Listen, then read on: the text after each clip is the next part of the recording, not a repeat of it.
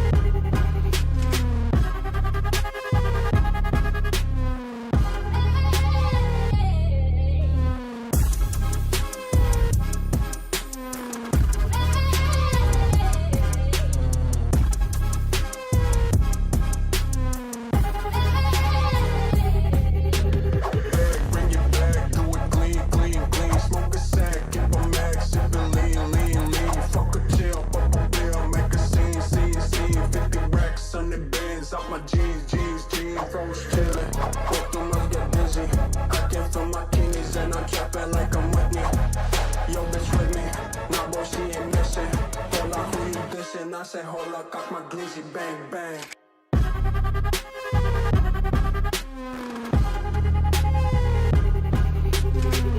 I say hold up, got my glizzy, bang, bang.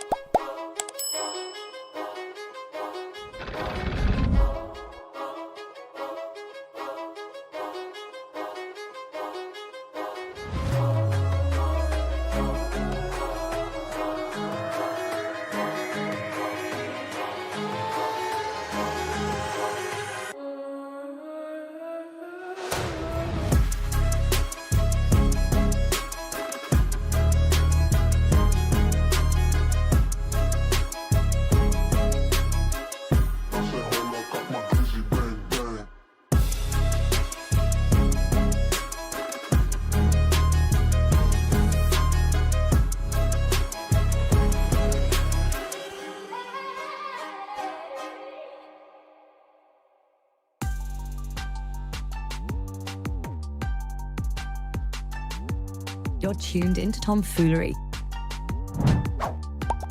Make sure to hit the thumbs up button and subscribe. And consider donating with super chats, stickers, memberships, or you can even gift memberships to other chatters. Or use the tips link in the description to write a message for TTS that will be read on stream. Hit the like button, or you ain't black.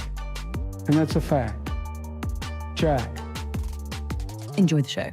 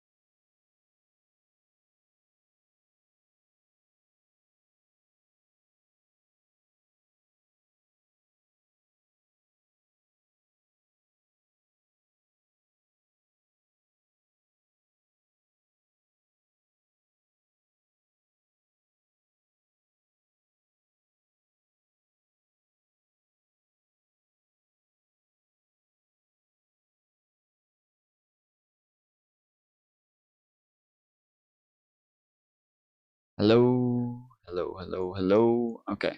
Alright, now we're working. Let's fucking go. The chat's not working. Alright. My power went out. And, I gotta fix everything now, so. Bear with me. Uno momento.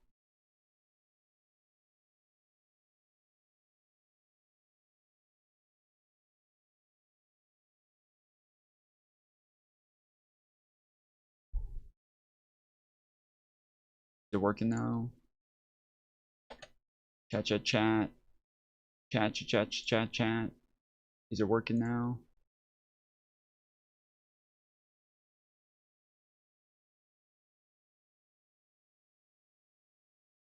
Yeah, there we go. Yeah.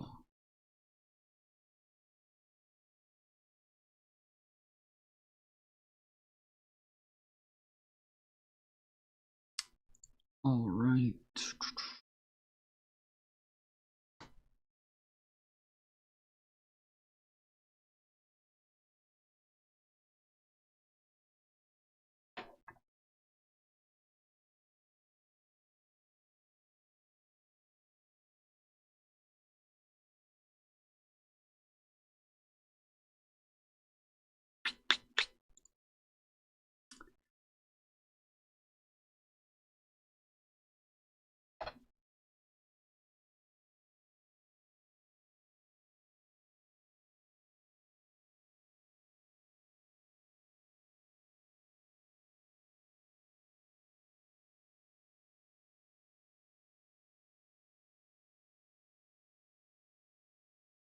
See, give me a second. I fix a couple of things.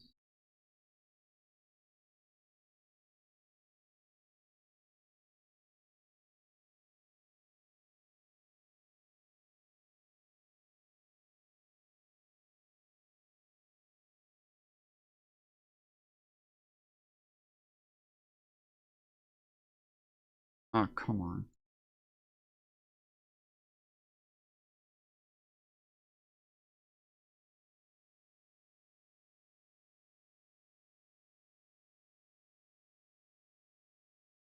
Ah, come on. So I've been rushing. On top of that, right before I went live, so I went. I told you guys a couple of times that my washer and dryer was broken, and the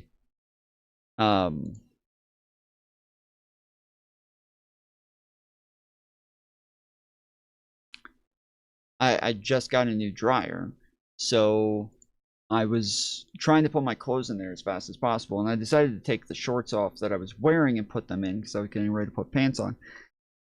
And I did. I threw them in there, and I went and took a shower and shaved my head and everything. And then when I got done, I was looking for my vape. I couldn't find it anywhere. And then when I got done, when I was looking for my vape, I thought, did I put it in the washing machine? And so I ran up there and checked, and yes, I definitely put it in the washing machine. So then had to leave and run and go get a new vape. So I got a new one. This one is a little heavier. It's a little bit bulkier. Not as light as my last one, but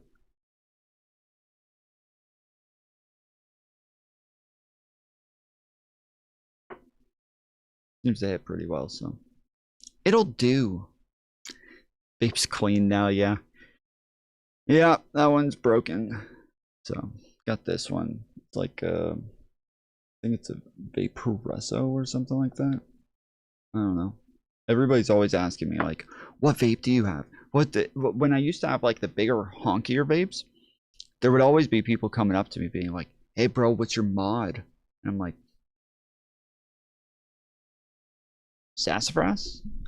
Like, no, dude, what's your mod on your vape, dude? What's your fucking mod, dude? I'm like, I don't know. Like, well, what kind of coil does it have? Like, I have no idea. They're like, well, how many RPMs is it running? I don't know. I don't know what you're fucking talking about, bro. I want nicotine. It gives me nicotine. That's it. That's all I know. But yeah, a lot of these guys, they're true members of the Vape Nation, dude. They're real hardcore Vape Nation members. So aren't you supposed to crash out about an anxiety pen? When I'm on TikTok, I am. Yeah. Yeah, when I'm on TikTok, you're not allowed to vape on TikTok, so you have to call it an anxiety pen. But you know, Dean gets away with that. I literally cover my mouth like this and never show it, or I will literally lean off and come back, and they still end up taking me down every time. Every single time I stream live on TikTok, they end up taking me down. So, where were you last night? You guys, wow, dude, the parasocial behavior is real, dude.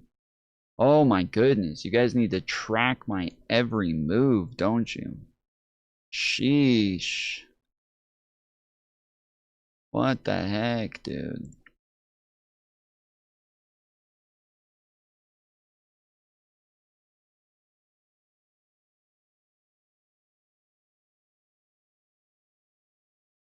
I was worried about you.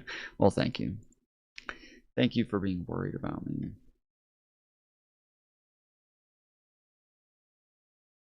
I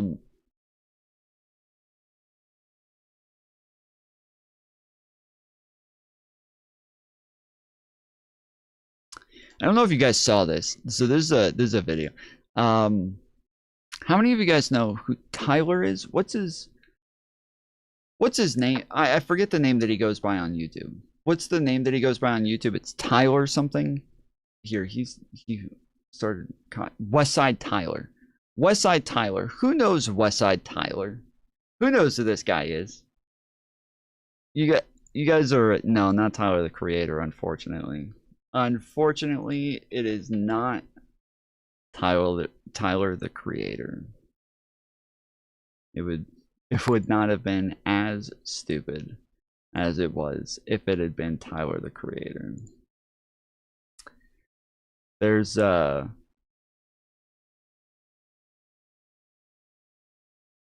here we go. We got a video of him. So I used to always say that he was a carbon copy of President Sunday. So if you know who President Sunday is, you pretty much know who Tyler is. They're both just like nonstop memes who just try to find things to rage about without any reasoning behind it. They don't seem to actually think about the things that they want to do. And I feel like it's almost just like purely content driven. But the odd part about it is that I felt like for a long time, their audiences knew that it was purely content driven. But then their audiences would go out and defend their takes and defend the dumb shit that they said. And it literally makes no sense. But this is kind of what confirmation bias does to the brain. This is what it does to the brain, where you will have zero thought process behind something that you're saying and something that you're defending. But as long as there's like enough people who believe it, you'll believe it. And you'll feel like you're justified in it. I remember I've talked about this a bunch of times when I first started debating. I first started doing podcasts. I would debate somebody, and even when I was wrong or like I felt like I was losing the debate, it didn't matter to me.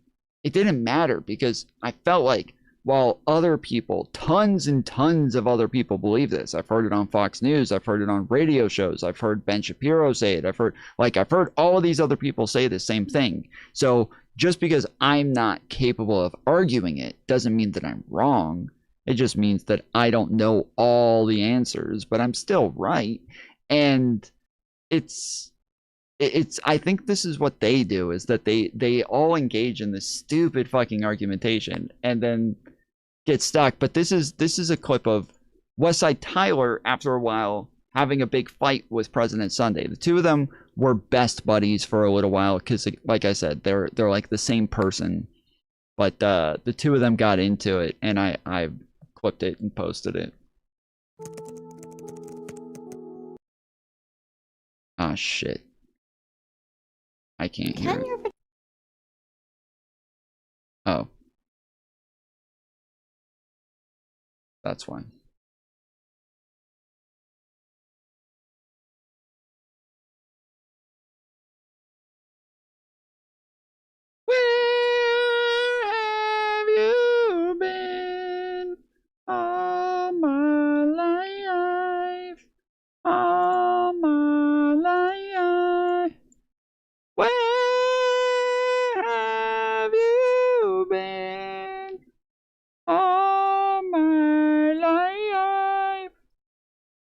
It's not coming up. I'm trying to get my headphones to connect, but they are not connecting.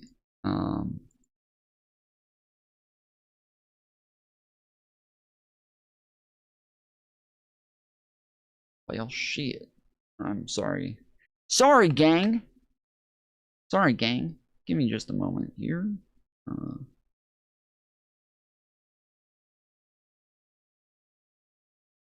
Oh.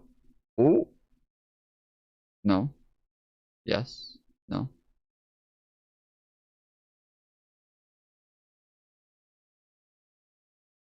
Yeah, they're still not connecting. Okay. That's good. That's good shit. That's great. Alright, well. I don't need to hear this stuff.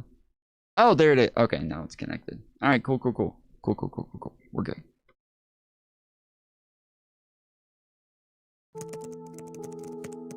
Oh, still can't hear it.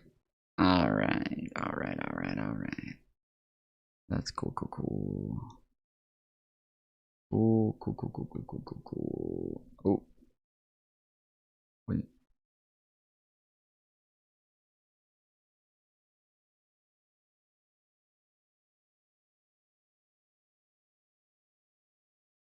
Why does this happen? My earbuds are connected. They're connected. I'm double, triple checking. They are connected to the computer. They are there. But then when I go to my computer to choose them as the output, they're not there. Can Tom be too white? I can be too white. Yes, I can. It is a common occurrence. The common occurrence from your mom sitting over my face.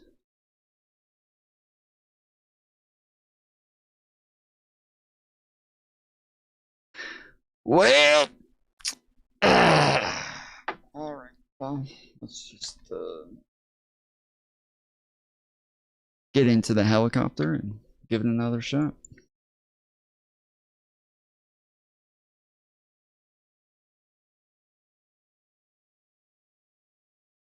Why? Holy shit. Okay. Can your vagina be too wet? 100%. And here's how. Why are you dodging all your questions and trying to ask me stuff? Why are you avoiding the issue of the hidden child? I'm really trying to imagine, I'm trying to imagine like a man seeing his son like this. Oh, look, dodging like crazy. Yet again, still dodging. Why aren't you answering any stuff? So this is President Sunday. This is Tyler. Why aren't you answering anything? I asked you a question, Why aren't you Tyler. answering anything? No, I was asking you a question, Tyler. You're the one that's in here. I was asking you. I'm on my stream as well, Tyler. Another question? Tyler, not only. Why aren't you answering any of the questions? I got it. Tyler, not There's only you. not only am Abide I by the also server. live, Don't I share have dead more bodies. viewers Answer than this. you. Tyler, not only am I also live, I have more viewers than you. You're I don't on my fucking show, care. Tyler. You're on my show. No, you're the on my little show. bitch who's You're on my walking show. in begging for attention, You're on my Tyler. show. Tyler, you're the you little literally bro. asked me. You're in my older than fucking me, chat. and you're the little You bro, are in Tyler. my fucking chat. Tyler.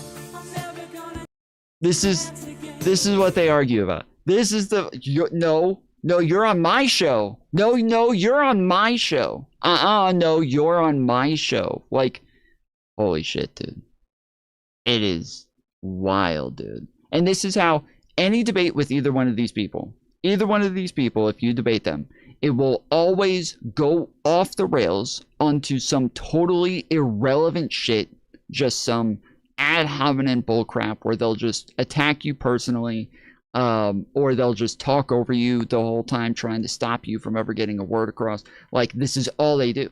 They are both the same person when it comes to, like, I think even their politics, the way that they debate, the way that they engage with others, their thought processes, like, across the board, they're the same person. So Hutch apparently debated him the other day, and as soon as I heard it, I was like, wait a second, I know this voice, because he sounds so fucking stupid. Like, he sounds so dumb. As soon as you hear him, you're like, that guy, he sounds like an idiot. But yeah, it took me a bit, and I figured out who it was. Bro, what Not do a you, white supremacist. Are you, This is are you crazy. Not seriously? proud of any Hang on. Confederate lineage. I just need to understand how the mind rot works. Like, do you seriously think that The mind rot works in that want segregation to come back? You're not on my level here. Who do I want to segregate? You keep trying to fucking. This is how it always starts. You're not on my level, dude. Like, this is how it always goes with either one of these motherfuckers. It is always just, you're not on my level, dude. You can't even compete. You can't debate me, dude. You're not ready for this. You can't do it. Who do I want to segregate? Well, currently it seems like Hassan's people, I guess. What does that mean? Right? Are we Aren't you talking always- Turkish Americans? Or are we talking about leftists? Or are we talking about streamers? I think What do you're you mean? trying to. I think you're trying to segregate out anyone that doesn't sort of agree with your immediate worldview and isn't nice to you. What? Are you Right? serious? So I want like separate I bathrooms? can defend this too very easily. You are always bringing up your little. I want separate your bathrooms and statement. water fountains. Are we going to let these people into our coalition? Are we going to let these people into our coalition? You There's define an no in-group and an way. out-group. Segregation is when you don't want to let people into your coalition. That's segregation, Jim Crow apparently as well. But this is segregation, right? Any type of discrimination to these people is segregation. It's all segregation. Like, everybody discriminates in some sort of way. To point at like any type of discrimination to be segregation is stupid as fuck. But then on top of that, even when it comes to like the types of people that you would want to build a coalition with, you always discriminate based on those things as well. You always like look at people who are, you know, neo-Nazis or who have like overly radical opinions, or, you know, just this is a normal part of politics. Everybody wants to like segregate who they associate their politics with to some extent. That you are You comparing. say that. Stop with the fake What is a incredulity. coalition? Because I don't You understand. don't have the charisma. Either you're doing you do a not bit, have the or charisma you for the are fake actually... incredulity. You are not No, bro. Destiny. You don't have it. But You do either not you're have the doing a bit. fucking I'm trying to balls. figure out. I don't understand. You're either doing a bit, I know or you don't are understand. You should genuinely ask. dumb. You should ask questions that aren't already like part of your flow chart, and then you could learn some shit. Describe. But you have your little fucking flow chart you put so together, play it and your out. fucking Play it Chat out. GPT understanding of the Play world. it out then. So what kind There of we go. segregation, and how is that like analogous to the sort of Jim Crow segregation? Why are we talking about analogous to Jim You're the Crow one that said I segregation? wanted segregation back. I asked you what form do I want it to take. When did I say that? When did you say that I want segregation to come back? Do you need to rewind the stream like fucking 5 minutes? Do you need to rewind it? Do you want to find it? So I don't want segregation to come back. You argued on behalf of segregationists. So I do as want it to part come of your back, right?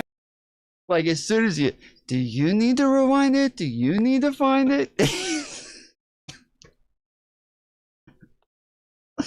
This guy, he just sounds like just so devoid of any thought whatsoever. Holy shit. I asked you what form do I want it to take? When did I say that? When did you say that I want segregation to come back? Do you need to rewind the stream like fucking 5 minutes? Do you need to rewind it? Do you want to find it? So I don't want segregation to come back. You argued on behalf of segregationists. So It's amazing how many folks think compromise and working with others in a rational way is too hard or not something done at all. It's giving no dad at home and never held a real job. Well, so this is the thing though. Okay? They want you to compromise. They want you to compromise. They just want you to compromise with them, not with people with real political power. So they want you to compromise with the people who don't have a whole lot of legislators in office. They don't have, you know, they're not winning a lot of elections. They don't have any political power whatsoever. They want you to compromise with them. They don't want you to compromise with people who hold the majority of the House, the majority of the Senate, and the executive branch. They don't want you to compromise with those people. Don't compromise with them. So you don't really have much of a choice when it comes to compromise with people who can do whatever the fuck they want without you anyways. Like, you don't have much of an option with compromise when it comes to that. But we do have an option on whether or not we compromise with a bunch of people who say that they want to take over the Democratic Party and move it towards a completely different way of thinking. Do you need to rewind the stream like fucking 5 minutes? Do you need to rewind it? Do you want to find it? So I don't want segregation to come back. You argued on behalf of segregationists. So I do as want it to part come of back, your right? hypothetical. So I do want it to come back, right? Do you? If you're saying that interpretation that I'm giving of yours is accurate to that, then yes. I'm trying to figure out what your interpretation is. So you say I want to segregate Hassan. If you would stop, what does that mean? If you would stop trying to come up with a pithy remark to everything I say, which you're trying failing to do, understand and A pithy remark. He's literally just asking him questions the whole time, and he just keeps doing this fucking, like, he keeps trying to divert the conversation. He's trying to find a way to just divert as much as possible instead of just answering the questions. Just answer the fucking questions. If you would stop trying to come up with a pithy remark to everything I say, which you're failing to do, and shut the fuck up and listen occasionally, you would learn stuff. No, but you can't. Just tell me, because you you're keep trying to fucking big No, dick you're here. saying I'm a proud it's not Confederate working. and I want to bring Confederate segregation You're back. a proud descendant of a Confederate. You talk about so your proud Confederate that descendant you're of a descended from very proudly. Okay, so how do I want to segregate Hassan in a way that is analogous to Jim Crow? What does that look like? What do you think I'm asking for? Do you want to eliminate them from your party coalition? You want to isolate them and eliminate them And you from think politics? that this is comparable to Jim Crow segregation? Are you actually? Yeah, it's actually segregation. fucking It's dim? fundamental. Yeah, you're trying to eliminate people's access to the political process. You said you don't want him to be able to run for office. Wait, what? If a political party decides that they don't want to form a coalition with this group or that group, you're calling that segregation on the level of Jim Crow? It will lead to that eventually, yeah. Especially if you win. If you win, so you have to predispose yourself to failure. Otherwise, you're saying that if you win, they will permanently be cut out of politics. So by the time that you win, they won't have the ability to participate in politics anymore. Should you allow Nazis in your political coalition? No. So you would be No. So yeah, so okay, so that's segregation. That's, you call that segregation now? That's like Jim Crow now? Like, this is, again, this is, everybody does this. This is not a weird thing to do, to say that you're going to cut some people out of the party, but whatever. So that would be a form of segregation? Yes. You think that if a Nazi came up to you and said, I want to join your political group, and you said no, that this would mean that that's segregation? Yes. Bro, I would segregate Nazis. I would treat Nazis illiberally. You are not ready for this conversation. Go back. You are not ready for this conversation. You're going No, off in you. 15 You need to read different a few tangents fucking and staying books. unfocused as fuck. You're not No, ready you. for this. Come back when you're ready. Jesus Christ. What the fuck? It's insane, dude. This guy is one of the dumbest motherfuckers. I only engaged with him, I think, one time. First, I had come across one of his videos where a bunch of people were telling me, they're like, hey, check out this guy. He's apparently going after these dudes for copyright. And he, like, caught them on like, stealing a bunch of copyrighted shit and is calling them out. And now there's, like, this big drama online over it. I was like, oh, interesting. Okay, let's go pull it up. So we went and pulled it up. He was wrong across the board. Like, first time I'd ever heard of this dude, he was wrong across the fucking board. Everything he said about this was completely fucking wrong. Like, he had no idea what he was talking about. No fucking idea what he was talking about. And the entire time he's sitting there talking about it, he's sitting there playing the thing that he's saying they're not allowed to play, and that it's copyright infringement for them to have that in their content because they took it from somebody else. But then he's sitting there playing it on his own stream at the same time. And yeah, he was totally wrong on that. But then eventually he started like moving into the politics you know, area of YouTube, and started getting in with a bunch of other people. And at one point they had him host a hippy dippy, and I was on that hippy dippy panel, and they asked him to host it, but he took fucking forever to like adjust audio, but he didn't know how to adjust audio. And so while I kept telling him, I can't turn it up on your side, you have to turn it up on your side, he kept saying, okay, but can you just turn it up some? No, I can't turn it up on my side. You have to turn it up on your side. Then later, like halfway through the debate, he says something, like he asks me a question. He keeps asking me the same question. I keep answering it. And then at the end of the debate, he's like, Tom, seriously, I couldn't hear like half of what you said. Anyways, you were way too low the whole time. It's like, bro, how many fucking times do I have to tell you to turn it up on your side? How many times? Like, what the fuck? So then later, somebody, like, he had gotten into a beef with somebody else. And when he got into a beef with that person, he said, I don't even know who this person is. I don't even know who they are. And his chat's like, that's a tomfoolery orbiter, bro. And he's like, tomfoolery? Pfft. I yelled at that guy for his audio one time. So if you're orbiting that guy, then I've totally wrecked him.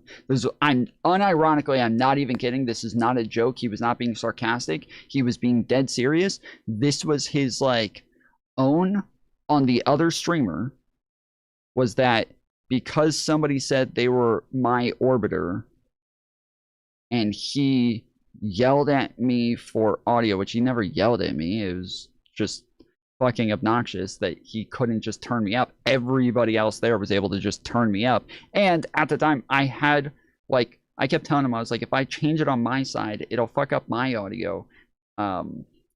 Where you guys might be able to hear me better, but everybody on my side won't be able to. And I had as many viewers on my side as literally everybody on the panel combined at the time. So it was kind of like, it was kind of, it was stupid for me to, it would have been dumb for me to turn around and change everything for them. But yeah, he is such a child, dude. The guy has just, he has, I don't know how the fuck people watch this motherfucker. I really don't. I really, like, he is one of the most confusing people when it comes to why people would watch him. He sounds obnoxious. He looks obnoxious.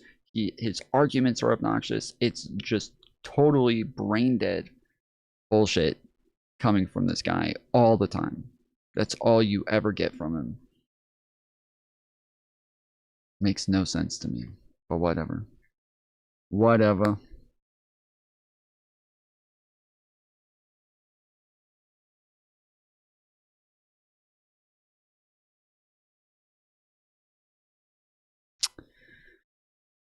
Trying to see where we left off last time. Okay, I think this is it.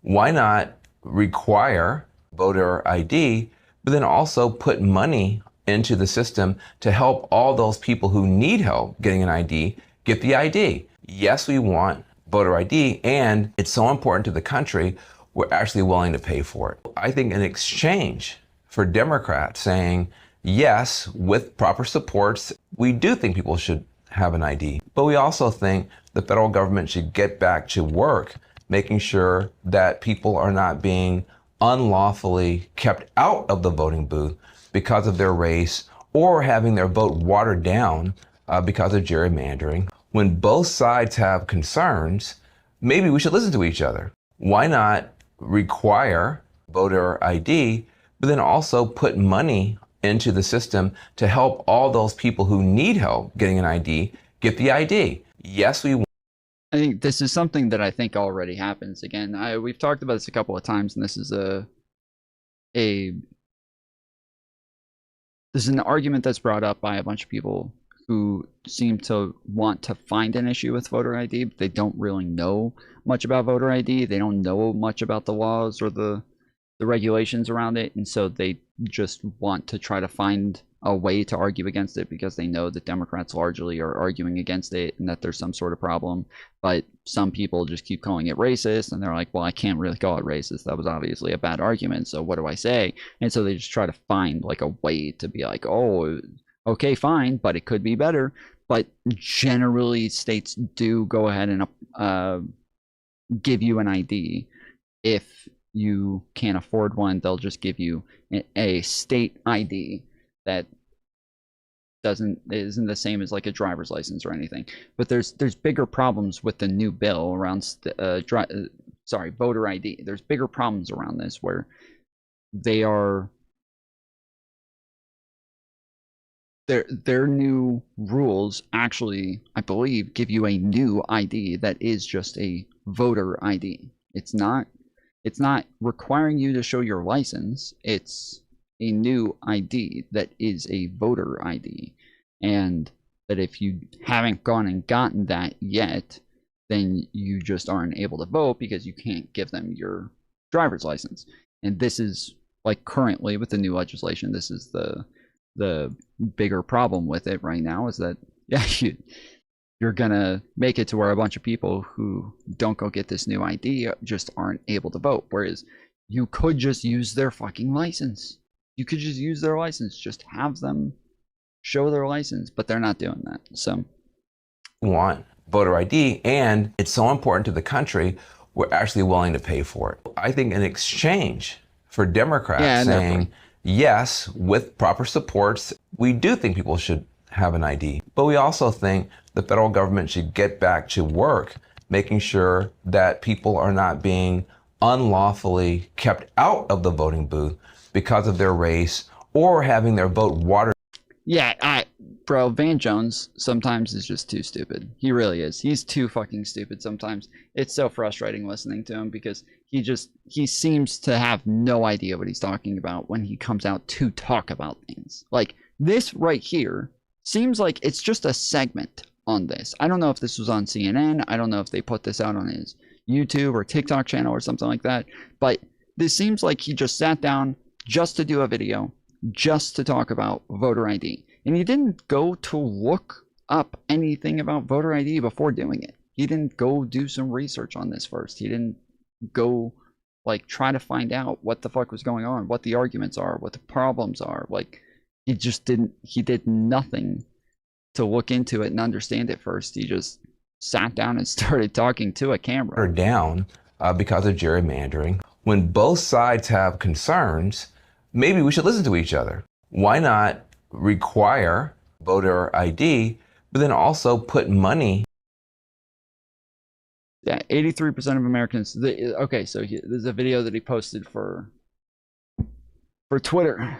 83% of Americans support voter ID, including 71% of Democrats and 76% of black voters. But the federal policy Trump and the GOP are pushing goes far beyond voter ID. It demands documentary proof of citizenship. Let's see, there's a little bit more information he got.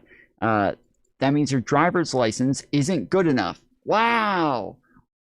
So he recorded this video, and then I guess maybe he posted it on TikTok, got a bunch of pushback for it, had a bunch of people calling him out for it, and then was like, oh shit, I don't know what the fuck I'm talking about. Then went and got the information, then posted the video again on Twitter, but this time he posted it with the information in the caption. Better late than never. That's what I always say, guys. Which 21 million Americans don't have handy. That's not voter ID. That's a wholly different policy regime that requires adequate time and resources to implement properly, or millions of lawful voters will be unfairly barred from the ballot booth. Yes, this. Thank you. Yeah, that is the problem. That is, okay, so he got it right in the end. I'll accept it. I will accept it. What about you guys? Do you guys accept it? I accept it. I will accept it.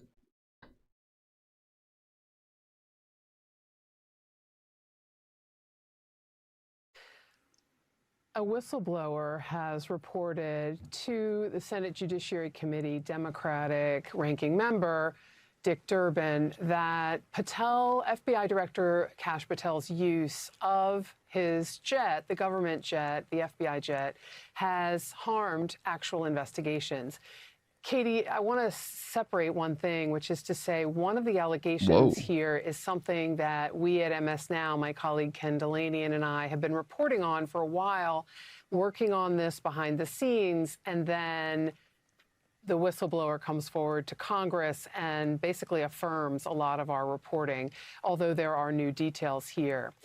The whistleblower says that in December of 2025, when there I heard a bunch of people complaining about him going to the hockey game. And I thought, guys, this is a stupid fucking complaint. Like, come on. Like, from what the FBI said, from what Kash Patel said, he was already there on business. Like, they just happened to know that he was in town and sent him an invite to go and watch the game. And then once they won, they were like walking past him or something and told him to come in. Like, whatever. Like, it's not a big deal, the fact that he was there. Like, it's annoying, is like, you know, for people who are not in favor of the Trump administration. For us, yeah, it's a little annoying seeing him standing there like shaking champagne bottles all over the place, but you know, whatever. It's not a huge deal. But yeah, if there's actually a lot more information to this, which I believe we also heard information about Christine Nome and her boyfriend, who I believe is also part of the Trump administration. I think I think I heard the other day that they also are in trouble for using the jet in ways that were really irresponsible, and that they were like taking trips using the jet and using like American taxpayer dollars to fly the jet around. Lewandowski, yeah. Apparently she's got a thing going on with Lewandowski, and they are using the jet to have their getaways, their private getaways, and go on dates and crap like that. So yeah, it seems to be an actual problem. And again, I mean, it's what we know. It's par for the course. The Trump administration is known for spending uncontrollably and constantly just throwing the Americans' taxpayer dollars around like it's nothing. They all just get to use our tax money and act like they're rich all the time. So not all that surprising.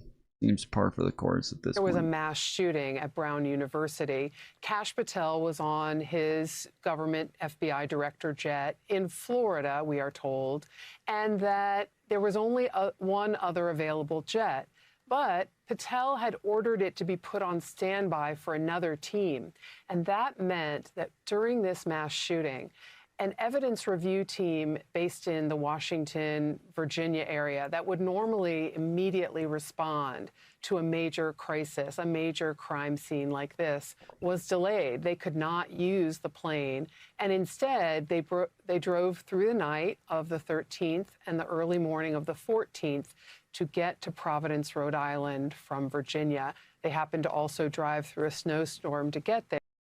What was the other thing? We would have to know what the other thing is in order for us to know if that's a big deal. I mean, if the other thing is some big problem or some major event or something like that, like let's say they're even if it's not like something that's an emergency, but it's something that's important, right? Like he's got to go meet with another world leader, or he's got to go to some like I said, like some big event or anything, that would matter, right? That would be important. We would need to know these details in order to know whether or not this is a big problem and whether or not he's making a big mistake with this. But they didn't really tell us why they held the jet, and so we just don't know.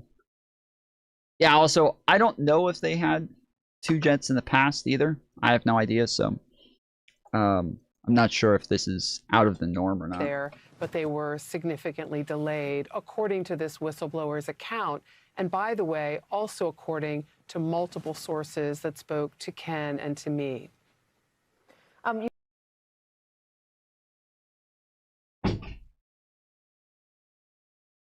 Hold on.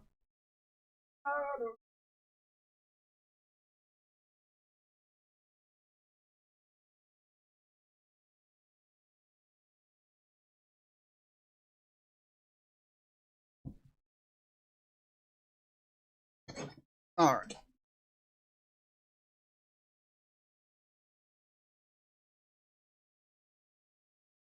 Let's see.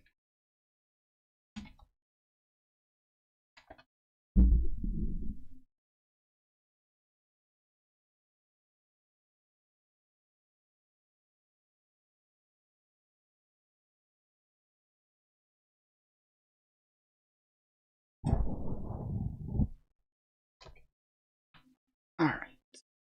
FBI Director Kash Patel faces scrutiny over travel on government jet.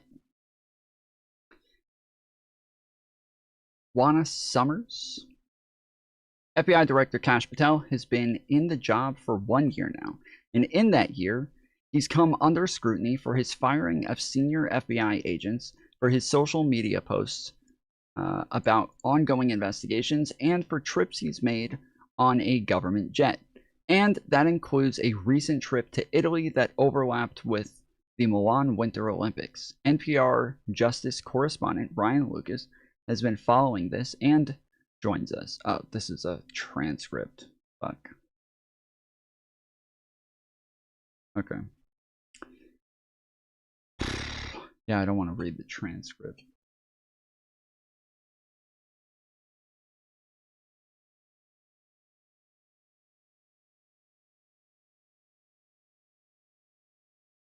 Four hours ago, Trump told FBI Director Kash Patel he didn't like his Olympics hijinks. Trump told Patel directly he wasn't pleased about his viral locker room partying with the U.S. men's hockey team, as well as his use of government jet to travel to Italy. President Donald Trump was disappointed in FBI Director Kash Patel's behavior at the Milan Cortina Winter Olympics and conveyed his displeasure in a conversation with him, according to a person familiar with the matter. Patel went viral for his locker room celebration with the U.S. men's hockey team after its win against Canada on Sunday. The first time the U.S. team took home gold since 1980. In a video that was first posted by ProPublica, Patel, an avid hockey fan, could be seen chugging a beer and banging on a table while yelling in an exuberant display of celebration. Trump, who does not drink, told Patel he was unhappy not only with that scene, but also with Patel's use of government aircraft for the trip to Milan, Italy, according to the person familiar with the matter. The FBI declined to comment on whether Trump was upset with Patel. In a statement, White House spokeswoman Abigail Jackson touted crime rates dropping across the board. This is a direct result of the president's law and order agenda, which is being successfully implemented by his law and order team, including FBI Director Kash Patel, she said. The president has full confidence in his administration. Patel's trip to Italy coincided with the shooting of an armed man who entered the security perimeter of the president's residence in Florida, Mar-a-Lago. Trump was not there at the time. Oh ho ho. So this is why the jet was held up. They held the jet up for him to go to the hockey game, not for some big event, not for something important, not for something that actually matters. They held the jet up for him to go to the Olympics.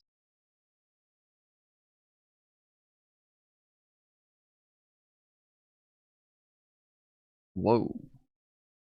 Patel maintained that he was on an official trip in Italy, not just for the Olympics, but also to meet Italian law enforcement as well as U.S. agencies providing security at the international event. For the very concerned media, yes, I love America and was extremely humbled when my friends, the newly minted gold medal winners on Team USA, invited me into the locker room to celebrate this historic moment with the boys.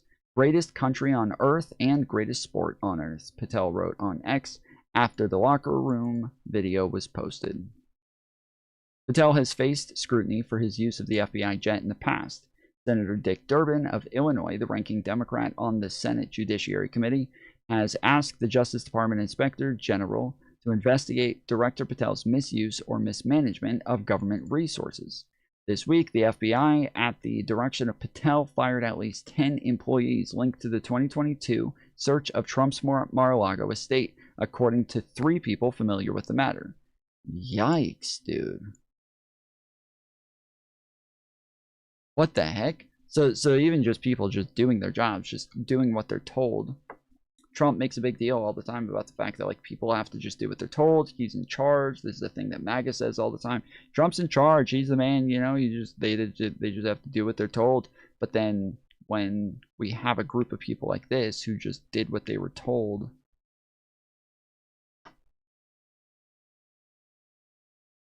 Now they're gonna hold them accountable for this.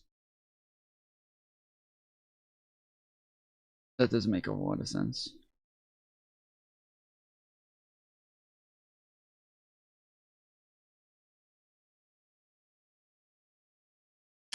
Uh, 6x9 in 3.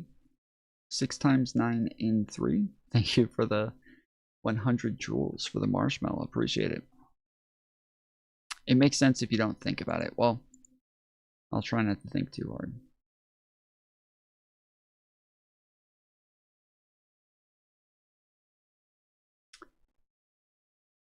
That search turned up classified documents and led to one of 2 federal cases against Trump. Both were eventually dismissed. Patel also disclosed, again, just want to be clear, they were dismissed because Trump won the presidency, because a bunch of people decided that they wanted to vote a felon into office. They wanted to help him win the election so that he didn't have to get prosecuted, so that he would not get in trouble, so that he would not be held accountable, because these people don't actually care about law and order. It's just a virtue signal for them. So that is the only reason these were dismissed. Not that they were like dismissed for any legal reasoning, just that it's kind of hard to have the DOJ, which is under the executive branch, charge the executive with crimes. So Patel also disclosed this week that his own cell phone troll records had been obtained in the course of the Trump investigation. Oh, sorry, toll records. Huh. Okay. On Friday, the group Democracy Defenders Fund filed a Freedom of Information Act request for any material on Patel's official, personal, and political meetings while in Italy. The request, first obtained by NBC News, asks for materials that could shed light on Kash Patel's use of government resources, including government aircraft, to facilitate his attendance at the 2026 Olympics, and whether he accepted any gifts, including free attendance at the men's hockey final. Interesting. I think 100 joules equals $1. That's what another creator said. It's inconsistent. It's inconsistent. There isn't like a real one-size-fits-all standard for these things. It's actually really weird. I don't know. I don't know what YouTube's doing with this, but it is very odd the way that they've decided to do joules and gems and all that crap. So I have stopped trying to understand it. I gave up.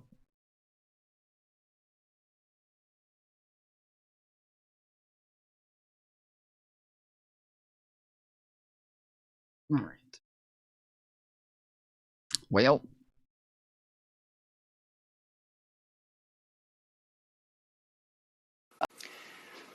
today, there's this huge blizzard on the East Coast. Today, for some reason, Kristi Noem's department decided to fly a real deportation flight into New Hampshire. They flew it into Portsmouth, New Hampshire at 1 a.m. today, right at the height of the blizzard. The airport in Portsmouth said they had no idea this flight was coming. Had they known, they would have told them, don't come, it's not safe. But Kristi Noem's department, in its infinite wisdom, flew this plane full of people there, presumably shackled, if it's like a normal deportation flight. And then they left the people on that plane, on the tarmac, for more than 12 hours in the middle of that blizzard. Bro, I'm telling you, every time we hear more information about what it is that the Trump administration is doing, they sound like a bunch of incompetent children. Every single time. There's not a single story where we get more information on the interworkings about what it is that they're doing behind the scenes, and they just sound like they're really killing it. They're really people who understand what's going on. It sounds like everybody else who is a professional and who actually does their job well, they're always annoyed with the Trump administration. They're always annoyed with all of these other people who don't know how to do their jobs well. It's so ridiculous. These aren't even like they don't even have to be like the best at their freaking job, okay? It's the government. Like you can at least be like moderately okay, but this is levels below any other type of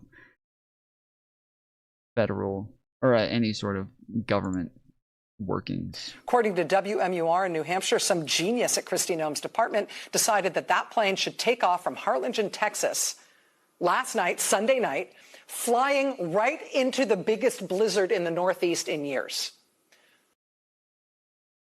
Well, yeah, the only ones who actually do their jobs well, the only ones who are actual professionals, the only ones who actually care about doing their jobs right, they get fired for that crap. You can't do that. You can't do that. Not in this administration. No way. Portsmouth International Airport officials said they were not told the flight was inbound until 15 minutes before it arrived at 1 a.m. Quote, had we been informed in advance of their intent to land here during the blizzard, we would have strongly advised against it. And then they left the people there on the tarmac for 12 hours. It's ridiculous, dude. They're incompetent. This is insane.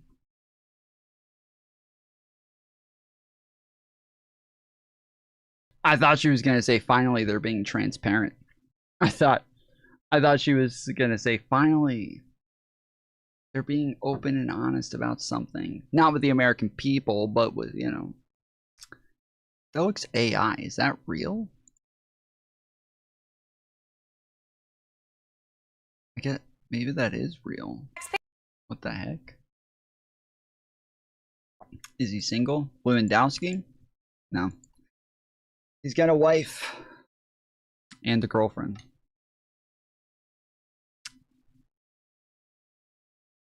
Ridiculous. No, you? Are you a guy?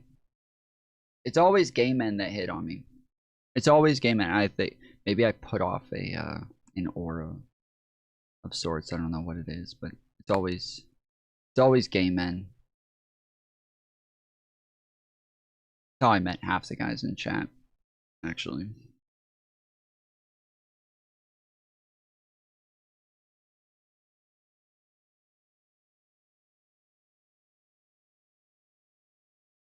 Trump could soon force banks to take part in an immigration crackdown. What I mean by that is sources tell CNN the administration is considering requiring financial institutions to collect and verify their customers' citizenship status, something banks aren't currently required to do. One source says the new policy could come through an executive order. CNN's Matt Egan is following this story for us. So, Matt, what are you learning about how banks are responding to this possibility? Yeah, well, Omar, this does appear to be part of the Trump administration's aggressive immigration crackdown. Sources tell CNN's Priscilla Alvarez and I that the administration is considering new action that would require banks to check the citizenship status of their customers. Now, this would be something that would actually apply not just on a go-forward basis, but also to existing customers, which is pretty stunning when you think about just how many customers the banks already have. Doesn't this already happen to some extent? I feel like anytime I open up a bank account or something, I have to show an ID. And is it only going to be with like FDIC approved banks? Because with other things like PayPal and Cash App, these are things that act as banks but aren't FDIC banks. And so yeah, I wonder how that would even work. Now, this action could also require banks to check a different category of documents than what they normally look at, including passports. Now, I do want to stress that nothing here has been announced. Person in chat didn't answer, so I think I can assume, yeah, it was a guy. I think we can assume, yeah, it was a guy. They found out I wasn't gay. They're like, well, fuck. Or finalized. It's not clear here whether or not this would come in the form of an executive order or some other action. We reached out to the White House, and a spokesperson said that any reporting on policy that hasn't been officially announced is just speculation. But some Republicans do support this. Republican Senator Tom Cotton, he put out a post on X yesterday where he said, I strongly support President Trump taking action to prevent illegal migrants from accessing our banking system. And he said he sent a letter to Treasury last fall asking for an investigation into this matter, and that he plans to introduce legislation on this issue shortly. Now, Omar, you asked about how the industry is reacting. Officially, they're not really saying much, right? Representatives from major banks, from bank trade groups, they haven't commented on this. However, sources do tell CNN that the industry is concerned here because they're worried that this kind of action, it could almost compel them to be part of the administration's immigration crackdown. One financial industry source told me that verifying every bank customer's citizenship status would be unworkable. This source said, oh, status. Oh, okay, that is different. So yes, verifying, like, when you give them an ID and things like this, you're going to be showing that, like, you know, you're proving who you are. But if you have to prove status, this is going to be different. Like, if you come over on a visa, you're here legally. If they have to keep, like, checking in and updating to make sure that your visa is still up to date and that it hasn't expired, it hasn't lapsed, that you did renew your visa on time, things like that. Yeah, that would be very different. Yeah. That would be very different. Said it's a bad idea. We are very alarmed. Now, banks are required to adhere to anti-money laundering rules, know your customer rules, but they don't track the citizenship status of their customers. So if this did become official, that would certainly be a significant change. There's also some questions about whether or not this could discourage immigrants from keeping their money in the bank. Even undocumented immigrants, they do play a significant role in this economy. In 2023 alone, undocumented immigrants, they paid $90 billion in federal, state, and local taxes, and they had spending power of nearly $300 billion. And just one other point for you here, Omar. The president does talk a lot about cutting red tape. It's something he's very proud of. It's something that he mentioned during the State of the Union last night, where he took credit for cutting a record number of job-killing regulations. But this potential action related to banks and the immigration crackdown does show how, in some cases, the president has actually added new red tape and regulation where he sees fit. Back to you. Something to watch for moving forward. Matt Egan, appreciate the reporting. Meanwhile, our next guest made headlines when he resigned.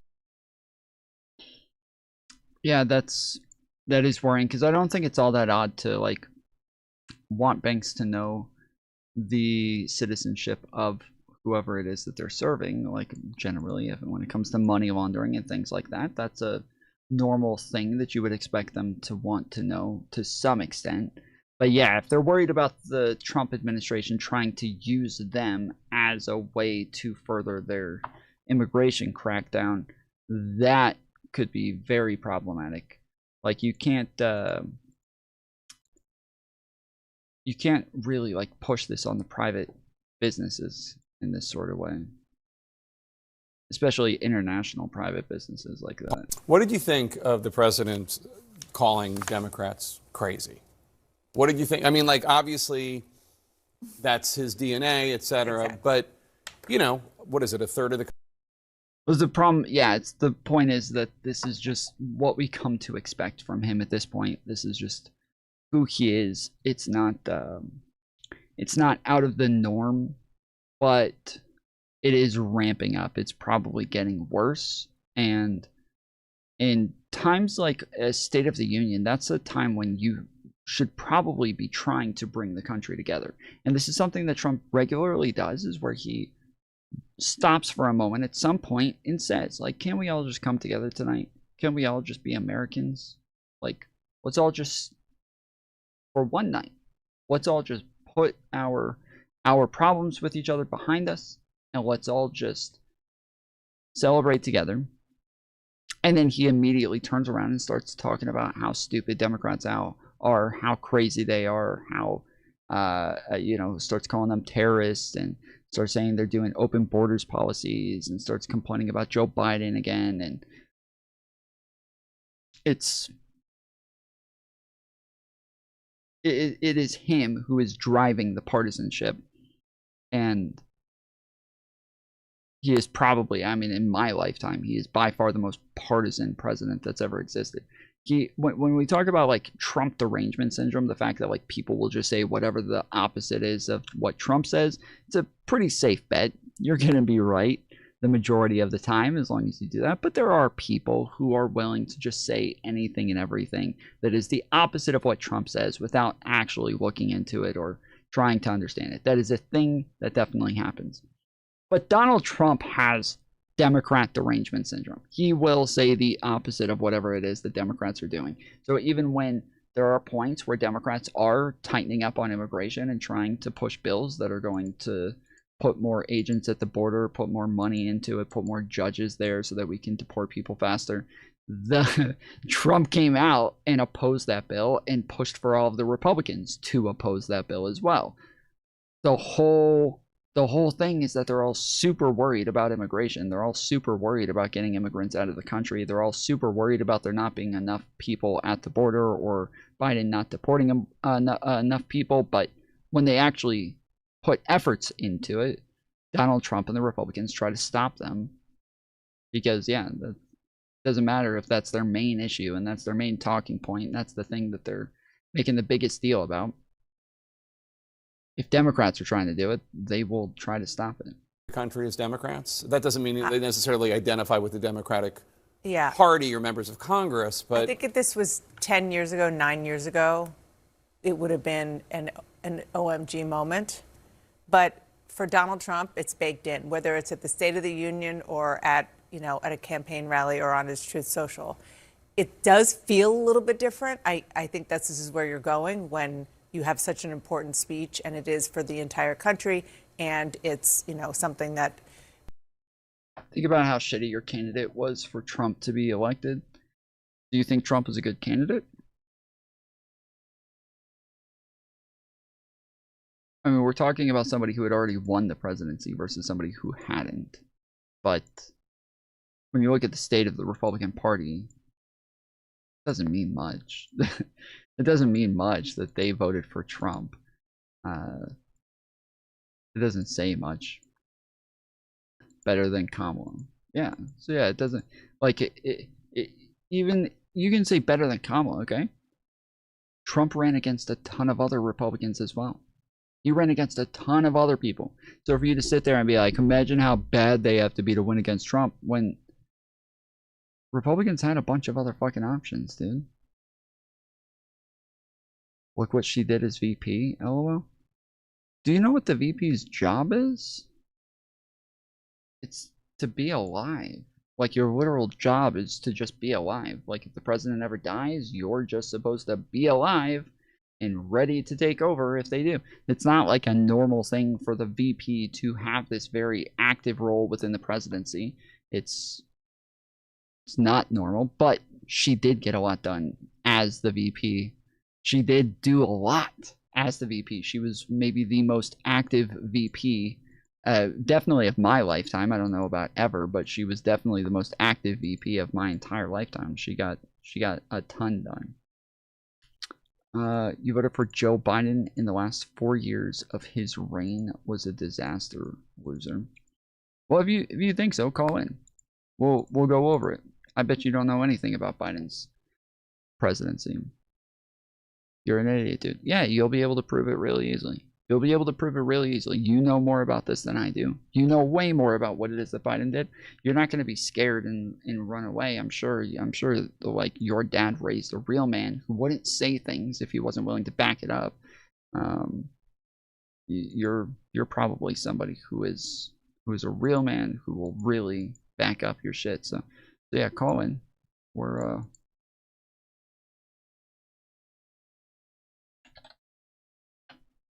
I'm ready for you. So whenever you're ready. People are used to having a little bit more composure and a little bit decorum. Thank you. Going back 9 years, I'm thinking back to when I covered Obama at the White House, and President Obama gave a speech one time criticizing Paul Ryan's Medicaid plan or Medicare plan. Paul Ryan was I think he was chairman of the House Budget Committee. And he was in the audience, and Obama was criticizing his plan. And you would have thought that he killed his puppy. No, but that's from what the I'm saying. reaction. It's like it's totally different. Well, here's my question: are we ever going back to normal? Are we ever coming back to a place where you can't just call the other party crazy in the State of the Union address? I mean, Jake, the number of times that now, if you had told me that when I was a kid coming up and maybe wanting to do. Yeah, for any other president, this would be like a career-ending sort of thing to do. But the problem is that for Trump, he does things on a daily basis that would be career-ending for anybody else. Like, there are no standards in the Republican Party. There's no standards on the conservative side. They don't have any. They don't have any morals. They don't have any principles, and so everything just kind of went out the window. Do something like this one day, that you were going to be able to say, like, swear on the air, and it was going to be cool for politicians to drop the F-bomb, right? Like, my grandparents would have been horrified. I don't understand. I don't see a world where we go back from this, and he has set this. I definitely know more about buying than you do. The good dude has been a liar his whole. What are you talking about? Just call in, dude. Like, why are you trying to find ways to run away? Why are you trying to find ways to run away? The phone number is right here. It's on the screen. You just call this phone number. You can talk to me. I'm not going to sit here and keep reading your chats if you're not going to actually call in and do anything about it. Like, if you want to talk, we can talk. If you want to get into it, we can get into it. Norm in a place that has caused the entire system to go towards him. Right. Well, that's the thing. I mean, you have Rashida away with things that other people. Well, can't get away except that it does seem as though that the lesson that the Democratic Party has learned from all this is like Rashida Tlaib holding up a sign that says F ICE, except it's not just the letter F. Anyway, we're combing through President Trump's speech, looking at what was effective and divisive. What was the? This is like Rashida Tlaib holding up the thing. I mean, you have Rashida away with things that other people. Well, can't get away except that it does seem as though that the lesson that the Democratic Party has learned from all this is like Rashida Tlaib holding up a sign that says F ICE, except it's not just the letter F. Anyway, we're combing through President Trump's.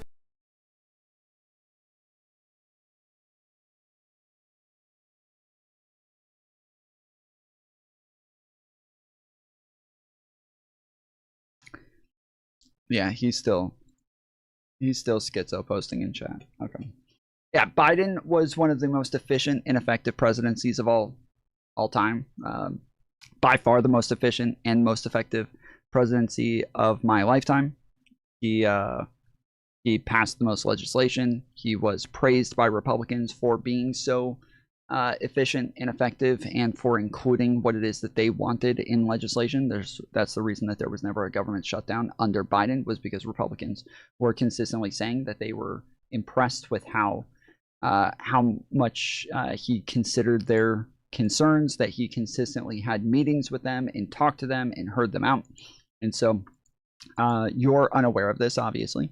If you want to come on, we'll go over it and I'll show it to you, and you can see Republicans consistently saying that they were very happy with Biden and the job that he was doing. And we can go over all of the legislation that he got passed under his presidency.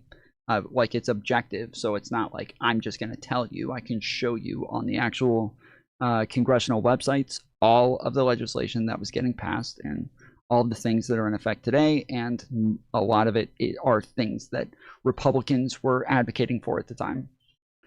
You're so full. Yeah, just keep crying in chat, okay? How about this? We're going to ban you, and when you call in, we'll unban you, okay? When you grow some balls, you grow a backbone, you're allowed to come back in the chat.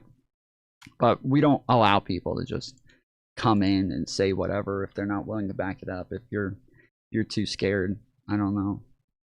You don't have a voice or a phone, but if that's the case, then yeah, you just can't be Polls here. are tough, you know, when you get a fake poll. I get them today. I saw one today that I'm at 40%. 40%. Yeah, fake polls, dude. They're all fake. Every single one. Every single poll, they all come to the same conclusions, and they're all fake every time. I'm not at 40%. I'm at much higher than that. It just amazes me that there's not more support out there. It's just. Oh, okay. So they're not fake. Oh, so they're not fake. Okay, so you are surprised that there's not more support. So you agree that there is not more support. So they're not fake. They are real. So you're a dictator? 100%, yes. In my chat, in my business, all private businesses are run as a dictatorship. That's how private businesses work. 100%. Not the government. I know that that's what you guys want in the government, but private businesses are very different from the government. The government is not private property. It's literally public. So We actually have a silent support. I think it's. Oh, so it is silent. Okay, so it's silent. So he agrees the polls are not fake. They're not fake. He agrees with the polls, that the polls say that he doesn't have any support. Interesting. Interesting. It's crazy. Is this another lib propaganda channel? No, actually, no. This is a channel where you guys can call in and we'll talk to you. You can propaganda channels don't have on the other side and allow people to hear their opinions. That's most right-wing channels. But nope, here we want you guys to call in, and if you disagree with something I say, you think I'm wrong, you're welcome to come on and disagree.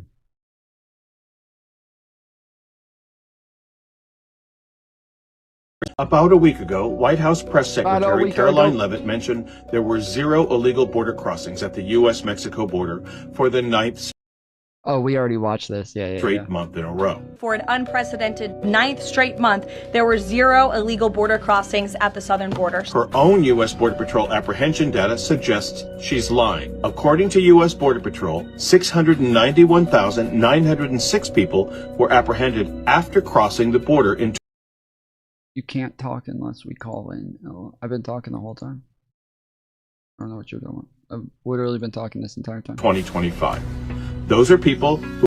Oh, but you can't talk unless you go. Yeah. If you disagree, if you're going to say that I'm a liar, that I don't know what I'm talking about, but you won't prove that, you won't make a case for it, you won't say it, then yeah. That's, yeah, you can't chat unless you call in. I think he's quoting you. Yeah, he doesn't know to put it in quotation. Who have crossed the Mexico border into the U.S. Based on the same U.S. data, an approximate 280,000 people were not apprehended. Although the number in 2025 is low, the numbers were lower in 2017, 2018, and 2020, so it's not even a record low, and a far cry from 0 illegal border crossings, as she calls them. Yeah, so Trump's own CBP has been saying that there are still tons of border crossings. So Trump keeps saying that there's 0 border crossings. There's no data to back that up. Just as when he kept saying that there were 20 million illegal aliens who crossed the border, there was never any data to back that up either. He just makes it up as he goes. So, well, I believe him. I believe him. What about you, chat? You guys believe him? I'm sure he's right. I'm sure he's right, and it's a very real thing. We don't believe the people in his administration who are in charge of this, whose jobs are to do this. We'll just believe the guy who just says whatever the fuck he wants and gets caught lying on a daily basis. We'll believe that guy. Why not?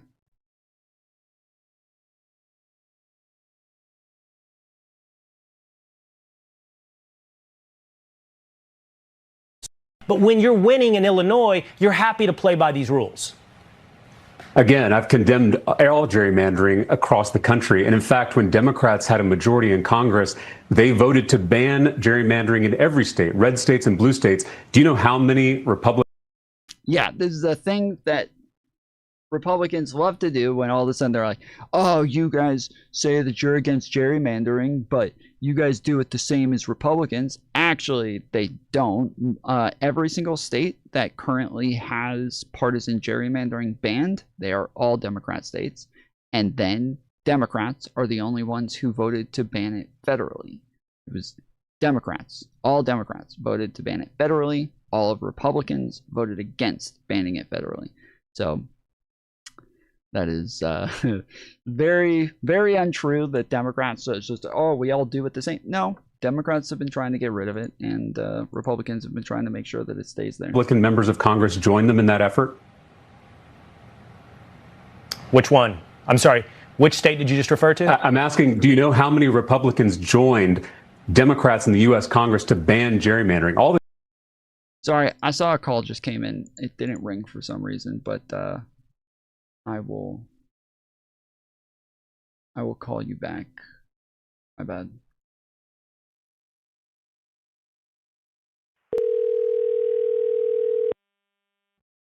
Hello. Hello, can you hear me okay? Yes.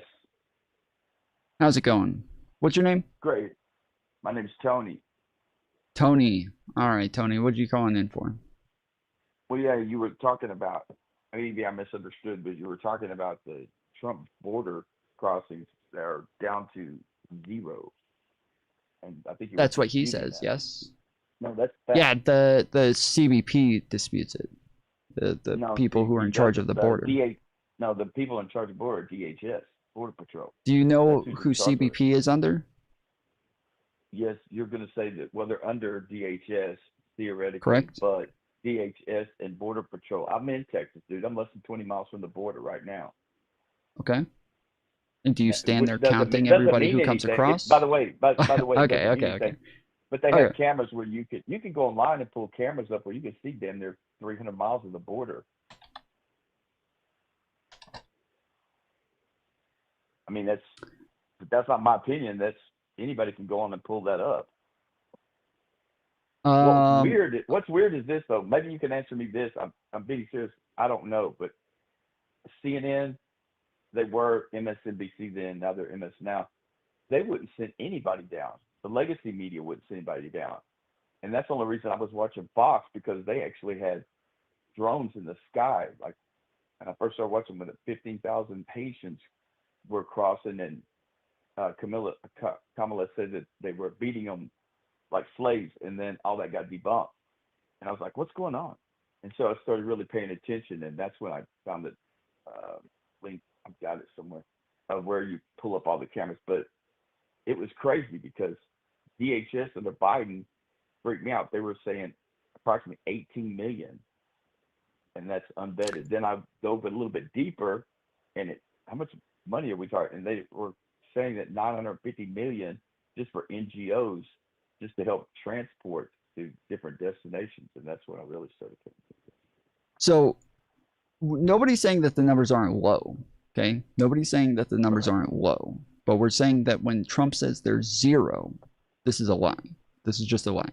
That, like, from his own administration, they are for 2025 it was over 200,000 border crossings.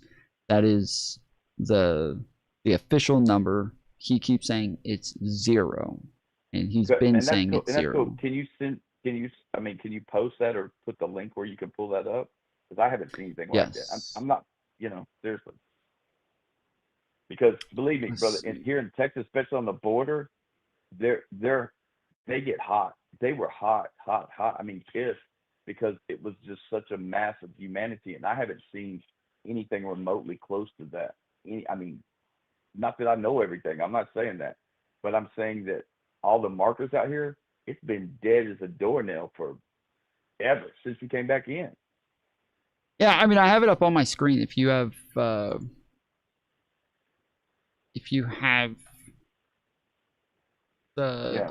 channel up still. Yeah, I do. I'll say. Yeah, I can screenshot it. Where's it at? It's just on my screen, like right below me. Okay. There's a chart there. Okay.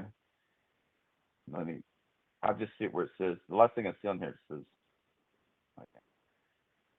You might just have to click to the live. Okay, yeah, I see it. Okay, I got it. Here, let me put this on pause because I've got both things going. Okay. Well, anyway, no, I would dispute it just because of the massive humanity that we witnessed, even if you were if you were 50 miles from the border, dude. Yeah, again, I'm not like, denying that they're down. Like it shows like there were. No, it's like nothing. I mean, I'm telling you. I mean, I'm all around here, whether I want to or not, and I've never seen it. Seriously, and I'm gonna say because it's Trump. I'm saying I don't care who's it. I've never seen it this dead. It's like dead, and that's why when you say this organization, I've heard of them, but I don't know if do they actually have boots on the ground like Border Patrol? CBP? Yes, that they are Border Patrol. That's what CBP stands for, Customs and Border Patrol. Okay, Customs and Border Patrol, because we're talking two different entities here. Because like at the dock, No, it's we call one. them docks. It's one entity. CBP is one entity. Well, yeah. So like, but do you remember like all the talk about No, like the CBP One app? Customs Yeah. is No, who like checks your luggage and everything at the border. They're all one I got entity. you. What I'm trying to tell you is there's Border Patrol. If you're down here, there's Border Patrol that on the perimeter, and then you get port of entry. At the ports of entry, they call them customs, and those are the dudes that work. Correct. Like you and I could be going through just in a car. We're just driving. You know, hey, I'm coming back. I'm going back to the U.S. I was just over in Laredo. Yeah. And they say, hey, I don't like the way you look, whatever, and they tear your car apart, that kind of shit. And we call them customs. But the dudes on the perimeter are usually the ones getting like the numbers, or we call them just like BPs or Border Patrol. And so I know they're under the same deal, but if you're down here, they're two different entities. Yeah, it used to just be like Border Patrol and Security is what it was called. Now it's Customs and Border Patrol, but it's it's just no, I'm saying before it was still the same jobs that were all there. It was just called border control and security, and the security part is now what we call customs. I got you. But what I'm saying is, if you're down here witnessing it, you'd be like, those are two different entities. You know what I'm saying? I'm not saying that they're not the same, but like the dudes that went to Minneapolis, that wasn't customs. That was straight Border Patrol. That was the dudes on the perimeter. Well, some of it was they had actual. Hold on. So some of the people who went to like Minneapolis and Minnesota, some of them were actual DHS officers. Like even though they all fall under DHS, they have DHS has their own officers. So if you remember when Alex Preddy kicked a car and everything, that was a DHS vehicle. It wasn't an ICE vehicle nor a CBP vehicle. No, I thought that was ICE when he kicked the vehicle, and it was the DHS that shot him. That's the information I've read. With the ICE, he kicked the ICE vehicle. The ICE dudes let him go. They shouldn't have. I think they would have arrested him. I think the ones that were. I think the ones that actually shot him was CBP, and I think the other one was a DHS vehicle. I could be wrong, but yeah. Anyways, the point is that they had multiple agencies out there. Right, I agree. But here's the thing: the only good thing that really came from all that was, for example, I'm just using this example because we don't hear anything about it. New Orleans and Memphis. I got a bunch of relatives in Memphis, and they're amazed. And the whole thing is, the only difference is the ICE literally can go to the jail and say, local jails, and there's a bunch of them, here's my detainer. I would like to get this person, and they work with them, and that's what now Governor Walz. I don't think the mayor liked it, but Governor Walz talked to Tom, the big dog, and he basically said, they got the DHS head honcho out of there because he was a little bit loose. But Tom basically negotiated where they said, hey, let me just go and serve my detainers. And all of a sudden, we got we got an agreement. That was the whole bitch. And really for the people in the community, you know, there's more common ground than people realize here, because really they should want the bad guys. I'm talking the bad dudes. Those people should be able to, but they were not allowing them to go to the local 14 or 15 jails, whatever it is, and pick them up with their detainers. Once they agreed to doing that, that's why there was a de-escalation. Just to be clear, the Donald Trump and his administration were saying for a while that he was refusing to do it. Walls kept saying, just to be clear, I allowed you to talk for a long time, so just give me a second to respond. Walls replied to Trump and said, no, we've told them over and over they can come and get the people when they're supposed to be released, but that like within our state constitution, we're not legally allowed to hold people after their release date. Even if somebody else wants to put a hold on them, we can't do it unless they fill out the correct warrant to do it. And that ICE was not filling out the correct warrant, and then 2, they weren't showing up on their release dates. And so they fully expected ICE to sit out there and wait and be there ready to hand them over to ICE when they were supposed to be released. But the ICE wouldn't come. They just wanted them to be held instead. And so the conversation that Trump and him had was that either you guys have to fill out the correct warrant, or you have to show up on the day. And Trump agreed to finally do the thing that Walls had been asking him to do the whole time. It wasn't Trump. It was Tom Homer. Trump said that he personally had a call with Walls, and Walls said he personally had a call with Trump, and that they came to an agreement. Yeah, but that wasn't solidified till Tom got there. I'm telling you. Think about it. Well, Tom was sent in literally the next day. But the point is that the idea that Walls was refusing to like cooperate with them just wasn't true. It is true. Because he said we don't. He said, and the mayor said too, we don't cooperate. We don't do ICE's job. That's what he said. No. Hold on. That's not. Hold on. Wait. Which one? Which one? Wait. No. I need clarification. Which one is it that they won't cooperate, or that they won't do their job for them? Which one is it? Well, they said both. The mayor and governor Walz said that. They said both. Walz said that he will not cooperate with them. He said that their law enforcement will not cooperate with ICE, and there's other states that are doing the same thing. And then there's I don't believe that for a second. It's true, Walz has been saying the entire time that he was going to cooperate with them. No, he hasn't. In fact, Tom Homer has gone on TV. No, he hasn't. Tom Homer's gone on TV over and over and said, if they'll just let us go to the jail, the local jail, not the prison. They're releasing the prisoners, by the way, at prisons. It's a local jail. There's 14 of them. He goes, if they just let, because we only need one ICE officer to go pick them up. And they were not doing that. That's fact, dude. Look it up. I'm not making this shit up. I mean, I'm not arguing with you. I'm just saying, I've looked it up and I was like, why won't they just let them serve the detainers? Okay. And they said, I'm looking it up. They said, we won't do it. Yeah. And they said, we won't do it. Okay. Did Governor Walz say he was refusing to cooperate with, sorry, I typed this incorrectly, with they said ICE? Both him and the mayor. And the mayor never conceded, but the mayor doesn't have the power to stop. Okay, it says, yes, in January 2026, Minnesota Governor Tim Walz was reported to be restricting cooperation with federal immigration authorities amid intense criticisms of a federal enforcement surge in the state. The Department of Homeland Security accused Walz of refusing to honor ICE detainers and failing to allow federal agents to access state jails. The context is following a deadly shooting in Minneapolis involving a federal agent. Walz.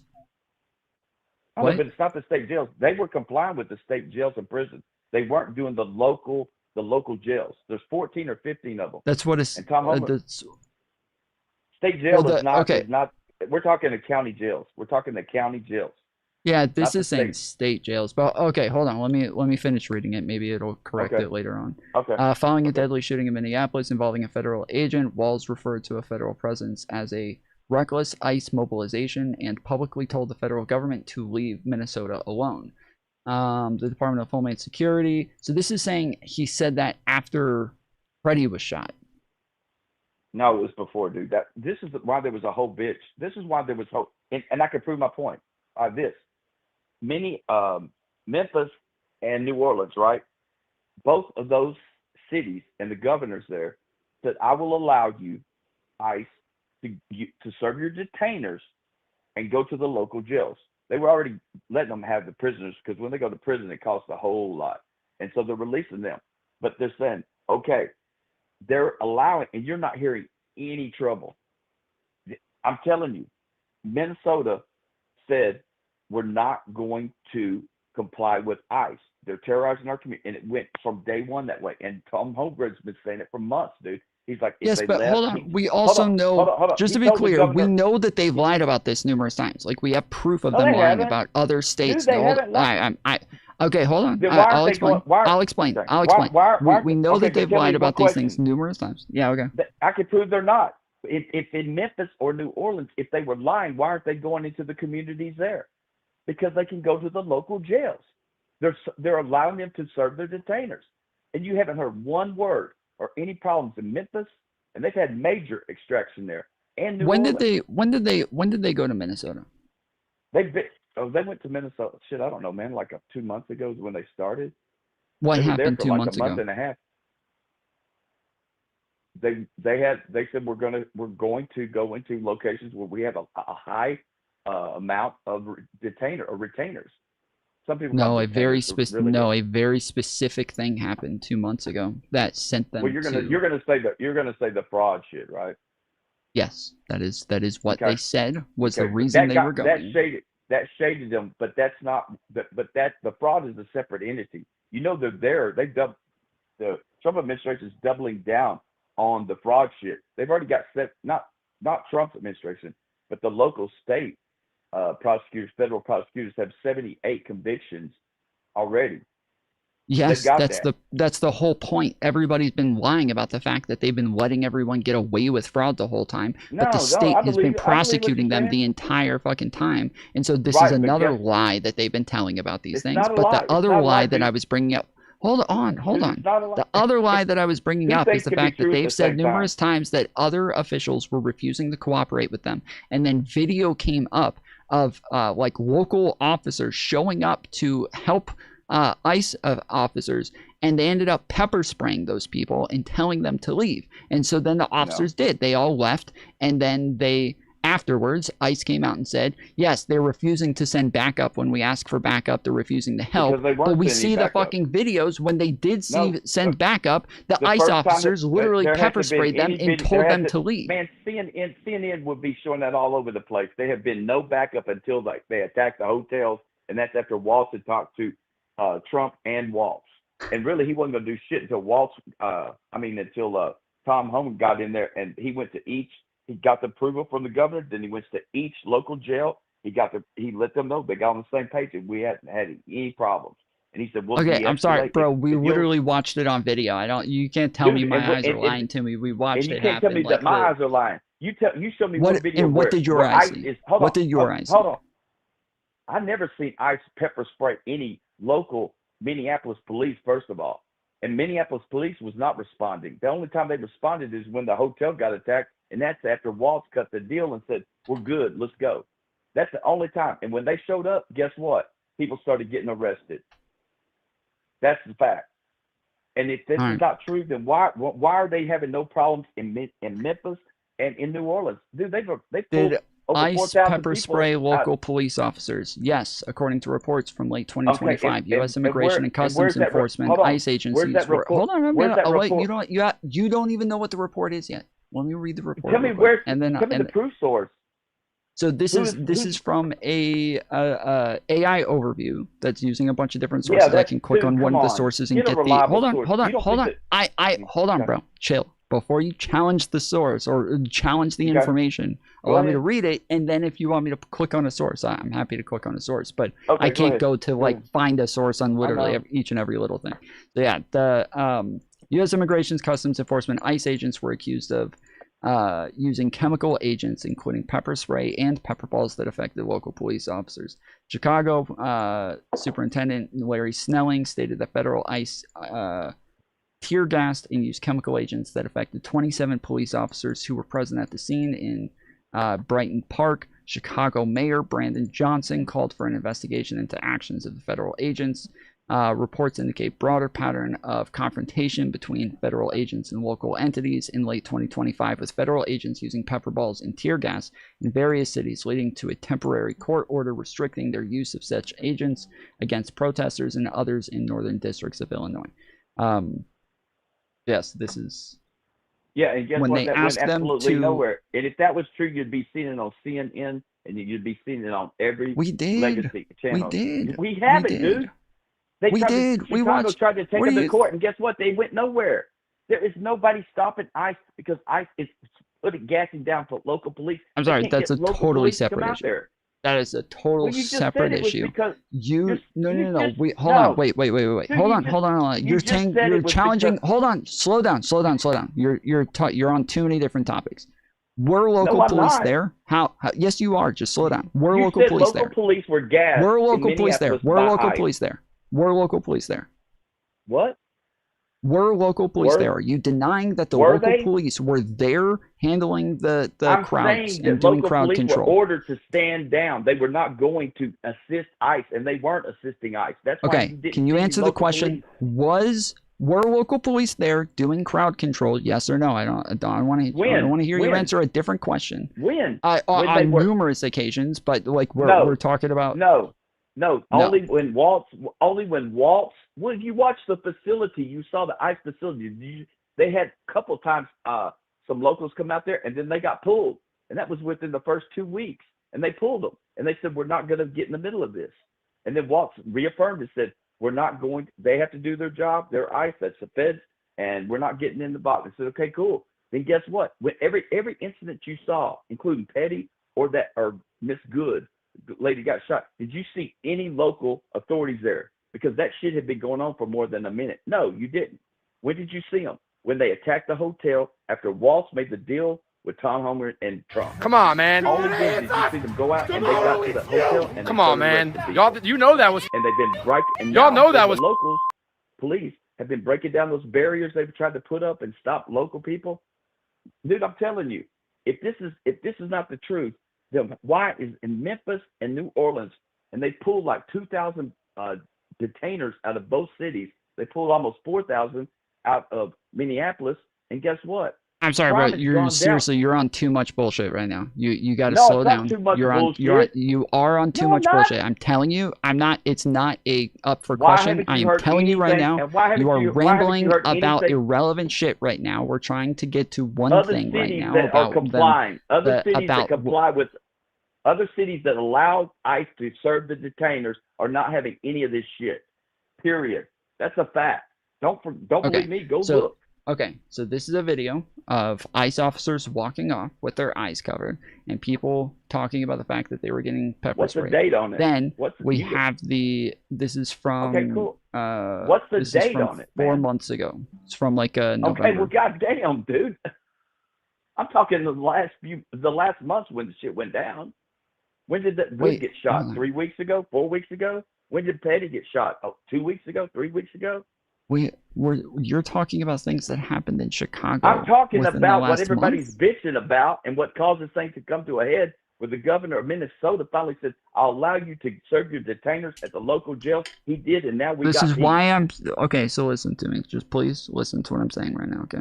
This is I'll why I'm listen, saying but I that mean- you're on about too many different things because when you I'm bring up not, things dude. and I contest. Okay, I'm sorry, brother. I can't do this anymore. Like if you're not gonna Well, listen to dude, what I'm I'm saying, just, you know what? I'm I just trying told to you the I'm truth. trying to explain Can it to you. I don't care you're if it's the trying to- truth. It's not on you the don't same care about the topic. other It's cities not on the that have same no- topic. Hey, by It's the not. way, It's have not you on the seen- same if you- topic. it It's is not the on the same same topic. topic. It's not on. You don't want to okay. examine All right. New Orleans, All right, or thanks. Memphis. Why is it every fucking time, dude? Every fucking time these people can't just stop rambling and screaming over me the whole time. They can't ever do it. They literally can never do it. I don't know why. This isn't that hard, dude. I ask you a question, just answer the question, engage on the topic that we're talking about. If you're saying that none of the Democrat cities are willing to send out any help and that this is only a problem in these specific cities, and I say, well, no, there's actual a video of ICE officers saying, because my claim was we can't trust them. They've lied about this in the past. He said no, they didn't. They never lied about it. I said yes, they did. there's video of them pepper spraying local officers in states where they came to help, and then they claimed afterwards that they never came to help. And then there's the police chief talking about the fact that they're pepper spraying their officers. And he said, no, that never happened. So then I pull up the evidence that it happened, and he starts going back to Minneapolis. We're not talking about Minneapolis right now. You denied that this ever happened. We're talking about the fact that whatever it is the Trump administration tells you, you can't trust it. That's like, and we could have gotten to the Alex Preddy situation as well, where they lied about what happened there. Christine Nome said that he was there to do maximal damage, that he walked up to officers with a gun. Like, this is not this. They are not trustworthy. They're just lying over and over. And the point is that if you're going to keep quoting them to tell us that this is what happened, but then we have proof that that's a lie and that that's not what happened, I'm sorry, but we just can't trust them anymore. They are not a good source. But yeah, as soon as I brought this up and I bring up proof that he's wrong, he just starts rambling and rambling about everything else but this. Everything but this. So, whatever. It's every time. Like, it's the same with the numbers. Like, no, I tell him it's not at 0. No, it is at 0. No, it's not at 0. Yes, it is. It is at 0. Okay, well, here's 2 graphs saying that it's not at 0 from the actual authorities on this. Starts rambling about everything but this now. Just rambling about everything but this. And I was being nice. I didn't hold him down. I didn't say, bro, come on. You said it's 0. You said it's 0. You got to admit it. You got to admit it. Like, I wasn't going to do that. I'm not going to debate bro him. But I need him at least to be on the same topic as me at some point. He just rambles. But when you're winning in Illinois, you're happy to play by these rules. Again, I've condemned all gerrymandering across the country. And in fact, when Democrats had a majority in Congress, they voted to ban gerrymandering in every state, red states and blue states. Do you know how many Republican members of Congress joined them in that effort? Which one? I'm sorry, which state did you just refer to? I'm asking, do you know how many Republicans joined Democrats in the U.S. Congress to ban gerrymandering? All the Democrats voted for it. 0 Republicans voted for it. 0. It's an odd. So it's an odd. You can spare me the both sides rhetoric. It's clearly one side that is trying to rig the rules in the middle of the game. This is like 2 football teams coming out of the locker room at halftime, and the team that's ahead says they want to change the rules for the second half so they can win the game. All of us would be throwing food at the TV if that happened. We don't accept cheating in our politics. We don't accept cheating in our relationships. We shouldn't accept cheating in our elections. You've done the same thing as us, and we are going to, by the way, if you do it, we're going to ratchet it up even more, in the words of Gavin Newsom. My party has never gerrymandered in the middle of the decade at the request of the President of the United States, nor would we. The only way this is going to happen in blue states is if Texas executes this power grab. You mentioned Massachusetts. Do you know the party of the governor that signed that map into law? He was a Republican. It was a Republican governor that signed that map into law. So I just want to be clear with our facts, and I don't want to muddy the waters. All of us, whether we're Democrats, independents, or Republicans, we should stand up to politicians who don't want to face accountability at the ballot box. That's exactly what's happening here. And I asked you, if Republican policies are popular, why do they need to redraw these maps? Why can't they just run on their policies? I'm getting wrapped on time. I'm enjoying this conversation. I want to let it go on, and I apologize. That's such is the nature of cable television.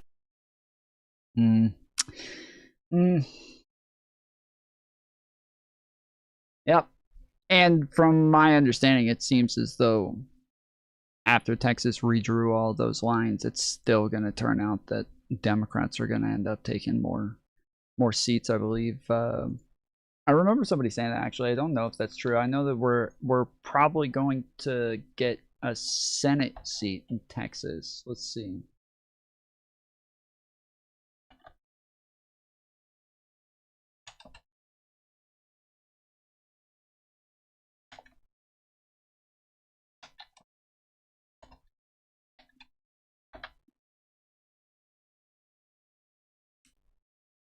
We got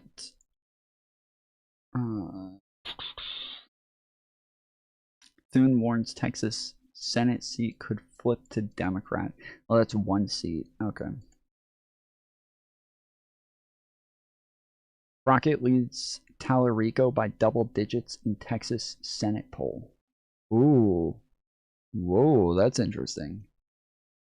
That is interesting. Jasmine Crockett leads James Tallarico by double digits in Senate Democratic primary poll finds. Dallas U.S. Representative Jasmine Crockett has double-digit lead over Austin State Representative James Tallarico in the final days of Texas Senate Democratic primary, according to a new poll released Wednesday. In the survey fielded from February 2nd to February 16th, Crockett garnered the support of 56% of voters, while Tallarico got 44% of voters. Whoa. That's actually pretty big. That's interesting because most of the polls, they include everybody who's in the race for that seat, but the other people are polling out like 1 or 2%. They're all very, very low.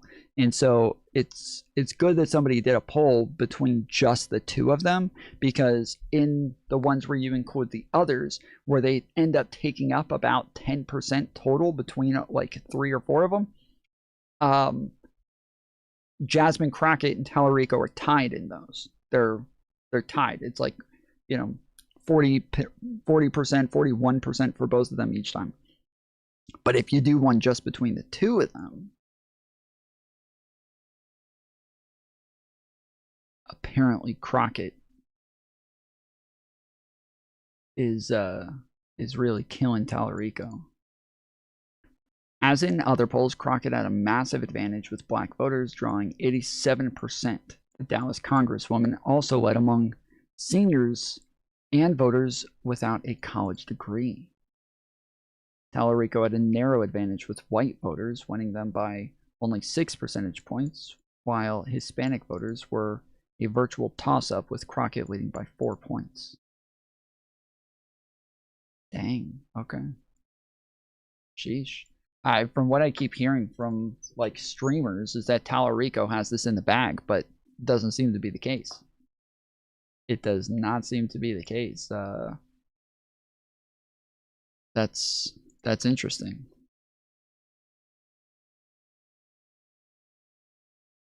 Would you have overturned the election results? Mike Pence could have done more to sort of surface some of the problems in the 2020 election. Would you not certify the election? Would you have not certified the election? Well, I think that what I would have done, I mean, look, I happen to think that there were issues back in 2020, particularly in Pennsylvania. They just refused to actually decertify the election results in Pennsylvania. Do I think that we could have had a much more rational conversation about how to ensure that only legal ballots are cast? Yes. And do I think that Mike Pence could have played a better role? Yes. He was asked to not certify it. Sure. And Mike Pence could have played a better role. This guy is such a worm.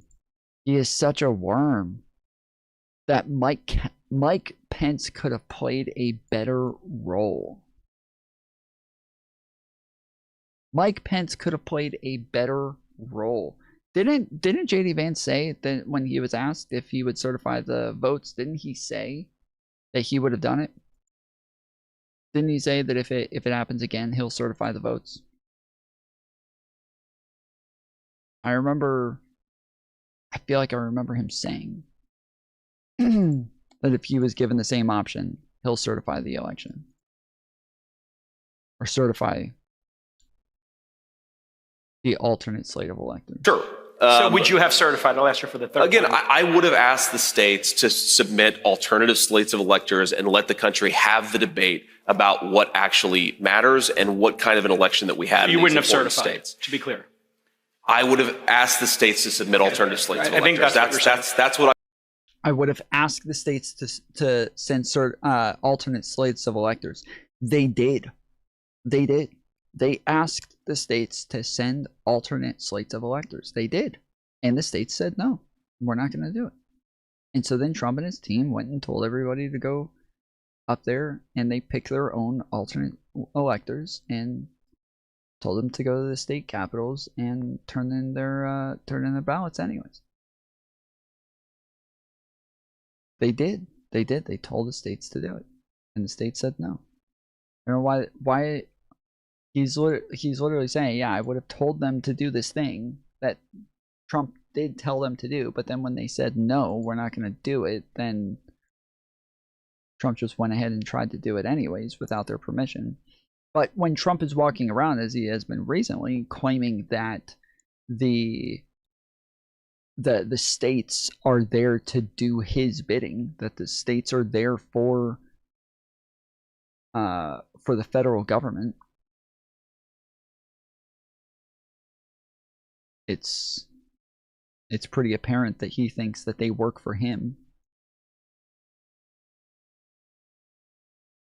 Now, as I said, the big development this moment is that the vice president of Venezuela, Delcy Rodriguez, has just appeared on camera for the first time and said she's in charge, flanked by military officials and other power brokers in Venezuela. Oh, this is a different clip than what I was looking for.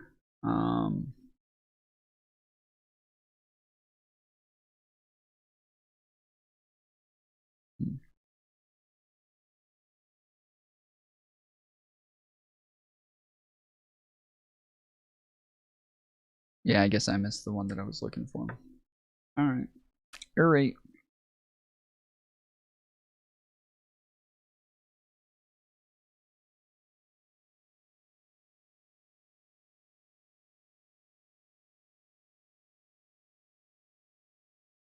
Well,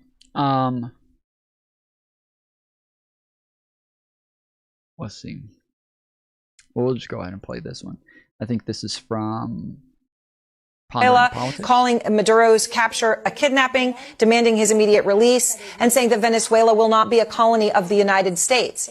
A defiant move, given that Trump has said his team's running the country and that she's doing everything they want. We have a major breaking news update in the ongoing story of Donald Trump's unilateral and unconstitutional. I had numerous MAGA people who called in when this initially happened, and they said that if Donald Trump tries to run that country, that they will totally oppose it. They'll totally denounce it.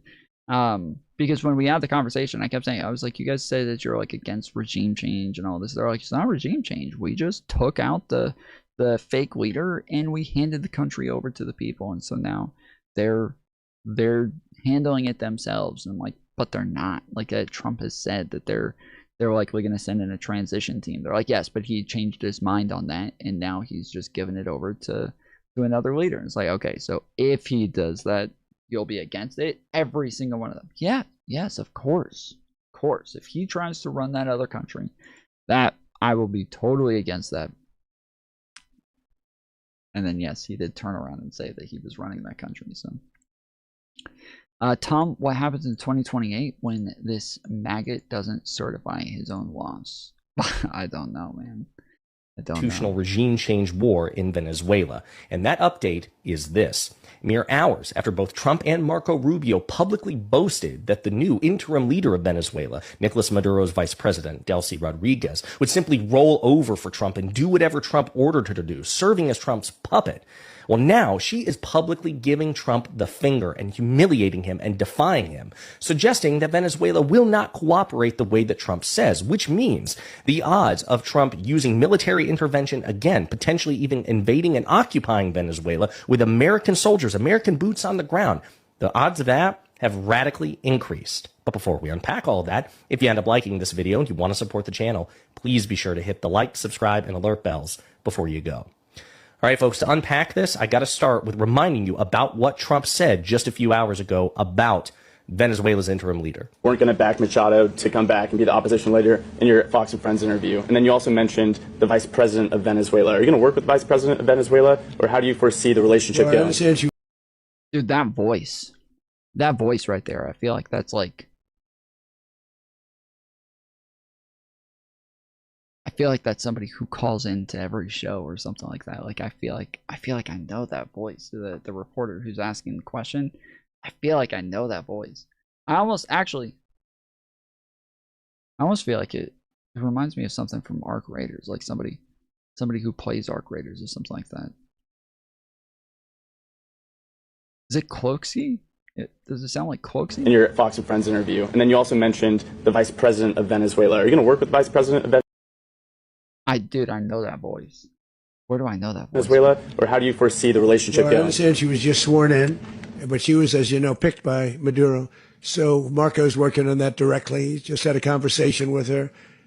and she's essentially willing to do what we think is necessary to make Venezuela great again. Very simple. Weren't going to back Machado. So he says whatever we think is necessary, she's just going to do what she's told. And then he doubled down on it later in the same press conference, and he used even more degrading language to describe the nature of their dynamic. Are you saying that Secretary Hegseth and Rubio are going to be running Venezuela, and will you be sending in U.S. military They're going troops to be to a provide? team that's working with the people of Venezuela to make sure that we have Venezuela right. Because for us to just leave, who's going to take over? I mean, there is nobody to take over. You have a vice president who's been appointed by Maduro. And right now she's the vice president, and she's, I guess, the president. She was sworn as president just a little while ago. She had a long conversation with Marco, and she said, we'll do whatever you need. I think she was quite gracious, but she really doesn't have a choice. We're going to have this done right. We're not going to just do this with Maduro, then leave like everybody else, leave and say, let it go to hell. So he says she doesn't have a choice. And again, Interesting. So it's going to shit. I think is what we take from that. It's all going to shit. If the media was legitimate, they would be talking about one of the biggest crises that's happening in this country right now, which is a massive increase in all-cause mortality. Yeah. It's a massive... No way, dude. No way, bro. Do you guys know what this is? Do you guys know? Do you guys know about this thing? This is an RFK thing. It's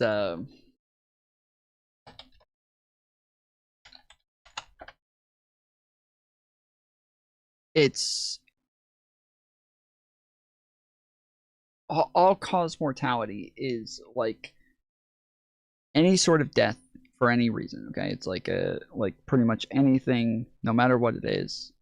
It's any sort of death, right? But they line this up with COVID. With vaccines. They line this up with vaccines, and they say, after vaccines were taken, so this is the thing that RFK kept pushing, is that once vaccines were taken, then all of a sudden, all-cause mortality went up. And that they think that vaccines are just causing all sorts of problems. The all-cause mortality includes like car accidents, it includes viruses, it includes diseases, AIDS, cancer, infant mortality, like everything. It includes everything. And they're trying to say that this is a cause of the vaccines. That we can't know. We can't know. It could be that the vaccines are just causing all sorts of diseases and all sorts of viruses and all sorts of other things. This is the theory. This is the thing that they're pushing now, is the all-cause mortality.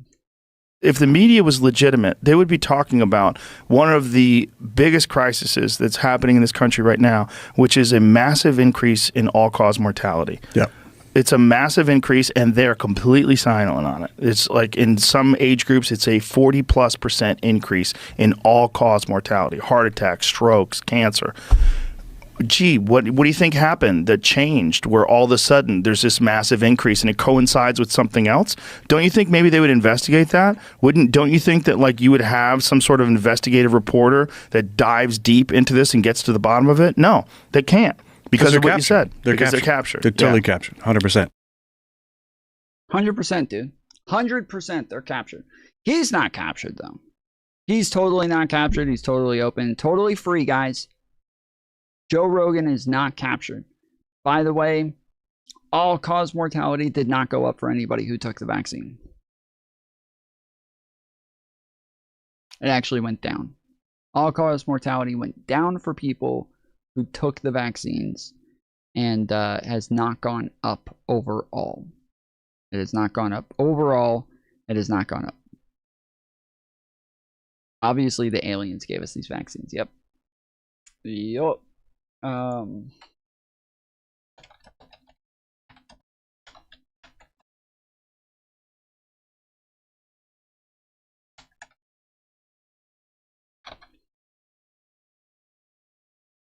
No large-scale long-term studies consistently show that overall all-cause mortality is lower in vaccinated individuals compared to unvaccinated. Major health authorities and scientific community conclude that the benefits of COVID-19 vaccination in preventing severe illness and death significantly outweigh any potential risk. Lower overall risk of death. Multiple studies have shown that have found that people who received a COVID-19 vaccine had a consistently lower risk of death from any cause than those who were unvaccinated. For example, one national cohort study of over 28 million adults in France found that vaccinated individuals had a 25% lower risk of all-cause mortality over a 4-year period. This protective effect remained even when COVID-19 deaths were excluded from analysis. So for people like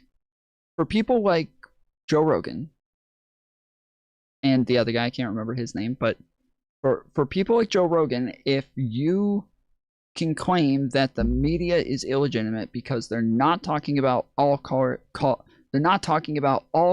mortality going up after vaccines, but then it turns out all-cause mortality has not gone up. It's actually gone down. That has to mean that according to Joe Rogan's logic, we have to say that he is illegitimate. He is illegitimate. He is somebody that people should not be listening to. He's somebody who does not have good information. And he'll sit around and say, "Oh, I'm just a guy. I'm just a guy who's just talking to people. I'm not the journalist or anything like that." The problem is that if you're going to sit around dogging on journalists and dogging on journalism, dogging on the media, and convincing people that these people are illegitimate, you are actively harming the country. You are actively harming our population, and you're actively harming our politics currently with the way that you're spreading false information. Not just getting it wrong, not just being a little bit off. You're literally telling people the opposite of what is true.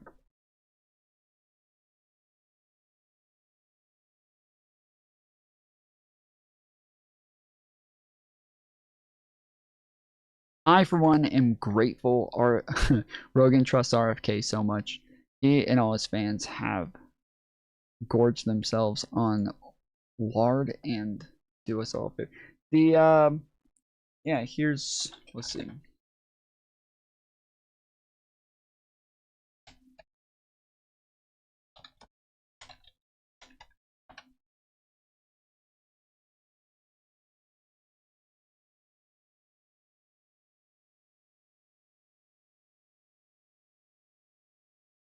Yeah, Joe Rogan got this stuff from RFK. RFK is the one who's been spreading this information because he doesn't know how to read studies. He's the head of our CDC, but he doesn't know how to read studies. It's brilliant, right? The guy who just has absolutely no idea how studies work and how to read them.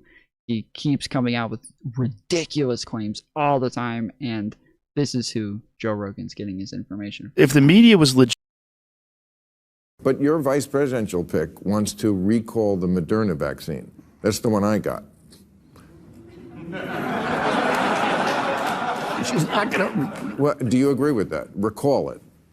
I think I think those vaccines we need to have, again, true double-blind placebo-controlled trials on that. There's 25% of Americans who believe that they know somebody who was killed by a COVID vaccine. Killed? Killed. 25% of Americans, 52% of Americans believe that the vaccines are causing injuries, including death. 52%. If you look at the clinical trial studies, the actual studies that were done. So just to be clear, the study that he's talking about here, we went and read that study last time we went over this, and it literally said that there is no connection to the vaccines that they're able to prove. So. That were released of the Pfizer vaccine. Moderna has not released it. If you look at the Pfizer vaccine, there were 22,000 people in the placebo group, 22,000 people who got the actual vaccine, and the the people who got the vaccine had a 23% higher death rate from all causes at the end of that study. But that could not be the disease itself? No, well, because we know that if it is, then the vaccine doesn't work, does it?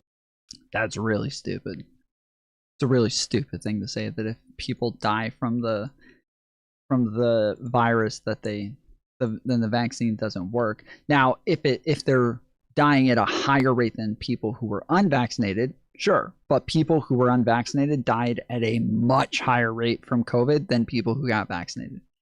People who were unvaccinated died at a way higher rate from COVID than people who got vaccinated. So that just wasn't the case. But it's certainly. Well, no, that's not true at all. And I'm somebody who did not want the vaccine and didn't think I should have been made to get it. But it does work. Wait a minute. Work in the sense that if you were many people who would have died because they were not in good health, it killed mostly the obese and the very elderly. Okay, those people should. Are we talking about they are. Wasted Tom got it. It says COVID almost killed him after. No, before. There wasn't even a vaccine at the time that I got COVID. I got COVID right at the beginning. Like, I got COVID like early on. Those people are alive today, I think, because of the vaccine. I think that's the truth.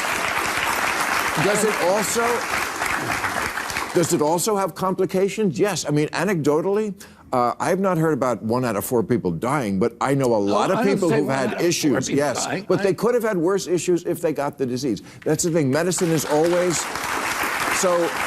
I just am for, let's make it a case-by-case basis. Certainly. Well, I agree with that, too. I believe that people want a vaccine, that they should be able to get it. I'm not anti-vaccine. What I say is that... Well, people think you are. Well, I know, but that's because I'm called that because it's a way of silencing me. But I have said for 17 years... I'm not anti-vaccine. I'm called that as a way of silencing me, is what he says.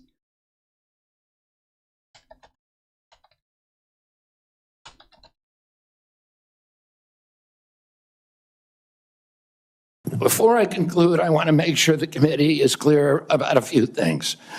News reports have claimed that I'm anti-vaccine or anti-industry. I am neither. I am pro-safety.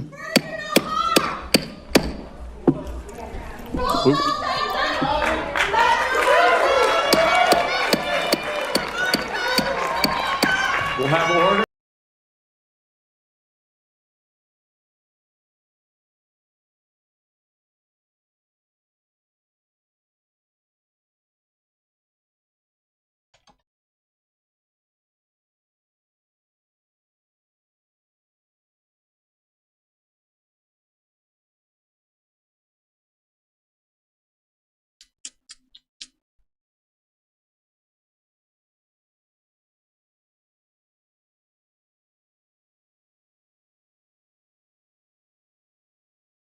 There's a specific clip of him.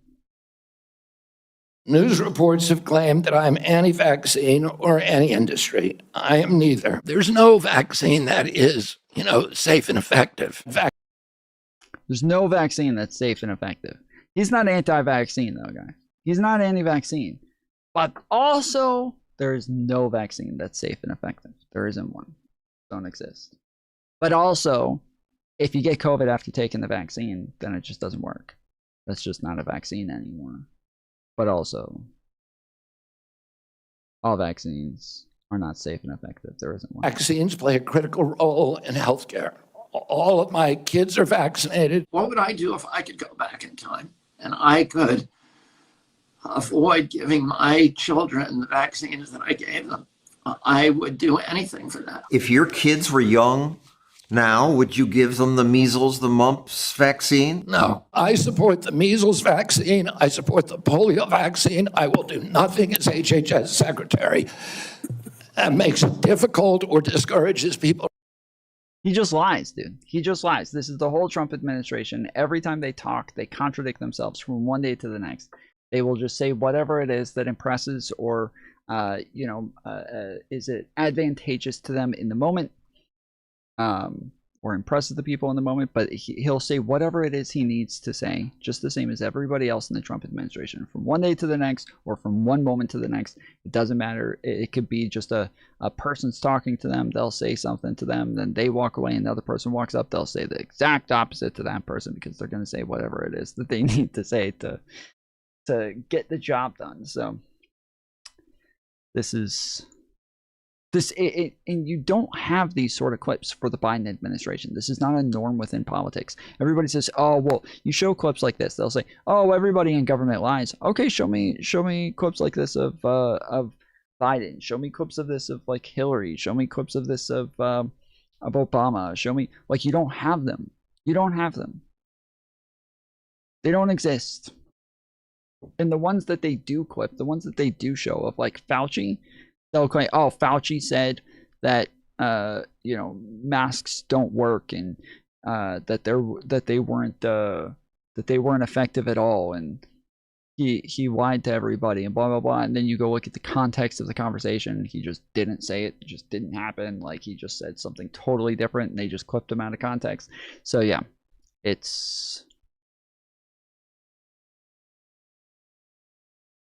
the ones that they do have, it's just still them lying. The ones that do exist, it's still them fucking lying about it.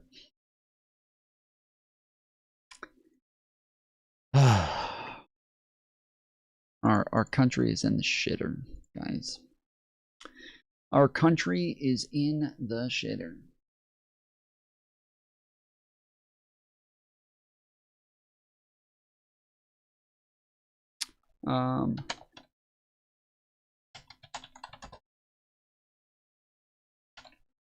Or sorry, let's see.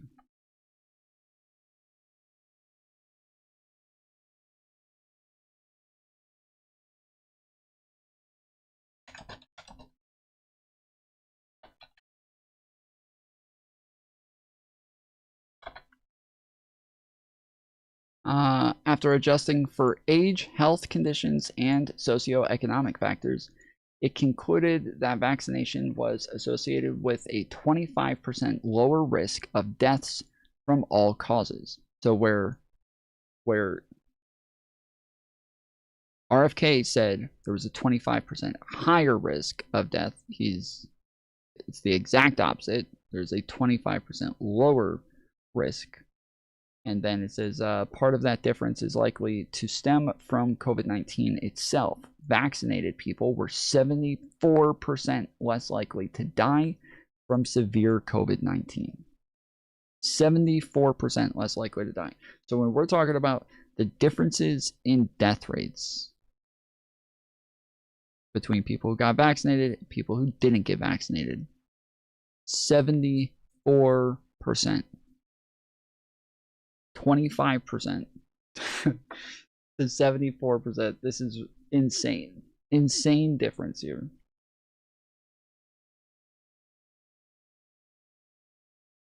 But for people who didn't get vaccinated, you're welcome.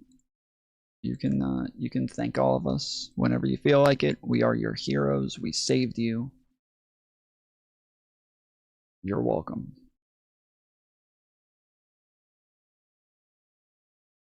You can all walk around now saying, I didn't get vaccinated, because the rest of us did. Why is it that the director of the FBI has his private jet that's funded by the U.S. taxpayer dollar flown in from Manassas Airfield to Reagan National instead of taking his 3-car up-armored suburban motorcade 35 miles to take the plane? It's $5,000 a pop every time that plane takes off and lands. It's $5,000 a pop every time that plane takes off and lands. It's $5,000 a pop every time that plane takes off and lands. Kash Patel, very, very critical of those who use the jet a little bit too much, okay? He thinks that you should just use the car. Why won't you just use the motorcade, dude? Why are you using a jet to go all over the place? Ridiculous. It's insane.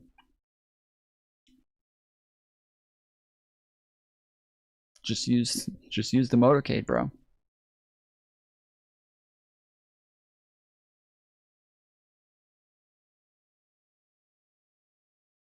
Okay, what is this? Thumb up if you are interested in the person next to you. Thumb down if you are not. In 3, 2, 1.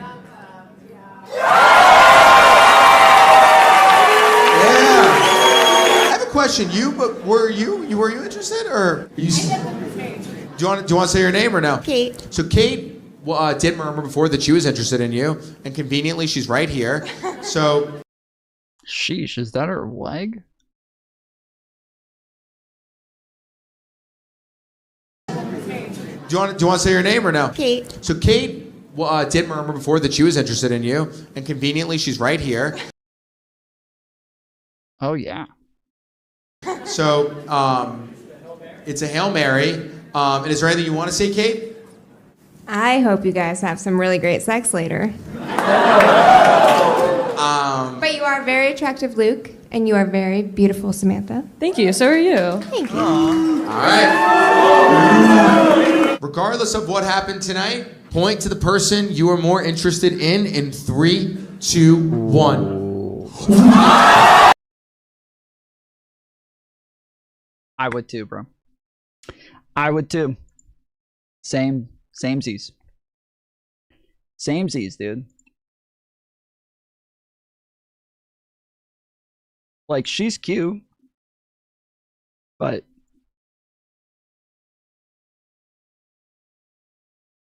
yeah, she's a babe. Yeah, she's super cute. Same. Regardless of what happened tonight, point to the person you are more interested in 3, 2, 1. Yeah, you gotta go with the girl at the table.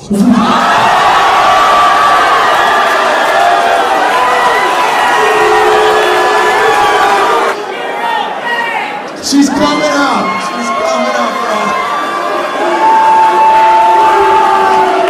All right, Kate. Eyes closed, look straight. Thumb up. Oh, she still got a vote. Oh no. Oof, that's rough that they're still gonna have her vote, because now that he's sitting right next to the other chick and chose her after thumbs upping the other chick, now thumbs upping her too. And she did say, I hope you guys have great sex tonight. This is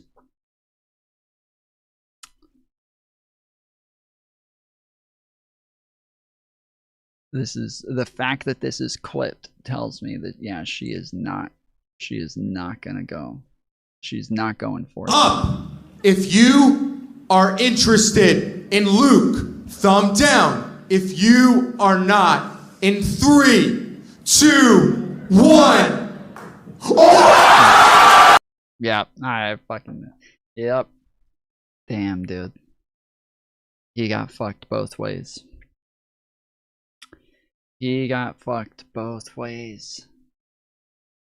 Damn.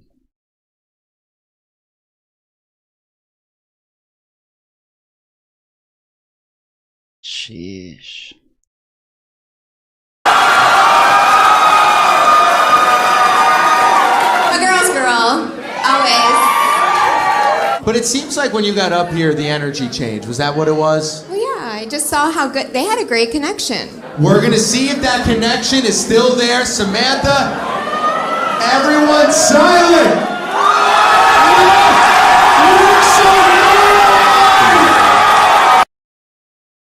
Oh man, that announcer guy fucked him, bro.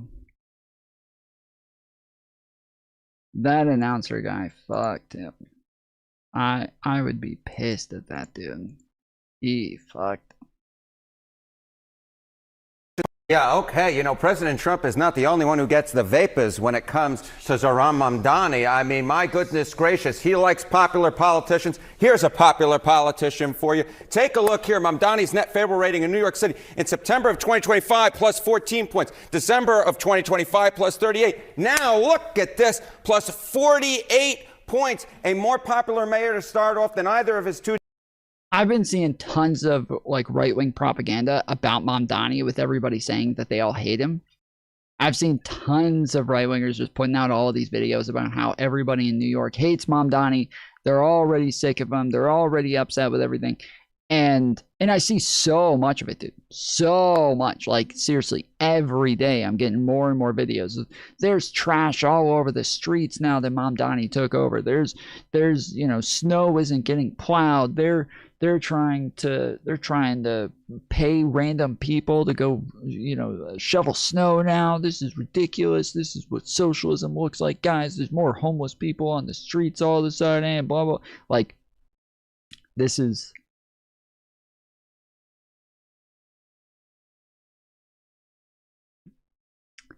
what I see on a daily basis. And I started to wonder. I thought, oh, dang. Sheesh, looks like maybe a lot of people really aren't happy with him. But, yeah, no. Not. Looks like his approval ratings continue to skyrocket. Two Democratic predecessors, either Eric Adams or Bill de Blasio, the most popular Democrat in New York City in a generation, and President Trump, who likes to get on board with popular politicians, is getting on board right now with this guy. Getting on board with this guy. Okay, so what about statewide? Yeah. What are we seeing statewide? Okay, so you know what? A lot of Republicans are like, oh, we're going to run statewide in New York and run against Zohran Mamdani. There's a slight problem with that, and that is Zohran Mamdani isn't just popular in New York City. He's actually the most popular Democrat statewide. Take a look at this. Net favorable of New York Democrats statewide. Look at this. Zohran Mamdani with a positive net favor rating of plus 16 points. More popular than Kristen Gillibrand at plus 12. More popular than Kathy Hochul at plus 9.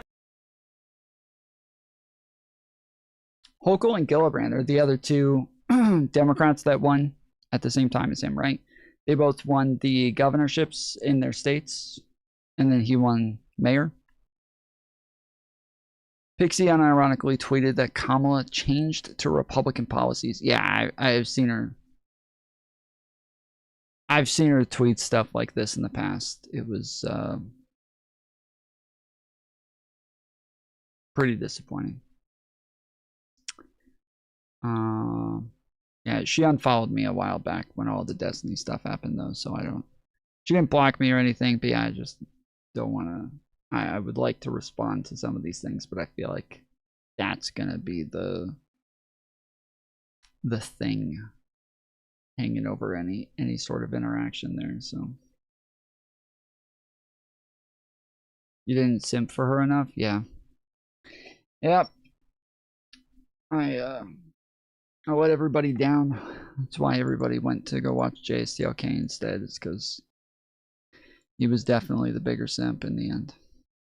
More popular than Chuck Schumer at minus 7. The bottom line is this. Zohran Mamdani is the most popular Democrat in the state of New York right now. Republicans are not going to be able to run against him in the midterms because the bottom line is this. He's popular not just in his home city, but he's popular in New York State as well. Okay, but what about the popularity with the president? What is it that President Trump seems to like about him? Yeah, okay. So I think what he likes about him is the fact that he is very much the type of politician who is able to attract the media attention in the same way while sticking with what he believes is right? You know, Donald Trump has always been this type of politician who goes out there, says a whole heck of a lot of things, but then is still able to maintain his base. And Zohran Mamdani is the type of guy who's been able to bring in President Trump, but also has basically been sticking to his campaign platform. I mean, take a look at this. Chance Mamdani freezes the rent, the thing he had run on.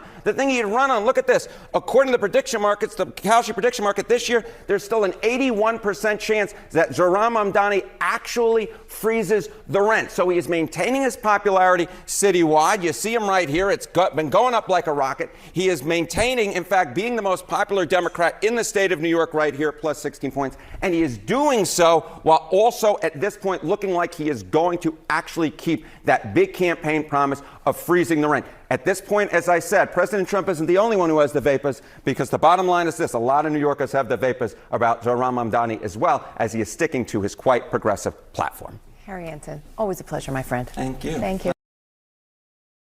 Thank you.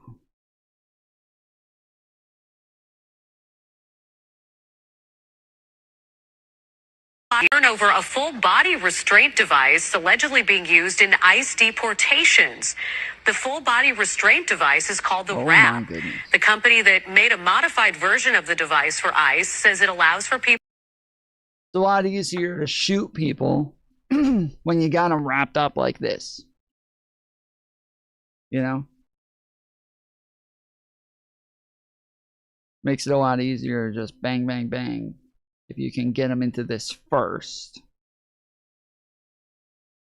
To wrap. Get it? People to be restrained during flights and long bus trips. However, lawsuits filed compare incorrect usage of the RAP to punishment and even torture. The companies that is. Yeah, that's what ICE is known for. That's what Trump's DHS is known for. Earlier, the guy who came on was talking about the fact that he thinks that the DHS officers who got into it with Alex Preddy 11 days earlier before he got shot, that they should have just arrested him. Yeah, I agree. That's the only time you can use that type of force against somebody is if you're trying to arrest them. But they didn't try to arrest him. They just went and beat him up and then walked off and left. Like, yeah, the idea is, yes, they probably, you ought to arrest somebody if you're going to use that much force on them. It's to achieve an end. It's to achieve a goal. But if you just go out and fucking beat them up just cause, that's not how that works. But they love torturing people. They love beating people up. They love hurting folks and just kind of being overtly unnecessary with their use of force. Is not the case. Resorting to medieval times type of torture. This picture is from the 13th century. This is the human wrap is a new take on medieval century torture. Okay, just to be clear, we've had stuff like this forever. It's not a brand new thing. It's new. So she's showing people in prison or people in jail who are locked up where they're using stuff like this. That's not new. We still do that today pretty regularly. To use it in the field, to use it in the streets, that's where it's different. So where she shows this, where it's people who are locked up in jail, like, look at the medieval. Well, we still do that. There's so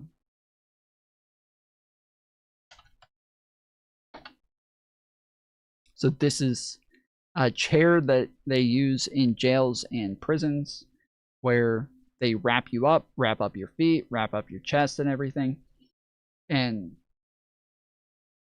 make it so that you can't move.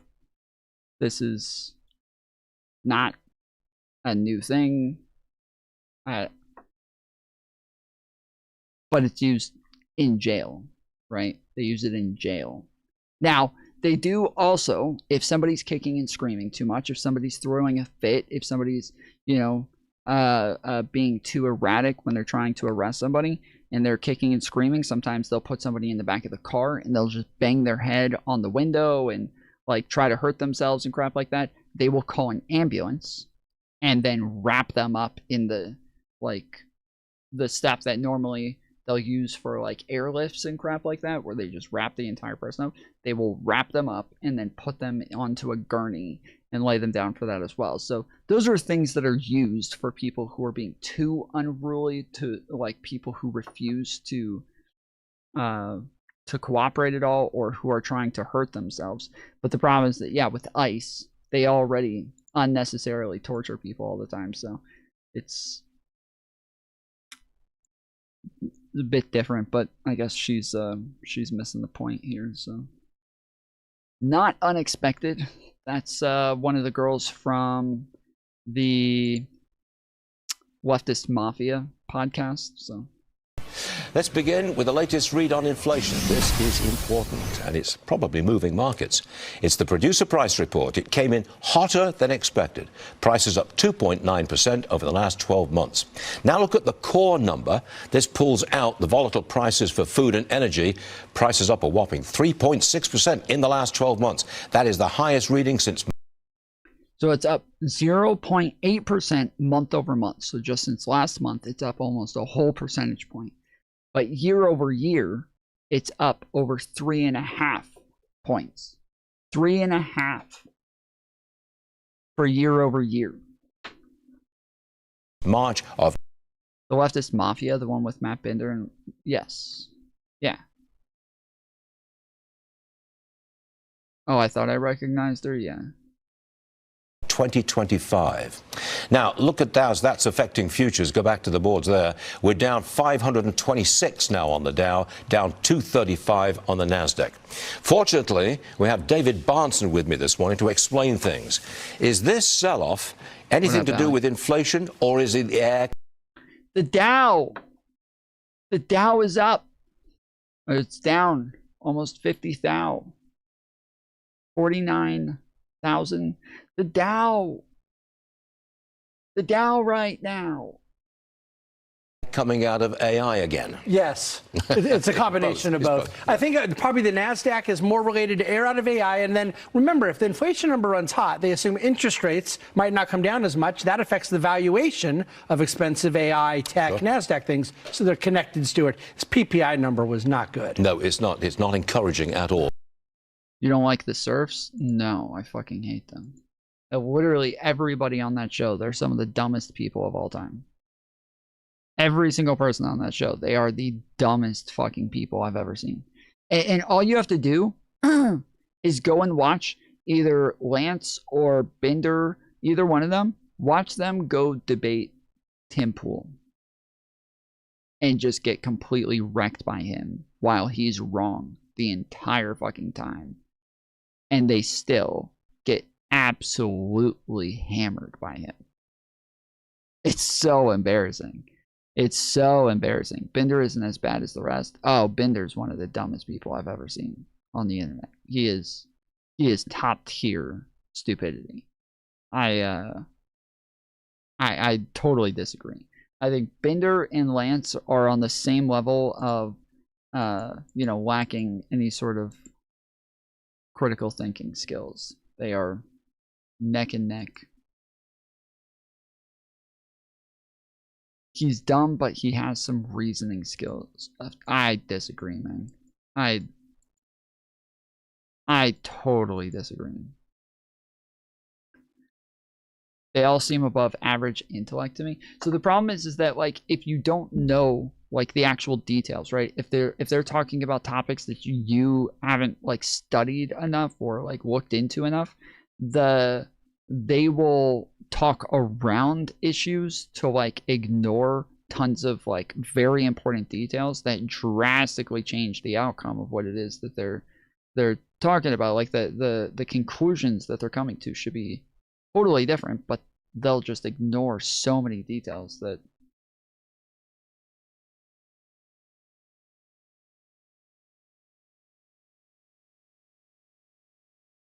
they'll. And then especially when it comes to like arguing or debating, like they're all just pure trash. Pure trash. Let's see.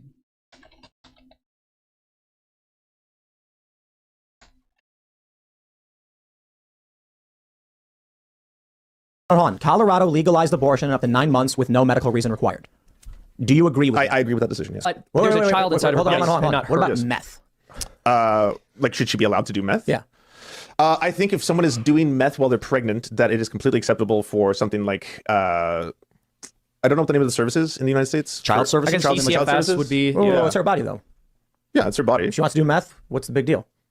The big deal is that she's intentionally trying to kill a child. Whoa!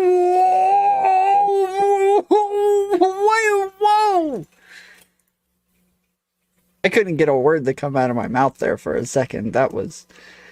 I don't think anybody's ever told him what an abortion is. Hold on there a minute. Yeah, I see where we're going. Hold on. Colorado...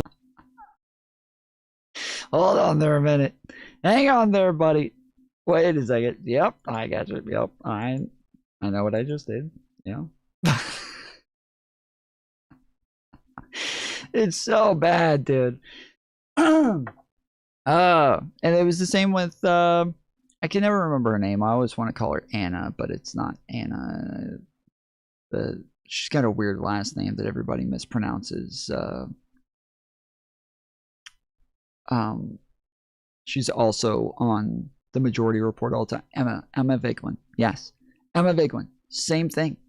when she debated Tim Pool, again, just got completely fucking wrecked by Tim Pool. Like, this is somebody that is not, like, he's not easy to get wrecked by. Like, this is somebody that people like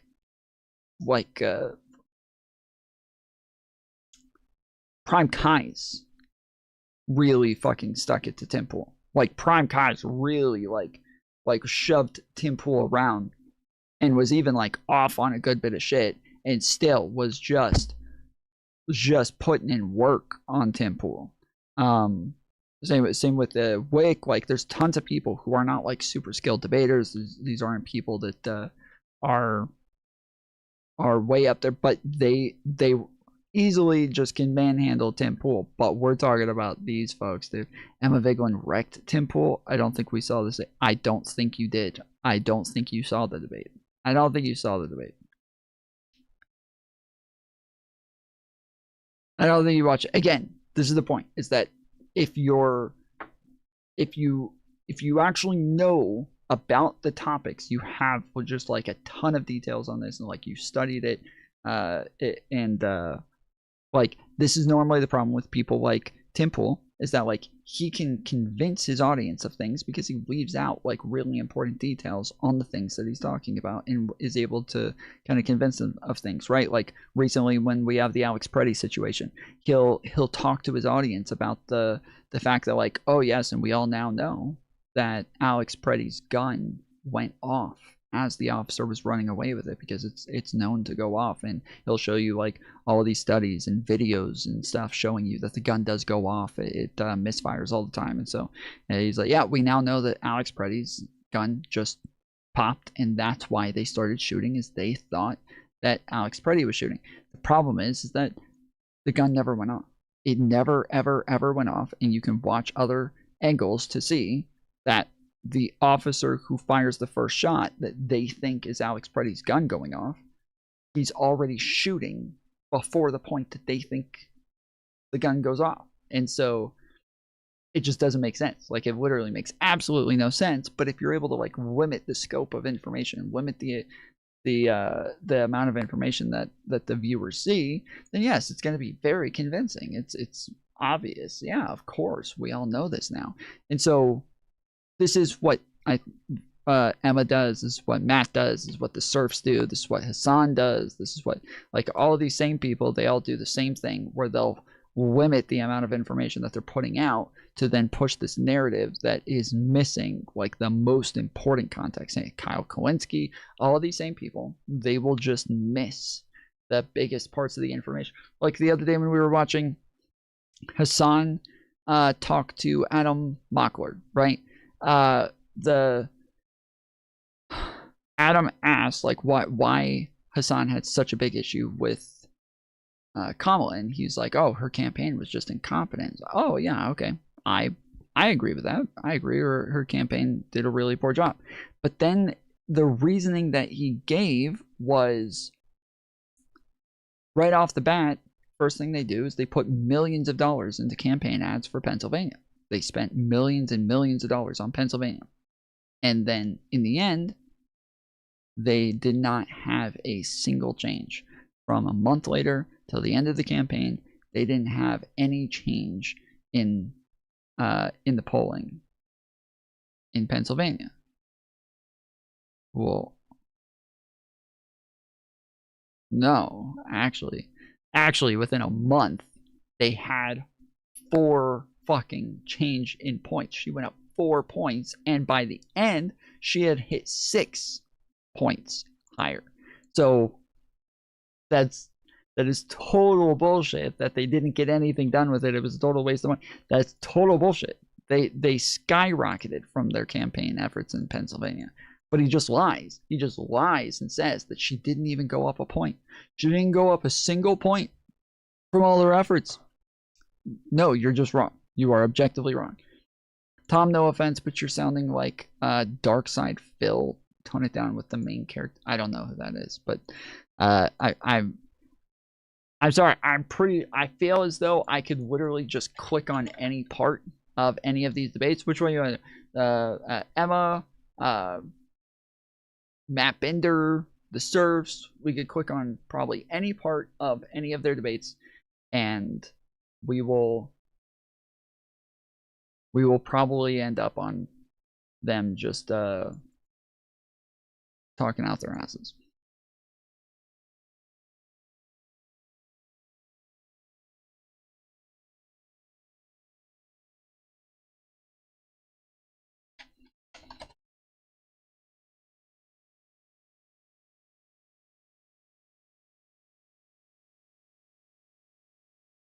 You believe that Black and Hispanic people inherently are committing When did I say more inherently? crimes.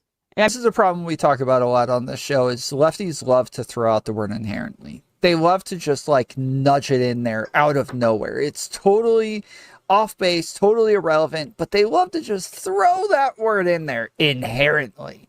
Representation inherently, criminally, in those kinds of populations, and it's Inherently, you just said inherently again. What the hell? And they assess it in ways, the reason we put this law into place, which is now being rolled back, that were deemed inherently racist. They deem Again, I have no idea why she just threw the word inherently in there. with, and that you're prescribing onto society, it creates an inherently unjust society. So an inherently unjust society.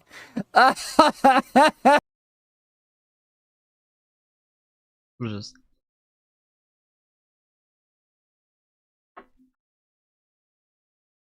you can see my chat saying like she doesn't even know the study that she's talking about, the whole time, everything that she went over, like she was just quoting a bunch of things that she was just objectively wrong on, like completely inherently wrong on these things. I mean, and we're just fact checking her left and right on everything that came out of her mouth. It was, whereas like Tim, he was at least like right on the claim. He was just like missing everything else, and yeah, I'm just sorry. Like this is not the. It's not main character syndrome. As I said, I'm not claiming that they don't know what they're talking about. I'm not claiming that they didn't study any of this stuff. I'm not claiming that they're like totally uninformed. I'm claiming that people who are in audiences, normally they're in the audience because they want to listen to somebody else talk about the things and present the information to them because they don't have time to go do it themselves. And I'm saying that from a viewer's perspective, if you're trusting somebody to present that information to you in a truthful way, then yes, it's easy to kind of limit the scope of information that you're giving that person. And then if that person tends to watch a lot of other people who are in that sort of group, if they're watching people like the Serfs, Matt Bender, Emma Vigeland, Hassan, Kyle Kowinski, like if these are the people that they're watching, then yes, they're all going to limit the information in the same way. But when you say like Aram Sound tipped $10. Tom providing a safe place to shit on people who say Tom is inherently bald is based. Public service and shit. Night 4 of the series. Nope, not a safe space. Not a safe space. That is incorrect.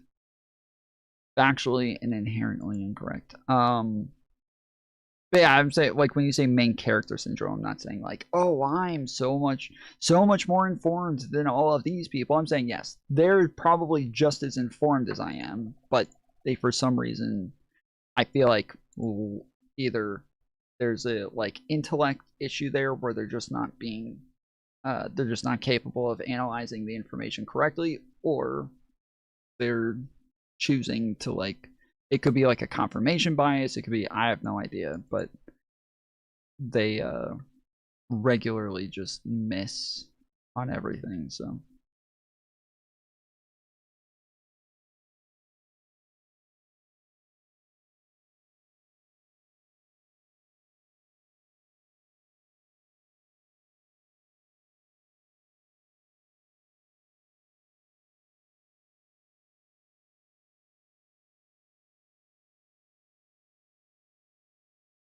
Hakeem Jeffries is compromised and he needs to resign.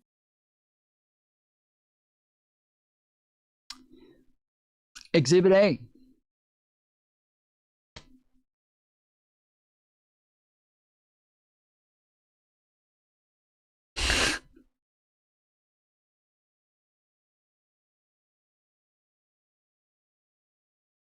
1 week watching Joe Rogan by Conduit might be good content. Okay. Yeah, I might look into that. I like some of his videos. Yeah, I mean, here we go. All right. Serious members of the Progressive Caucus have got to quit playing patty cake with this guy. He is a corporate dim through and through, and he is a fascist collaborator. There's no question that Chuck Schumer is as well, but we will not retain our democracy with the Democratic Party taking money from Palantir. We are not going to retain our country with the Democratic Party taking donations from AIPAC. The corporate Dems are controlled opposition. Chuck Schumer is controlled opposition, and it gets worse, you guys. It gets worse. Pop this up. Matthew Eadie recently discovered how AIPAC is hiding its donations using 3 campaigns for, you guessed it, Hakeem Jeffries, aka AIPAC Shakur. I created a graphic to help you understand how the secret campaigns are. So this isn't new. We're well aware of this. We were told about this a while ago, that like AIPAC had started to feel as though they were getting a bad name, getting bad branding, and even politicians felt like this was bad branding. And so they decided to start using their other entities to pay politicians instead of paying them just through AIPAC, so that whatever pops up on the tax forms will not be AIPAC now, but it'll be something more generic sounding. But not defending this sort of thing, but more so just saying this isn't new structured, and why you won't be able to see AIPAC and FEC filings, but AIPAC will still be able to track donations through unique IDs and show candidates how much their network has donated to buy pro-Israel votes. And here is the graph. You can see it here, AIPAC. And then we have the Democracy Engine. 3 of these that are funneled through Hakeem Jeffries. So let's review here. Keep this up. Hakeem Jeffries is Palantir first. Hakeem Jeffries is Israel first. How can Hakeem Jeffries care about immigrant children when he doesn't care about Palestinian children, and he takes money from a genocidal government that's ran by a war criminal, a far-right fascist war criminal, Benjamin Netanyahu, that funded Hamas? And then you see all this money they're filtering in to candidates. And so here's how it works, you guys. AIPAC directs its donors to the pro-Israel network website via email campaigns. And then the pro-Israel network uses Democracy Engine as its payment processor. That's AIPAC Shakur. So the reason that they do this is because the people who are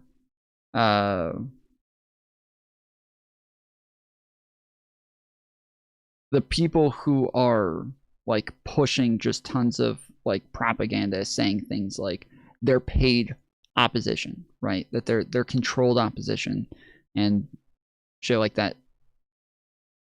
That's just so fucking stupid. Like, it really is. It's so fucking stupid. When you look at voting records, when you look at the stuff that they're doing, when you look at the stuff that they're saying, there's no way that you can turn around and call them controlled opposition. But again, if you're going to like limit that, she doesn't even attempt to prove that part. She doesn't attempt to like justify that claim at all. She'll instead just move to, look, he gets paid from AIPAC. We already knew he got paid from AIPAC. That's not new information. That's not news. We like the whole time he was getting paid with AIPAC on the tax form. Like we're well aware, and we've known for a while that they changed how they were paying people because of people like her putting this information out.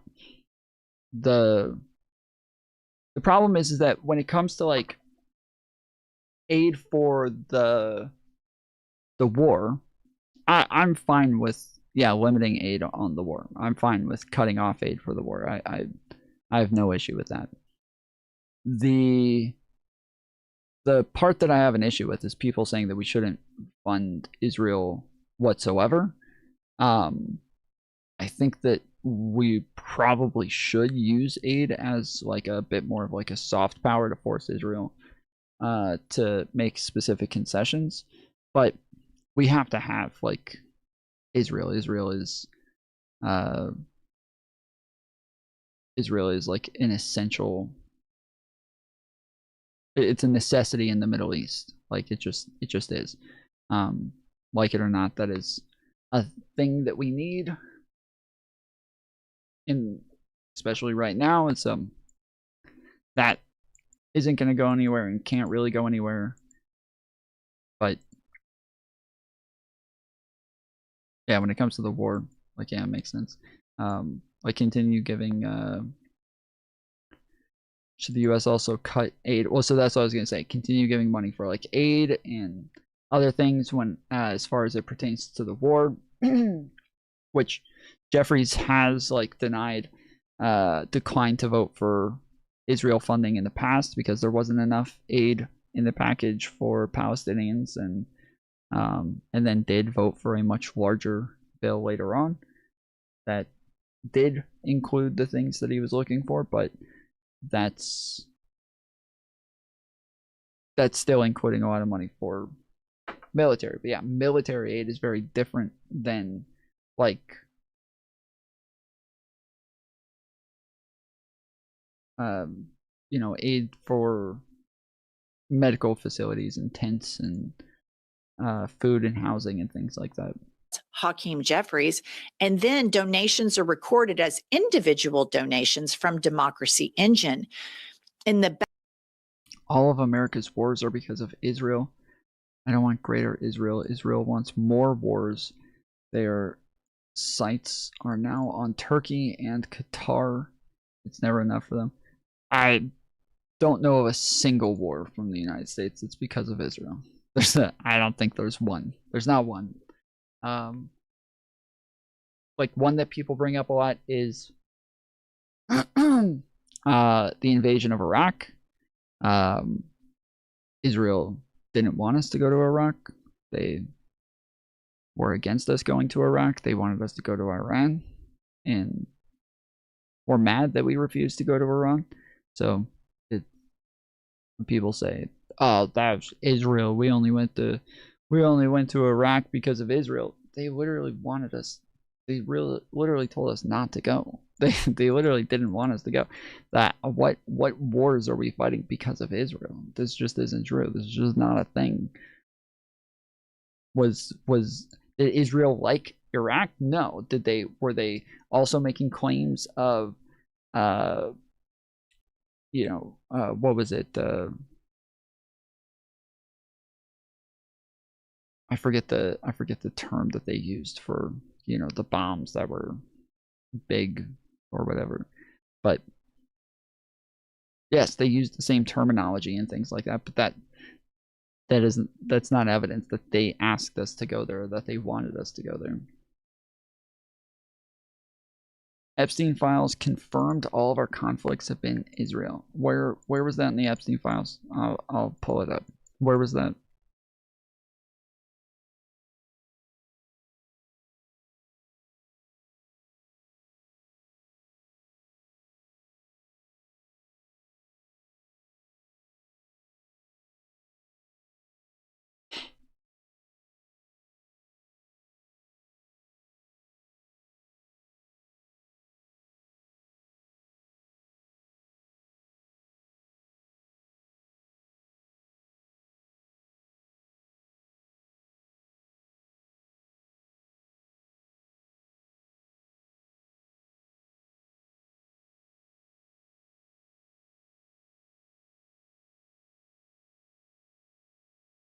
back end, each pro-Israel network campaign is recorded with a unique ID. The Democratic Party cannot be for a blank check to Israel, who is run by a war criminal, Benjamin Netanyahu. We cannot be this party.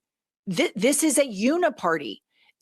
Hakeem Jeffries and Chuck Schumer are controlled opposition, full stop. They take money from MAGA donors. JDAM? No, weapons of mass destruction is what I was thinking of. Close though. JDAM on call. And then they get on camera and lie to the American people. And you might say, Jennifer, quit browbeating Democrats. I can get on here all day long and I can browbeat Republicans because tomorrow Trump's going to do something more illegal, more unethical. He's going to cover up more child rape stuff from the Epstein files. It's going to happen every single day. And the Republicans are going to allow him to do it. But the Democrats have to be in opposition. And when you find out the Democratic leadership is taking money from Palantir and AIPAC and God knows who else, and then you keep thinking, why aren't they putting up a resistance? Why aren't they opposing him at every turn? Why aren't they saying? I would love to know, again, Brelly, where the information about all of the wars being caused by Israel is. Honestly, I don't think this exists. I know that people keep claiming this. I haven't seen a shred of evidence backing this up. In the least, the things that they pull up are sometimes just emails that, like, Epstein said things similar to this, or random people who would have no idea what the fuck they're talking about would say things similar, but I haven't seen, like, real evidence that no, Epstein was Mossad. That has not been proven. That has not been proven. I don't know. This is what I'm talking about. You're making claims that we do not have evidence for. We do not have good evidence for this. This is something that is just totally without evidence. There are things that would make you be suspicious of it. There's things that would make you wonder, but we are totally lacking anything to, like, give us even a leaning in the direction that it's likely, let alone like that we know that he was Mossad. We just don't have this evidence. Again, if you want to give me the evidence, I will happily look at it. But everything that I've seen from people who are claiming they have the evidence, everything I've seen from the people claiming, here's the proof, they don't show anything remotely close to that. Saying abolish ICE. Why aren't they saying no more blank check to Israel? No, we're stopping that. Absolutely not cooperating. Ghislaine's dad was Mossad, Tom. Do me more research. Yeah. Ghislaine's dad was Mossad, Tom. So obviously that means that Epstein was Mossad. That's evidence that Epstein. Ghislaine's dad was also MI6. So that means Jeffrey Epstein was also MI6. We now know because her dad was that he was. With a war criminal, Benjamin Netanyahu. Occam's razor. Was it? No, it's not Occam's razor again. Like you can't Occam's razor things like this. Okay, with things like this, we say for extraordinary claims, you need extraordinary evidence, and it doesn't just mean like a type of evidence that just, wow, that's extraordinary. It means extraordinary amounts of evidence. You need extraordinary amounts of evidence. Like if we're saying like somebody, raped somebody, we can't take like little tiny things like, oh, well, they have a pattern of behavior of slapping women on the butt, so seems like they don't really care about consent. Occam's razor. That person probably rapes. Like that's not how that works. You need. But for tons of other things, sure, we might be willing to take that for other things. But for extraordinary claims, you need extraordinary evidence. In this, we don't even have. I wouldn't even say Occam's razor leads me in that direction. Occam's razor would not even send me in that direction. But when we're talking about somebody being a Mossad spy while also being the world's most prolific pedophile, that is still an extraordinary claim. Yet Occam's razor still would not get us there. There's not enough evidence. There's not really any evidence for that.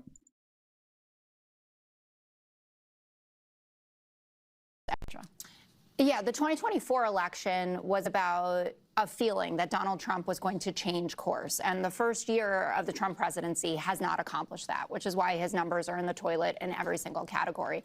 Our market has done well, but compared to other industrialized countries, we actually haven't done as well as they have. I think we're number 21 of 23 countries. I just saw that chart flying around online. And Donald Trump is in Texas today because the GOP is in trouble. He should not have to be going to safe districts and safe states. But it's not because of this John Cornyn, Ken Paxton fight, which is ugly. And Wesley Hunt as well. You should check out John Cornyn's ad about Ken Paxton, about his corruption and all his affairs as a man getting divorced on biblical grounds, which feels very Texas values to me. And no one who's spoken before me. Yeah, it's a great razor company. Occam's razors, they are top notch. Has mentioned anything about the reality on the ground for Texans. So the median income in Texas is just below $74,000 a year. It's $81,000 for the nation. They paid $1,200 last year for Trump's tariffs per family. U.S. farms are going bankrupt across the country, $15,000 in the last year. The biggest decline was in Texas. SNAP benefits are going to go away for $1.5 million. Jessica, why is everybody moving to Texas? They're not, and they're also the there? people who did go are going back from whence they came. Without the ACA subsidies extension. I'll just say I'm glad to be in the majority on this sentiment. Well, just so you know, again, seems like very little people know this. Very few people actually know. But this sentiment of like people not wanting us to fund Israel anymore, that just got to the majority. Still, by far the majority of Americans think that Israel should win the war. So by far the majority of Americans still support Israel, but they don't want us to fund the war. That just got to the majority of Americans. People have been claiming for a while that the majority of Americans are all against funding Israel, and the majority of Americans are against Israel.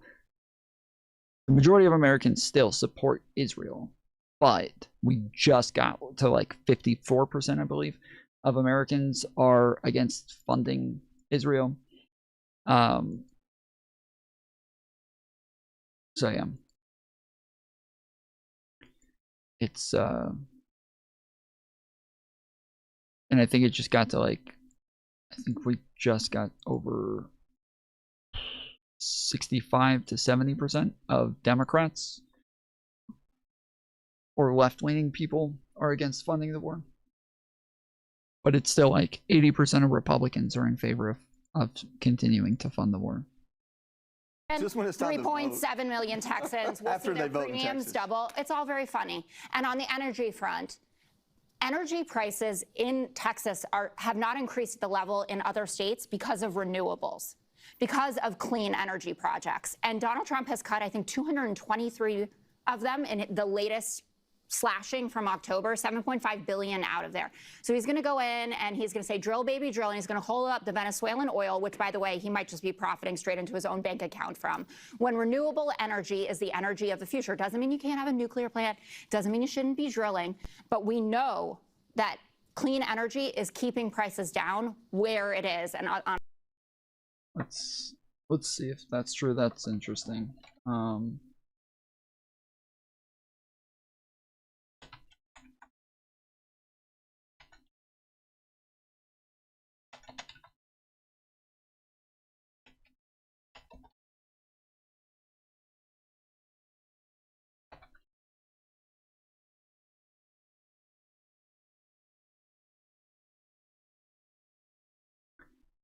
States with highest energy cost increases recently include Hawaii, California, Connecticut, and Massachusetts. Over the past 5 years, DC saw a 93.2% increase, followed by Maine 66% and California 62%. Rapidly rising prices in 2025 and 2026 are heavily driven by reliance on imported oil, aging grid infrastructure, and high demand in Northeast and California. Top 5 long-term trends. Let's see.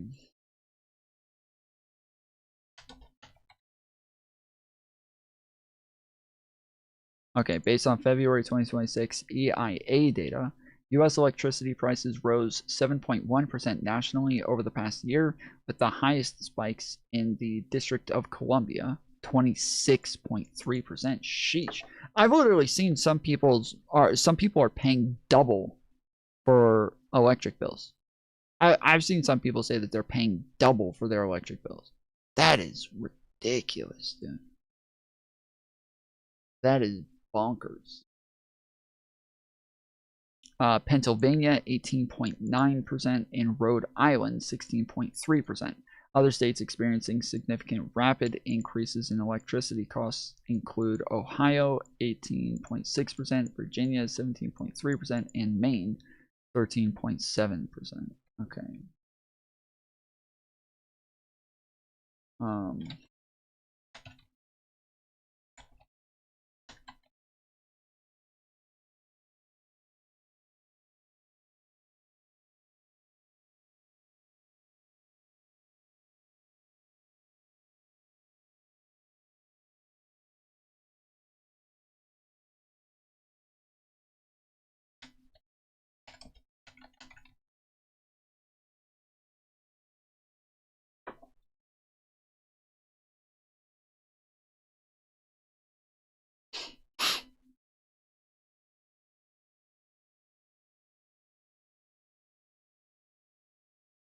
Alright, when did this come out? 2025 U.S. energy generation mix. Okay.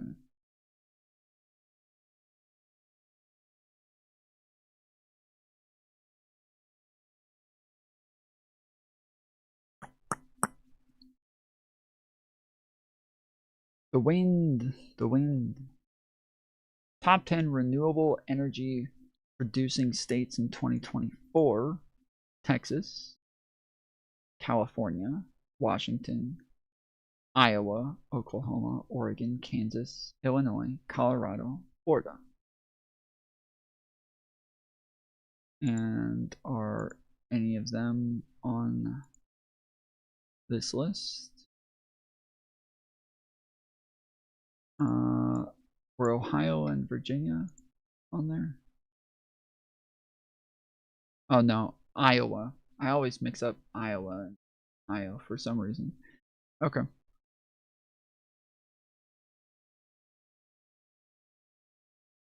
Yeah, she just mentioned Texas. Renewables. Because of clean energy projects in Texas have not increased. Without the ACA subsidies extension, 3.7 million Texans will see their premiums double. It's all very funny. And on the energy front, energy prices in Texas have not increased at the level in other states because of renewables, because of clean energy projects. And Donald Trump has cut. Okay, it's hard to tell what she's saying there, but I guess she's saying Texas's costs haven't gone up because of green energy, because they do have a lot of windmill farms. Like, Texas has a ridiculous amount of windmill farms. If you've ever driven through, like, western Texas, holy shit, dude. It is just nothing but miles and miles and miles of nothing but windmill farms. Just it's actually really cool looking. It's very cool when you drive through and you just see windmills as far as the eye can see, but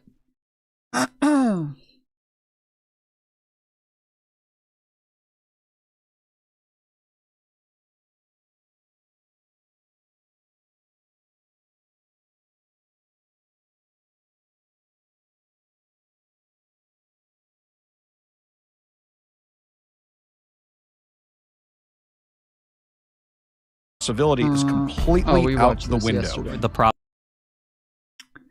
Okay.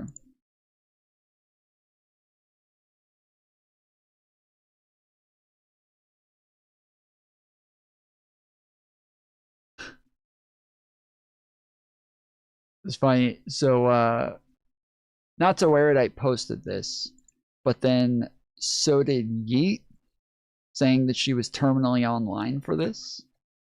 Yeet is like an all-around like news drama channel on or feed on Twitter, where they just post tons of clips of everybody, especially Hassan and folks like that, just showing funny clips of them. But yeah, Yeet posted this saying, not so erudite had a chance to ask Gavin Newsom anything she wanted, and she decided to ask him about clavicular because she's terminally online or something. Oh, yeah. Hi. Hey there. Nice to see you again. My community is wondering if you could sign it as Mogger in Chief. Mogger? In Chief. Is it 2 G's? I think so. Do you know what that is? Did you see the clavicular clip of you? Him saying that you mogged JD Vance? Oh, Jesus. This next election cycle, who's going to win? It's going to be Gavin Newsom against JD Vance. Bro, I thought this was a meme.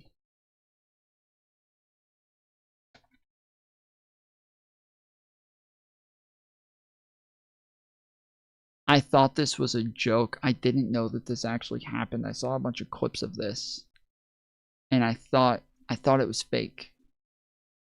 I really did. I thought this was completely fake.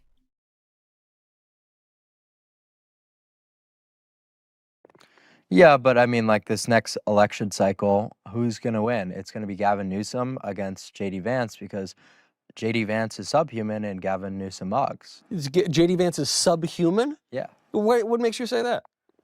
He's got a very short total facial width to height ratio.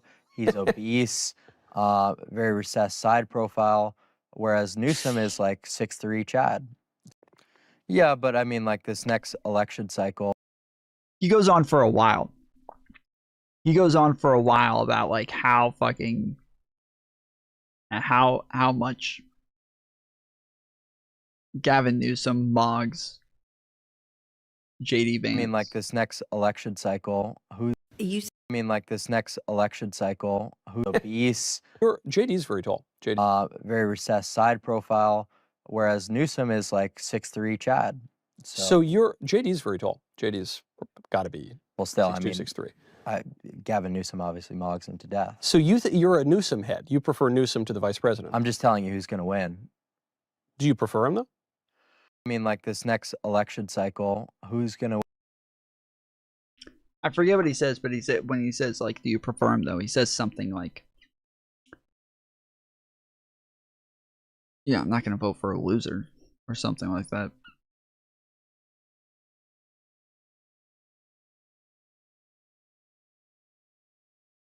This guy is a fucking cartoon character, bro. He really is. He is a cartoon character.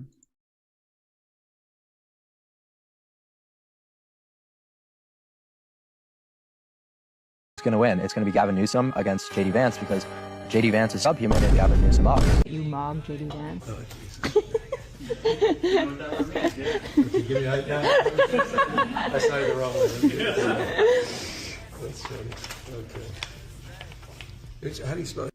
He just asked them to get him an iPad, so it sounds like he wants to watch the clip. He wants to see it. KYLA. Every day can be a better day despite the challenge. All you gotta do is leave it better than you found it. Yeah, he does. He writes, Kyla, all my best, and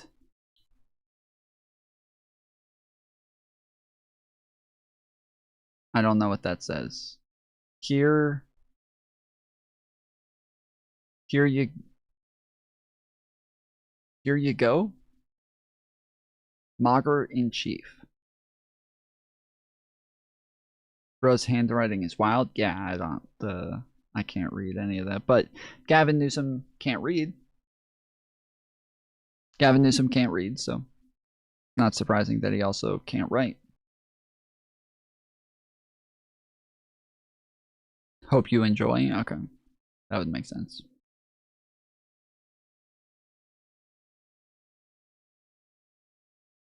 Very stylish, but he did just admit to dyslexia. Did he say dyslexia? I didn't hear him say dyslexia. I only saw the clips where he just says that he can't read and then he got a low SAT score, and then all the MAGA and leftists all ran around saying that he said this to a group of black people and that he pulled a Biden by, like, when Biden said, you know, poor kids are just as smart and just as bright as white kids.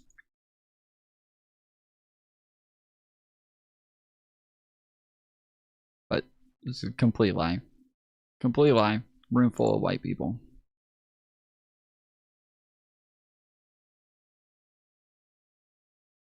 Those clips are an intro to him telling a story about dyslexia. Ah, okay. Interesting. Did you guys see also there's the clip of, so this has been driving me a little crazy, dude. You guys saw the clips of Trump calling in like a Trump-esque voice calling into a radio show, and it's not even a radio show, but he calls into a show. There are tons of lefties who are actually running around pretending this is actually Trump. This is actually Trump. I watched a video from Mercedes the other day, like saying, like, dude, this is Trump, and he's using the same name that he always used in the past. Here's proof of it, and blah, blah, blah. And like, dude, y'all gotta be fucking kidding me. Please stop. And I put out a video on TikTok just like, guys, we're joking with this, right? Like, it's a troll. We're just trolling, pretending that we think that that's Trump, right? Like, right? We're not serious. We don't actually, because it doesn't even sound like him. It's like it sounds like him. It's a good impersonation, but it's obviously an impersonation. It's so obviously an impersonation. And people acting like it's actually him, and he really did it, he really called in. I can't, dude. I cannot with these people.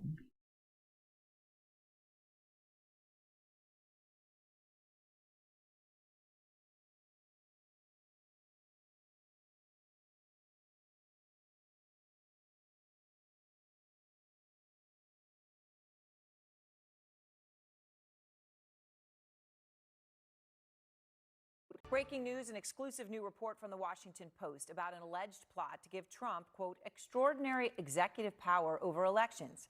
So according to the Post report, they write, pro-Trump activists who say they are in coordination with the White House are circulating a 17-page draft executive order that claims China interfered in the 2020 election as a basis to declare a national emergency that would unlock extraordinary presidential power over voting.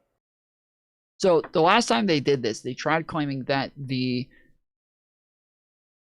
that China sent a bunch of fake IDs over to the United States so that immigrants could vote.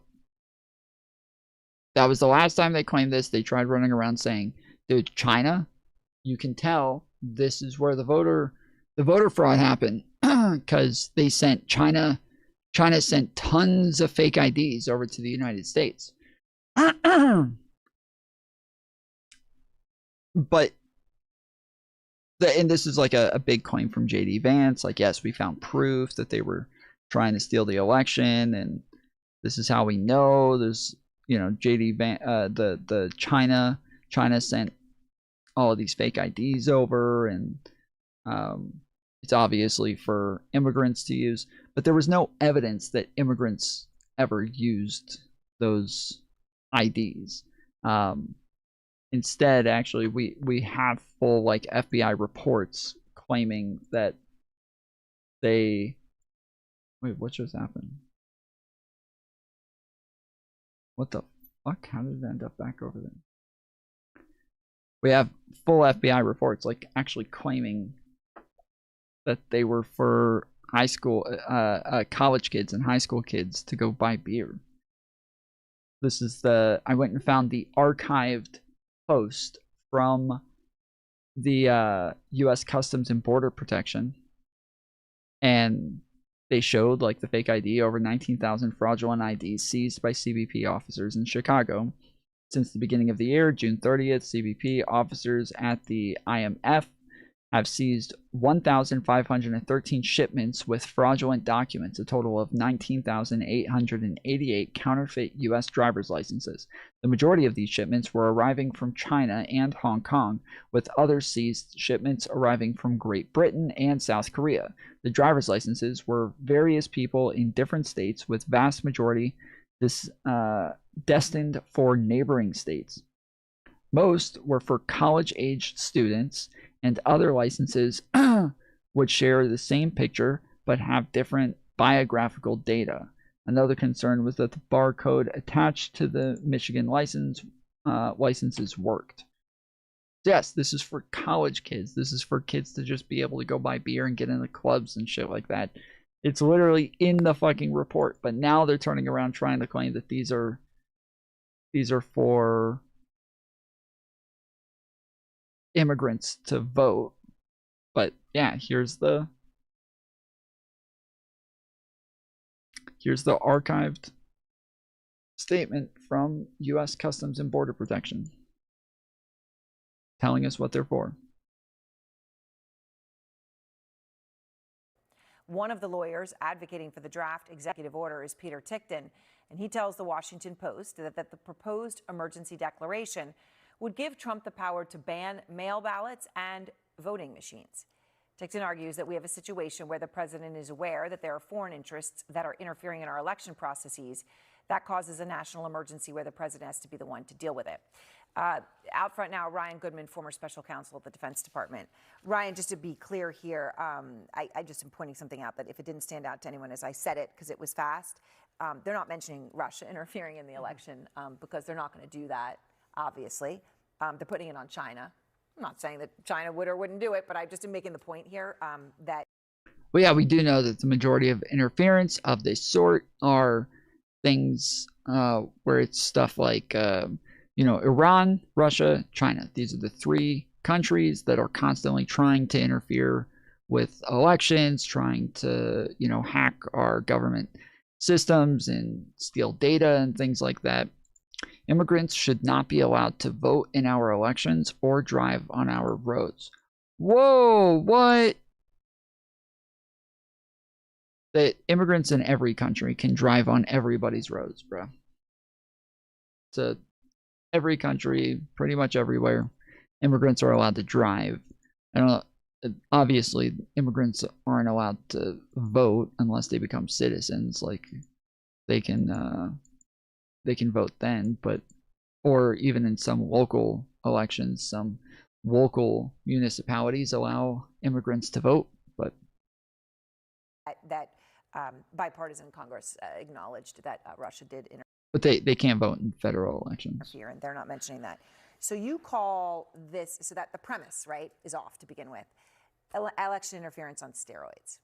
Can Trump do this? He can't legally do it. So I don't think this survives first contact with the courts. If he passes this kind of executive order, I imagine within hours there will be people who have already developed their litigation strategy to counter it because it's being broadcast by him and his team, or at least by this group with the Washington Post. And they will make arguments like, this is not a place that there's presidential power. This is something that's run by the state and local election officials. Well, we're a federalist country, right? So Absolutely. It should be run by the states. That's right. And we've tested this already once. So he passed an executive order in the middle of last year. And in fact, that order was then contested in court and so far has lost. He is now appealing it, but it's losing on the same idea that there's no presidential control over state and local elections. Right. And obviously, if just to state an obvious thing, right? If states are doing it their own way, as long as you're auditing and checking as they do, as Georgia did, for example, right, when they need to with any margin, having it not be nationalized makes it more difficult to hack or interfere. But yes. A couple of points here, though. He's saying proof of citizenship. Part of this would include everyone in this country having to re-register before the midterms. So if you're registered to vote now, it doesn't count unless you go do it again. That's on this possibility? Yeah, I mean, it's madcap in a certain sense of how extraordinary the idea is, and that's why it's on steroids in a certain sense. Yeah. And I think people that are involved in this machination might need to worry about their own criminal exposure, just to put it out there. There is a criminal statute that says that people should not engage in a conspiracy to deprive people of their rights. That's 18 U.S.C. 241. And it specifically says a conspiracy with respect to the right to exercise one's vote. That's what it's about.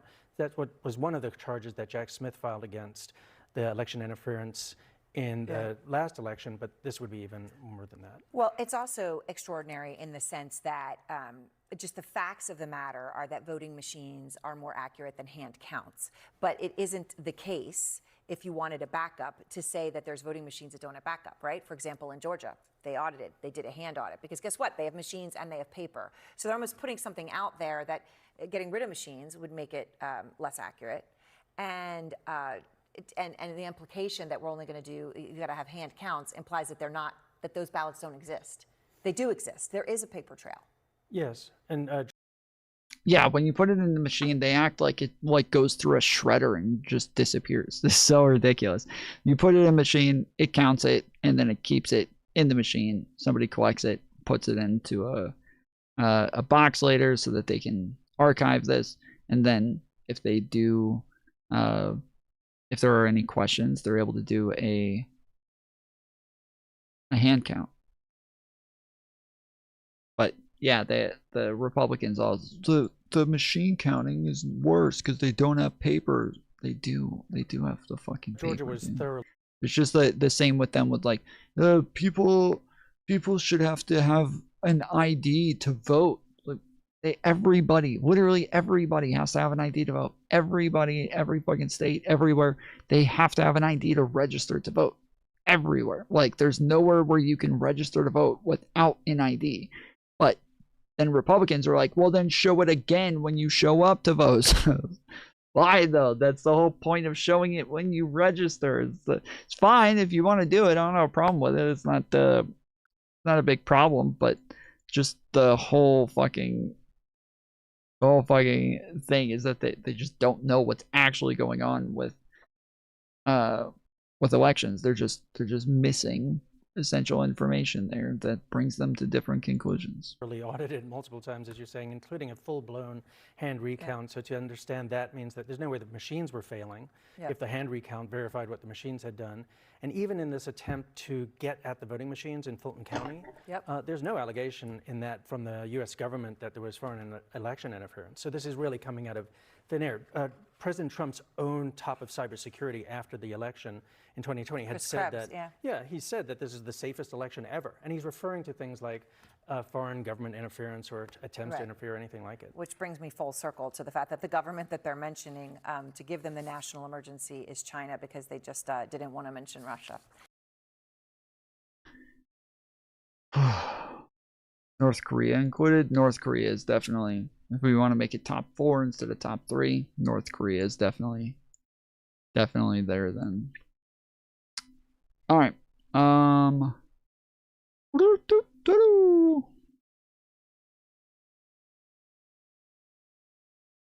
right, a bunch of people asked me to watch this. This is apparently a shorter clip of it, but it's still an hour and a half. I don't know that I'm gonna make it much longer. I'm very tired and didn't even know if I was gonna make it this long. So we'll watch some of this and see how it. How is it? It's so weird. Like, it's so weird. Why is he acting like he doesn't believe in God? Like, it's so strange, dude. I don't get it. I don't fucking get it. Why is he just like acting like he doesn't believe in God? And why is it that whenever somebody asks a question, he like finds some way to avoid answering it? Just answer the question, dude. It's not that hard. Just answer it. Superior. Oh, well, I just think it's better because it's better. How though? Yeah, because it's better. Can you make an argument for Sure, it? because it's better. In what ways? The ways in which it's better. What do you mean by better? The same thing you meant by better. No, not necessarily. Can Whatever you that is. What do you mean by better? I don't know. I think outcomes for people, they like it better. Okay, well then why did Christians like power get shirked off by the people? It didn't. What do you mean? Well, most right now there's a bunch of people who are proposing that Christians retake power. What are you talking about? Yeah, and there's not a lot of political will, thank goodness, behind. Well, okay. I hope she doesn't let this go, but even when he says retake power, so that means that they're not in power. They're suggesting that they retake power, which would mean that they don't currently have power. Is what you're saying. Right, but if there was, why did I still the haven't Western actually liberal heard an democracy. objection for it? Yeah, I would say that people did want to shirk it because of Western liberal democracy. But Western liberal democracy allows the conditionals for Christians to do it. Yeah, then Christians still So shouldn't. then I still don't. I've never. It would be more ethical for a and this is the Christian thing, to not do it. I guess back.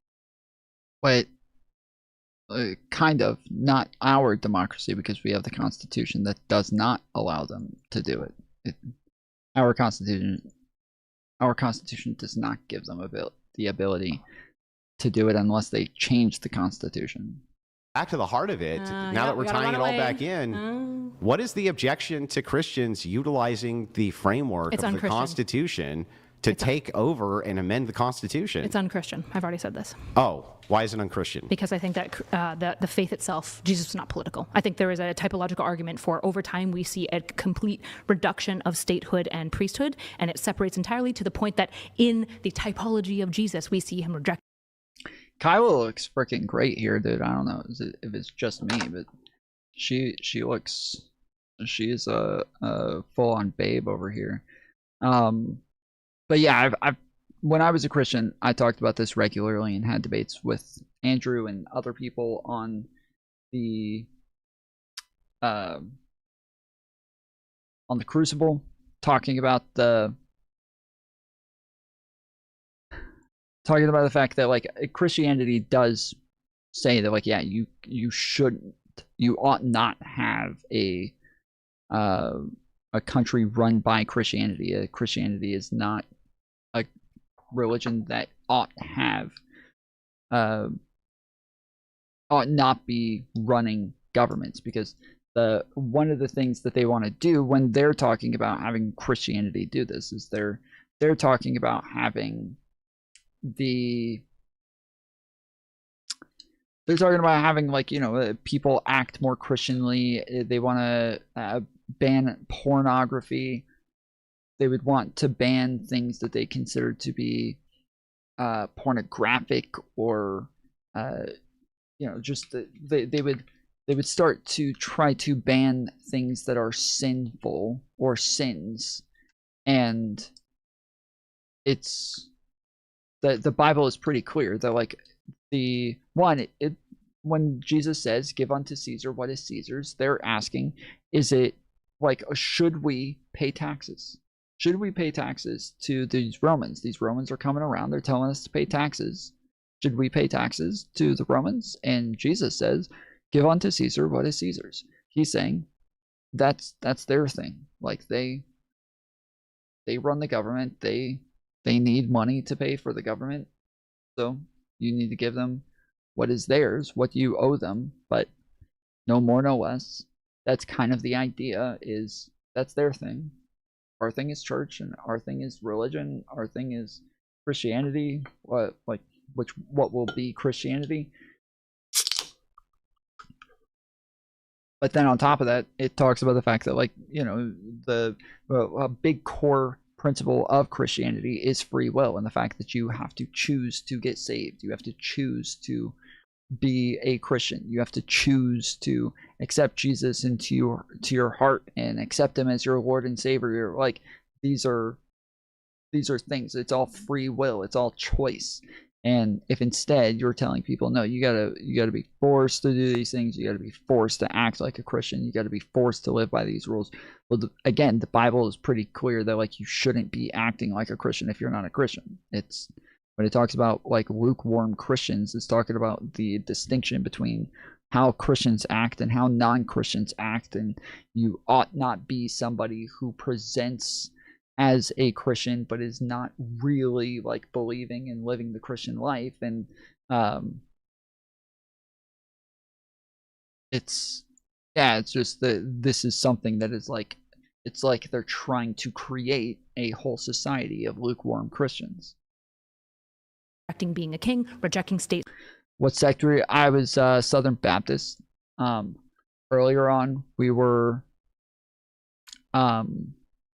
fundamentalist Baptists, which was much more strict. Like, we weren't allowed to watch movies or TV shows, cartoons, weren't allowed to dance, weren't allowed to listen to, like, you know, music and crap like that, grew up on old records and stuff like that. So yeah, it was very different in the fundamentalist aspect, but then moving to Georgia and becoming part of the Southern Baptist Church was also different. The church that I went to as well, our pastor was the head of the Southern Baptist Convention, and so he was like the top dog, one of the most famous pastors in the world. Tom had to get his linguist degree from Hooked on Phonics. Yeah. Statesmanship and refusing to make a physical kingdom on earth. And we have it through multiple verses, which we can get to if you want. Okay, well, let's get to them. Okay, so John 18 is a good example. My kingdom is not of this world. If it was, my servants would be fighting. And this is when he's talking to Pontius Pilate. Mm-hmm. Okay, so that's a good example of him saying, I'm not a politician. I'm not a king. And if I was, there'd be civil war. But I'm not this thing. So Jesus says, I am not a political figure. Is Jesus God? Yeah. Okay, so when God You just assume that? When God anointed kings, was he doing something wrong? No. I'm super confused. Why would Jesus anoint kings? Jesus didn't. Kings can be religious. Kings can be Christians. Kings can like we could have a president who's like Joe Biden, who is a godly man and who is very Christianly and lives up to the Christian code and seems to be acting on out God's will. And like obviously that would be a scenario where it would make sense to anoint Joe Biden, but it doesn't mean that Joe Biden is now like one with the church and running the country in that way. Jesus is God. So why did he? Because I don't think humans were ready for a secular state, a state where Christianity is separated from church and state. I think it took us a long time to get there. So God was anointing kings and putting them in charge of entire kingdoms based on the fact that he thought that humans weren't ready to not have kings? Yeah, for the same reason that like before we get to like certain parts of the Old Testament. Yes, I was just about to say, bro, that like morality throughout the Bible continues to evolve and like change and become more and more what it is that we would expect from morality today. That like throughout the Bible, where you have at points where you're not allowed to wear two different types of cloth on the same garment, or you have to do sacrifices regularly, or there's all sorts of different rules that existed in the Old Testament that don't exist in the New Testament, and we would see this as like an evolution of morality for religious people. That if you're going to believe in young earth creationism and that humans are just created at not too long ago, well yeah, there has to be some like training on how to build that morality over time. And so that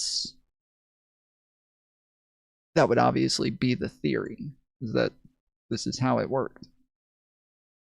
Men could have many, many wives, and then over time that got reduced because God's like, look, you were blind then, now you know better, now you can't do this thing, right? We've seen this. So why was it permissible for people to have multiple wives for some time, and then at some point in the Old Testament that got barred? Do you know why? How come post Jesus we still had kings in Christian lands? If God had changed his mind about, having kings, why did he continue to allow there to be kings? Because humans can sin. Yeah, that's a wild question. Why did he allow there to be kings? Like, what does that even mean? Why, if Jesus wants us to be a Christian nationalist nation, why does he allow us to continue being a secular nation? Like, what the fuck? You're kind of defeating your own argument at that point. So it's sinful to have a king? I would say it's heretical to engage in politics, yeah, as a Christian. As a Christian? Well... Do you engage in politics as a Christian?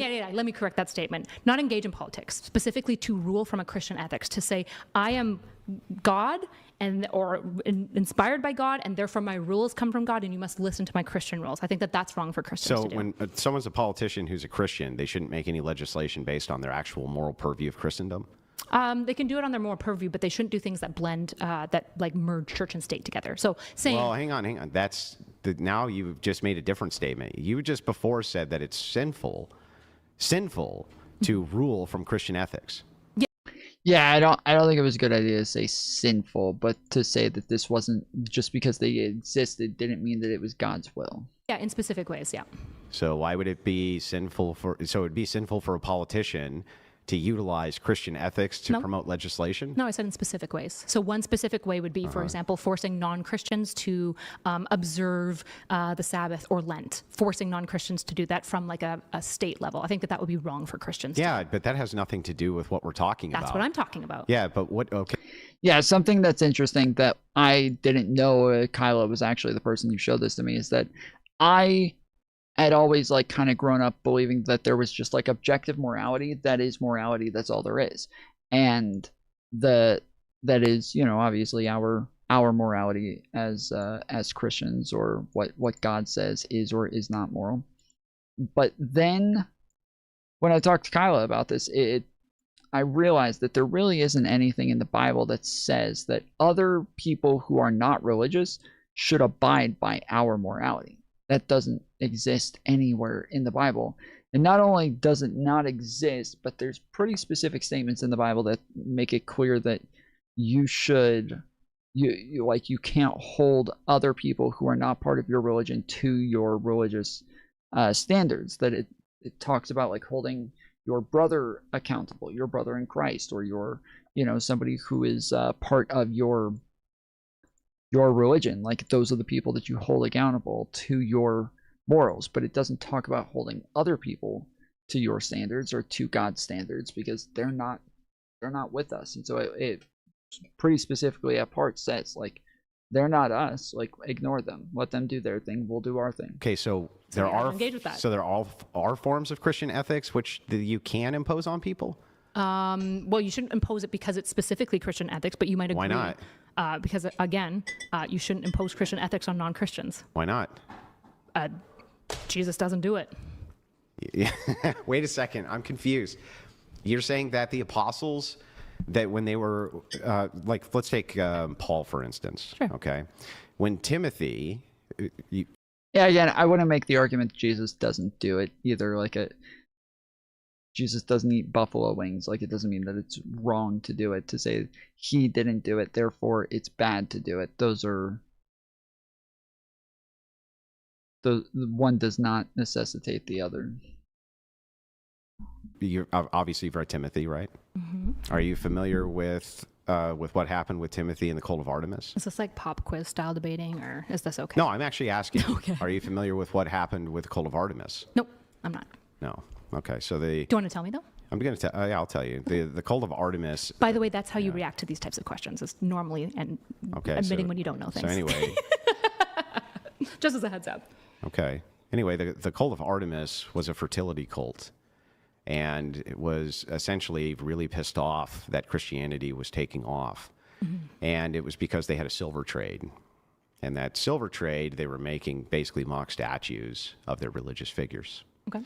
And Mog so they were statues? doing everything that they could do to undermine Christianity. And a lot of them, because it was a fertility cult, had priestesses, and they were trying to subvert Christianity, which is where you get 2 Timothy saying that I don't like it when women speak in church, right? The whole idea there was that a lot of these women were fertility cultists, and Timothy was asking for help. But at that time, Timothy had a massive flock, and was definitely, because they were diametrically opposed to the government as persecuting Christians, was definitely ruling the Christians. Definitely ruling them. Are you saying, so they rejected Roman occupation, they were shirking it, and they were only imposing Christian law, or were they telling Christians how to act? Because telling Christians is totally fine. A church, like the Pope, telling fellow Christians how they should conduct themselves is exactly what the church should be doing. But the church should not be going, hey, secular people, you have to do this same stuff too. That's not what the Pope should be doing. Yeah, so when there's a policy, like women cannot speak in this church, they can't do that, okay? Is that a command? From what? Is that a command from a bishop or a priest or something like this? It might be. How are you not ruling? Because it's not, your church isn't a state. Like, you can just leave that church, right? You can say, I'm not of the faith anymore. I reject this. Whereas if the Roman occupation says you must pay your taxes, what happens if you don't pay your taxes? What happens if the Roman emperor converts to Christianity? Then he began to impose Christian ethics through. See, that is such a massive fucking pivot, dude. That is such a massive pivot from his point about like the church making decisions for people. You're not bound to the church. You don't have to listen to the church. If you want to leave, you can leave, and there's nothing they can do about it.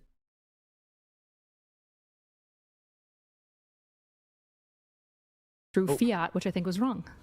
Yeah, but why? But what would make it wrong? I think that like the whole principle of the faith is regeneration, and I don't think that regeneration and legitimate salvation occurs when fiat imposes Christian ethics on you, which is why I actually think that blending church and state is so bad for the faith, because I think what it does is that A, when you force it upon people, it makes people hate faith, and B, nobody gets to actually personally know and understand God by and large because they're being forced to it. This is actually what makes Christians very different than like Muslims. So, Muslims believe, for example, that you can act according to the faith and you can be saved. Christians would say you can do every single thing you're told to act like a Christian, but if your heart isn't regenerated, if you don't believe in God and have a personal relationship, you are not saved. So let me just talk briefly. Sure. I just want to make sure that because I'm not strawmanning your position, I want to make sure I got it right. Appreciate that. Christians are in power. They should not directly appeal to Christian ethics for the. So it's every time he ever says this, and I've pointed this out 1,000 times in the past, it's every single time we listen to a conversation between Andrew and somebody else, it always starts off, like he'll always start off a sentence with like, okay, right, so, gotcha, so, what you're saying is, and then it is just the most straw-man-y thing of like shit that they never said. But he's taking things that they've said and applying it to something different than what they're talking about. And so it's, it's like if I say, yeah, I get naked every time I get in the shower, and I gotta make sure that I take all my clothes off. And he's like, oh, okay, so why do you take your clothes off though? And I'm like, well, because I'm getting wet. I don't want to get my clothes wet, and I want to make sure that I'm like getting clean, and so I gotta, use shampoo and soap and everything. Don't want to get that all over my clothes either, so I'm gonna take it all off. So, oh, okay. So let me get this straight. I don't want to strawman you, so I just so what you're saying is every time you go to the pool, you take your clothes off because you don't want to get naked, or you don't want to get your clothes wet, so you go to the pool, you go to the beach butt naked, and you probably, anytime you go to eat, you go to a diner, you go to a restaurant, you also get naked there, because just like with shampoo and soap, you don't want to get it on your clothes, so you have to just take your clothes off every time, right? Like this is the thing that he'll do, is just take whatever you said and then apply it to something totally different that you're not talking about. Make sure that because I'm not strawmanning your position, I want to make sure I got it right. Appreciate that. Christians are in power. They should not directly appeal to Christian ethics for the things in which they prescribe in policy. Didn't say that. They can appeal to Christian ethics. What they can't do is impose specific Christian ethics onto non-Christians. Oh. Yeah, he asked this earlier, and she answered this question earlier. Okay, so they can't, if they had a law, for instance, like, I don't know, no prostitution. Mm-hmm. And that's purely informed from their Christian ethics, not from empirical data or anything like that. They should not actually impose that in law. They can impose it if they think it would actually be good for the betterment of people, but I don't think that they should impose it if like there's a large consensus of the population that vehemently opposes that and would not elect for it. Okay, but let's just assume it's not a democracy. I am assuming it's a democracy. Yeah, but let's assume it's not. Okay, in an authoritarian regime, are Christians acting ill? Yeah, the problem is once you're talking about like somebody being an authoritarian dictator, you're already the type of government that exists is already unethical. So, like, to say they ought not. The dictator said, you're saying that the dictator ought not force everybody to do X, Y, and Z. Well, I don't think that dictators should force anybody to do anything ever, because I don't think that dictators should exist. So this is kind of an odd hypothetical to use. If a Christian says... Yeah, I think that would be bad. Yeah, okay, so a Christian says there's no prostitution allowed. Yeah, I think theocracies are bad. Yeah, okay, but anyway, so if he says... This is answering your if question. he says no prostitution's allowed, right? Let's say you agree with everything else that he says, right? What would make you specifically disagree with him appealing to Christian ethics for the imposition of no prostitution? Well, as a Christian, I probably wouldn't disagree with him, right? Because we share the same Christian ethics. The issue is that there may be a non-Christian in that state that does disagree and is now being forced to do it only and exclusively because of Christian ethics. Now, if the Christian found like statescraft argumentation for why we shouldn't have prostitution, like for example, it leads to high levels of STIs and the abuse of women, then that might be something that could be, in my case, collectivized and worked towards to oust. But again, I don't really believe in authoritarian governments. I think that they're very bad, just generally, yeah. So do you agree that fathers and mothers have rule of their household? Yes. Yeah. Would you advise then that a father who had no empirical data to tell his daughter not to be a prostitute, but only relied specifically on Christian ethics to say that to her, and then impose that as a rule, is doing something wrong? What's the difference between a father and a state? Yeah, I'm gonna.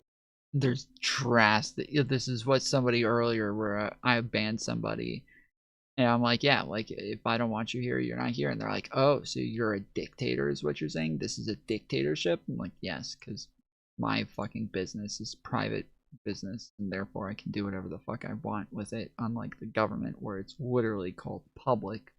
It is the public sector. It is our government, not private, and therefore they cannot just do whatever the fuck they want.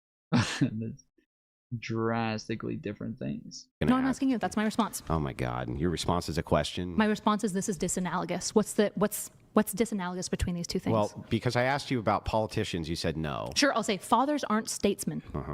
So that's okay for them to do it? Potentially, yeah, within their household, yeah. As long as it's not abusive. Yeah, as long as they're not being abusive. Why is it wrong for them to do it at the state level? Because at the state level, that's not what the church is for. Statescraftmen is for politicians, and church things. The state is also there, or the church is also there to help with moral information. The Eastern Orthodox agrees with me, right? Symphonia.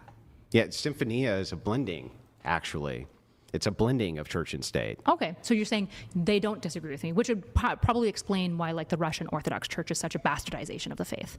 The Russian Orthodox Church? Yeah, I mean, we know, for example, what Kirill is like not excommunication, but he's basically just not talking to the church because they allowed Ukrainians to have their own Orthodox church, the ecumenical patriarch, right? And the reason that they did this is because Kirill, who's just an ex-KGB agent, is insisting that the Russian war is a holy war, right? So yeah, if it's the case that Eastern Orthodox actually is for this and they want to go back to the Byzantine, I'd say, well, it makes sense why Eastern Orthodox is such a it's such a weak branch of Christianity.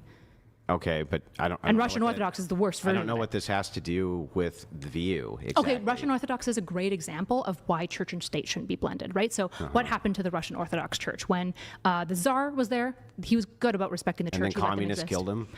Not just killed them, replaced 50% of the clergy with KGB members. Yeah, after they killed them. Yeah, which is awful, right? And were the communists secularists? But then the communists used the communists Russian Orthodox. were secularists. Hold on, he doesn't want to get to the last point. The communists used the Russian Orthodox Church because they actually put in place clergy that are KGB members, and they warped the Russian Orthodox Church. And unfortunately, because the Eastern Orthodox Church is so traumatized by the schism between Catholics and them, they wouldn't even excommunicate the Russian Orthodox Church that had been completely killed off. Are you saying that there was KGB agents at the time of Tsar Nicholas? No, I didn't say Tsar. I said in communism. Yeah, so then the communists killed Tsar. I would lean towards Andrew Wilson's position if I was using the Bible, but he's not using the Bible. That's the whole point, is that Kyla is saying that she's using the Bible, she's using Orthodox beliefs to come to these conclusions, and Andrew isn't. And she's literally been quoting the Bible the whole way through, talking about the fact that there's nothing in the Bible that ever like prescribes using the state in this sort of way, but it does directly refute using the state in this sort of way. So it doesn't make sense. Tsar Nicholas and then impose communism after that. They also They were killed a not bunch of the infiltrating clergy. the church with KGB agents at the time of Tsar Nicholas. I That didn't was say not that they happening. were. Tsar Nicholas wasn't when communism existed. Yeah, communism definitely existed. Yes, it did. There was all Marxism, my and yes, that ideology existed. he was I a don't know what king. you're talking about. Yes, it did. Wait, the ideology. That ideology existed. That wasn't what the Tsar was. Holy shit. Existed, but for Stalin, real? like when we're talking about communism, we're talking about Lenin-Stalinism, right? Yes. Okay, so Stalin, I believe it was Stalin that killed 50%. Well, we're also talking about Marxism. Well, when I'm talking about Marxism as like a state, I'm talking about this specific state. Yeah, but we're talking about the ideology of Marxism. No, I'm talking about the Russian state that. Yeah, the Why would you be talking about the ideology of Marxism? This is the wildest attempt at pivoting again, dude. This is the fucking craziest attempt at trying to pivot the conversation to something totally irrelevant. What the fuck? Russian state, which was secular, came from communists, killed Tsar Nicholas. Killed 50% of the clergy and then replaced that clergy with their own people because they recognized that the After torch. they killed them. Yeah. Secularists killed the Christians, Why not does the other he way keep around. But then they repeating used this? the church and implanted their own state members into the church Yeah, to so what? weapon. That's a good example of how the state corrupts The churches. reason that, no, that would be the opposite. Bro, he just keeps repeating that secularists killed Christians for absolutely no reason. That literally has nothing to do with the argument. That has nothing to do with the argument about the legitimacy of the Eastern Orthodox Church. That, like, her argument is that Eastern Orthodox churches are blasphemy, and she keeps trying to explain why, and then he keeps just repeating that secularists killed Christians for some reason, and that they're Marxists.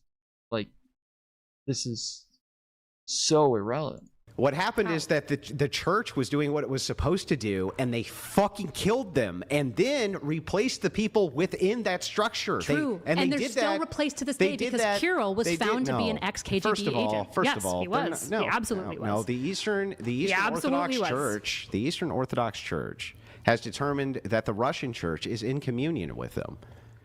In communion, but the issue, so that they're willing to still talk to them. The issue is that the Patriarch Kirill will not talk to them because what happened is the Patriarch, what is it, Bartholomew the First, I think, right now? Bartholomew and the Ecumenical Council, The or whatever. ecumenist Bartholomew? Yeah, they gave autocephaly to the Ukrainian Orthodox Church, which means self-governing for those who are not like EO words. And this made Kirill so mad because he's so in line with Putin and insisted that the Ukrainian war is a holy war that he stopped talking to all of them. But all the ecumenical, they oppose what Russia is doing insofar as they allowed Ukrainians to self-govern away from the Russian Orthodox because they recognized that there was a problem here. Yeah, but this is a good example of why church and state I should don't blend. understand. Your example of why church and state is bad is because secularists can come in and kill the members of your church and then replace them with people No. who aren't real Christians. My argument. That's your argument. No. Do you want it? Do you want to steel man my argument? Do you need me to explain Yeah, it to here's you again? your steelman argument. No, is you're about if, to straw man. If No, state, stop. You're a straw man. I can how do you know? I haven't even because made of the your argument. tone. Your tone. I can tell. Okay. Here's the actual argument that I'm making. Okay. I'm not saying that the state was bad, that the blending of church and state is bad because the state came and killed. I said what's bad is that they later then used the church as an arm of the state. So they blended church and state. They used Kirill and other people to impose theological law that was just sympathetic. Like, it feels like she should be like calling him on this and being like, okay, so if you're saying that it's secularists who took over and it's secularists who were running this and secularists who are making all of these decisions, then you agree that this is blasphemy. We agree. This is not in line with Orthodox teachings and not in line with the Pope. She should just be like calling him on this and just being like, okay, so you're agreeing with me. Your attempt at pivoting and obfuscating is just an agreement with my overall point.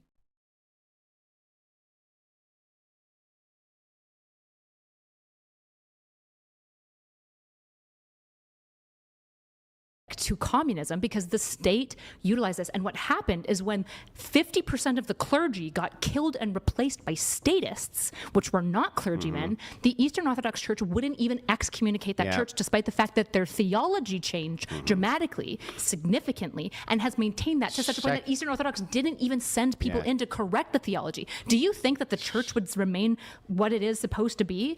Yes, I'm moving my hands. Very exciting, Andrew. Do you think that the Russian Orthodox Church would be what it is if the KGB hadn't killed 50% of it and removed it? This is why, by the way, the separation of church and state is valuable. It protects the church and it protects the state. How is the separation of church and state protect us from communism? Because it doesn't allow communism to utilize the church as a statecraft. It doesn't need to. It can just take over the state. Yeah, that would be bad. Yeah, but it can do that within your liberal framework, no problem.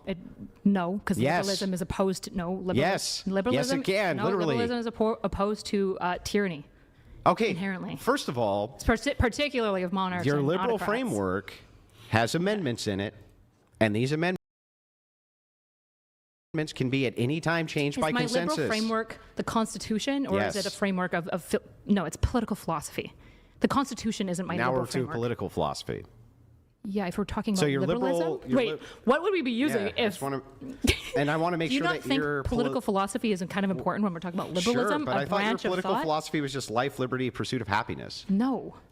Oh. That was something I pointed to as like a central American ethos. So what is the liberal foundational philosophy then? Typically, it's going to be maximizing like freedoms and rights of people. So giving people both rights and what's the other one when it's not rights? It's like privileges. I forget the word. I'm blanking right now. It gives them access to rights. It has strong institutions. Positive and negative in more rights. modern forms of liberalism, which I like, by the way. It believes in a rights social and safety net. freedoms. That's liberalism. That's the best way to say it. Entitlements. No, there's like a Liberties. political fill word where it's like you have both rights and I don't know why I can't think of this word right now. My brain is like you could probably look it up. Rights and liberties. Okay. And liberties are the things that you get that aren't your right. Yeah, but you the have problem access you to. have here is that your foundation here is democracy, right? Well, a liberal system, I think, works best with a democracy. I think a liberal democracy is So great. within the confines of a democracy, as long as people vote out the liberal system literally lets them do that, right? Yeah, I agree, but this is why I think that the founding fathers did a really good job of setting up like girding principles against this, right? I'm not maximal for democracy. I actually like liberalism more than I like democracy, right? see. So I want my democracy to stay within the confines of liberal values. That's nice. So let's make sure.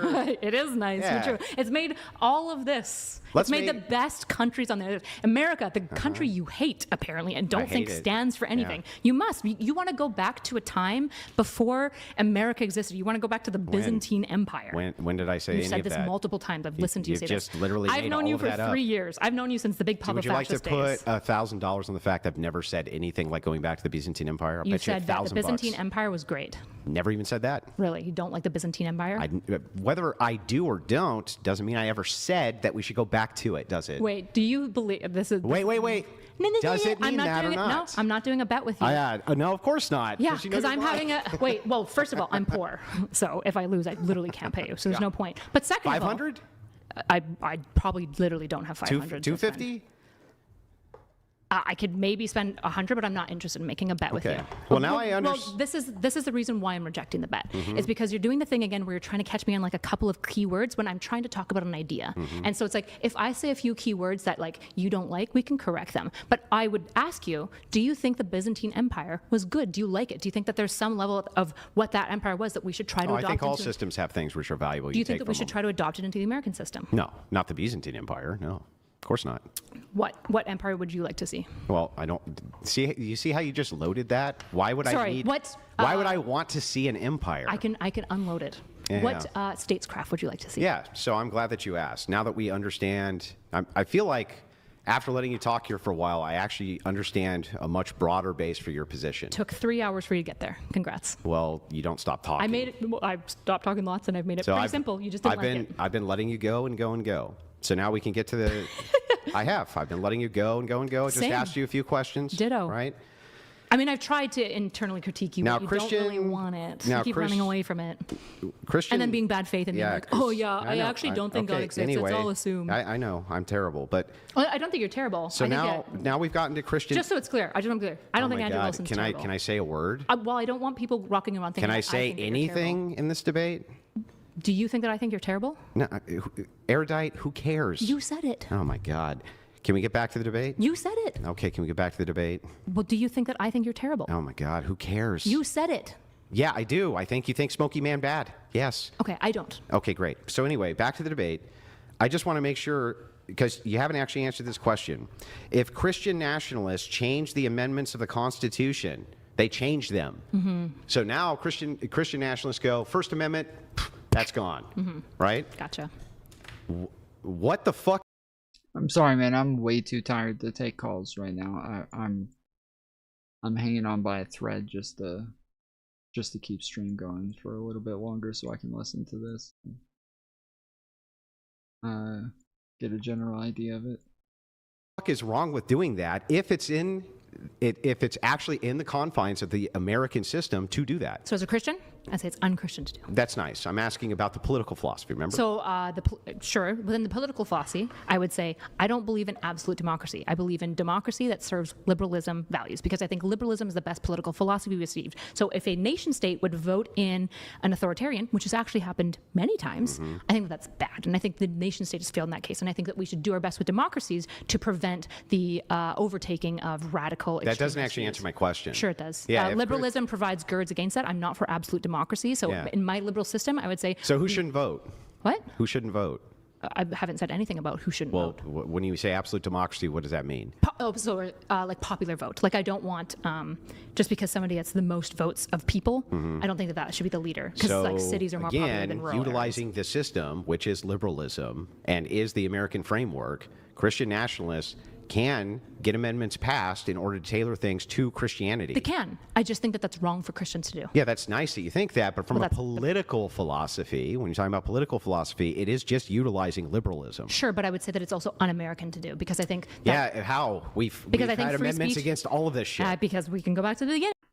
That utilizing liberalism to do something doesn't make it liberal, though. Like, communists are anti-liberal and could use liberalism and democracy to make things anti-liberal, and then it also doesn't make it Christian. So just because the system, like, in theory can be there for its own demise, which is a constant criticism of liberalism, is that, like, that is kind of a big part of it, is that other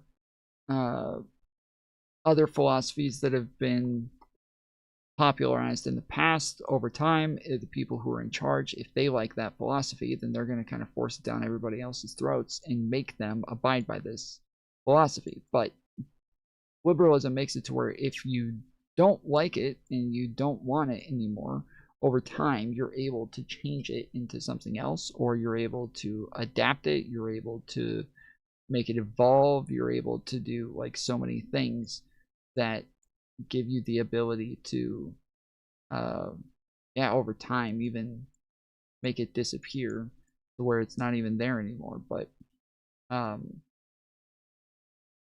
it's like when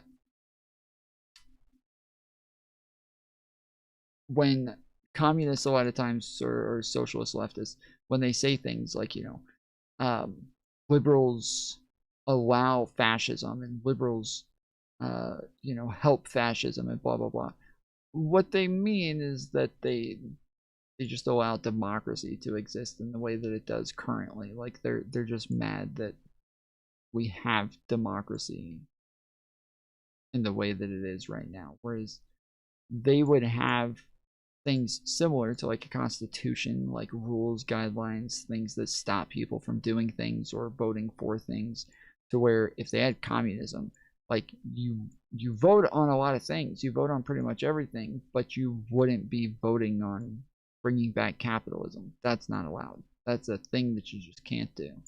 And same with like being a Nazi or saying certain, like there would be a a good bit less speech and shit like that. Like these are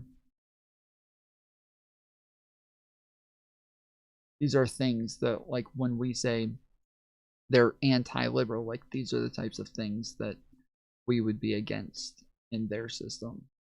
But yes, our system does allow its demise to exist because that is the only way to like make sure that you do have a system that everybody actually wants.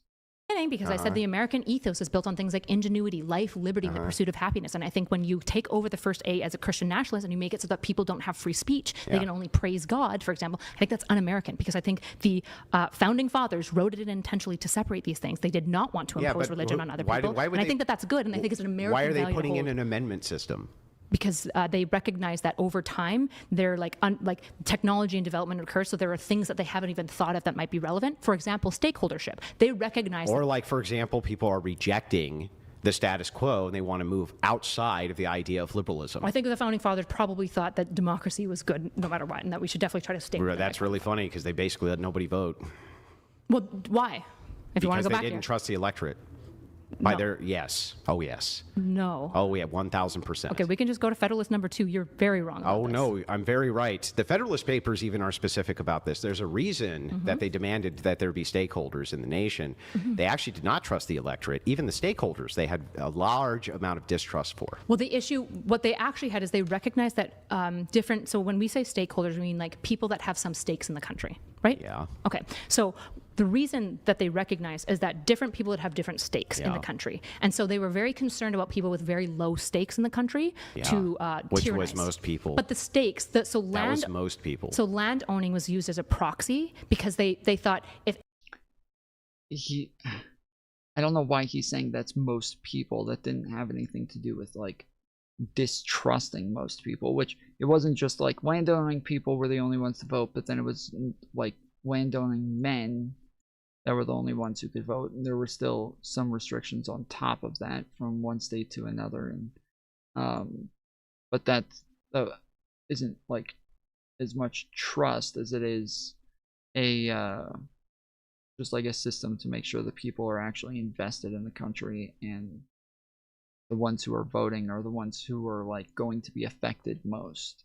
It's not a distrust. So I don't know why now he's bringing up like, yeah, but that's most people or whatever. Like that, your argument is not about most people. It's about the distrust. That's where the disagreement is. Anyone is going to want to see America continue and America to flourish, irrespective of what they personally want. Then most people couldn't vote. It would be landowners. Yeah. Yeah. So most the issue people couldn't vote. I agree. Yeah. For a reason. Well, I would say the reason was built on bad premises, right? They were concerned, for example, that the landless man would be less invested in the country. And I would say, there's a lot of people that don't own land that are very patriotic. You got to interrupt me because I'm cooking, don't you? Yeah, and under the, well, I got to be able to talk too. You have talked lots. I've barely said a word. Do you feel for like an hour? I've just let you prattle. It's my turn too. Wait, first of all, for the last hour, you've insisted on internally critiquing only me. And you wouldn't let me internally critique. No, you can internally critique. Second of all, you can internally critique. But here's my question to you. I'm just curious because I still don't understand why it would be that if we changed an amendment, that's anti-democratic or anti-liberal. I didn't say it's anti-democratic. I said that it would be un-American. It's not un-American. Yes, it is, because the first... We've changed how many amendments? We've added a number of amendments. He did again. So this is what I was talking about before, where like you take off your clothes to get in the shower, therefore you're probably going to take off your clothes to get, like, he's taking it and just totally turning it into something else. Her saying that it's anti-American to implement Christian nationalism within our government, that is the thing that was anti-American. Not changing the Constitution, not adding amendments, not amending amendments. That is not the part that was anti-American. And she didn't catch him there when he said it, but the part that was anti-American was implementing Christian nationalism. That is the anti-American part. So that one he got away with a little bit.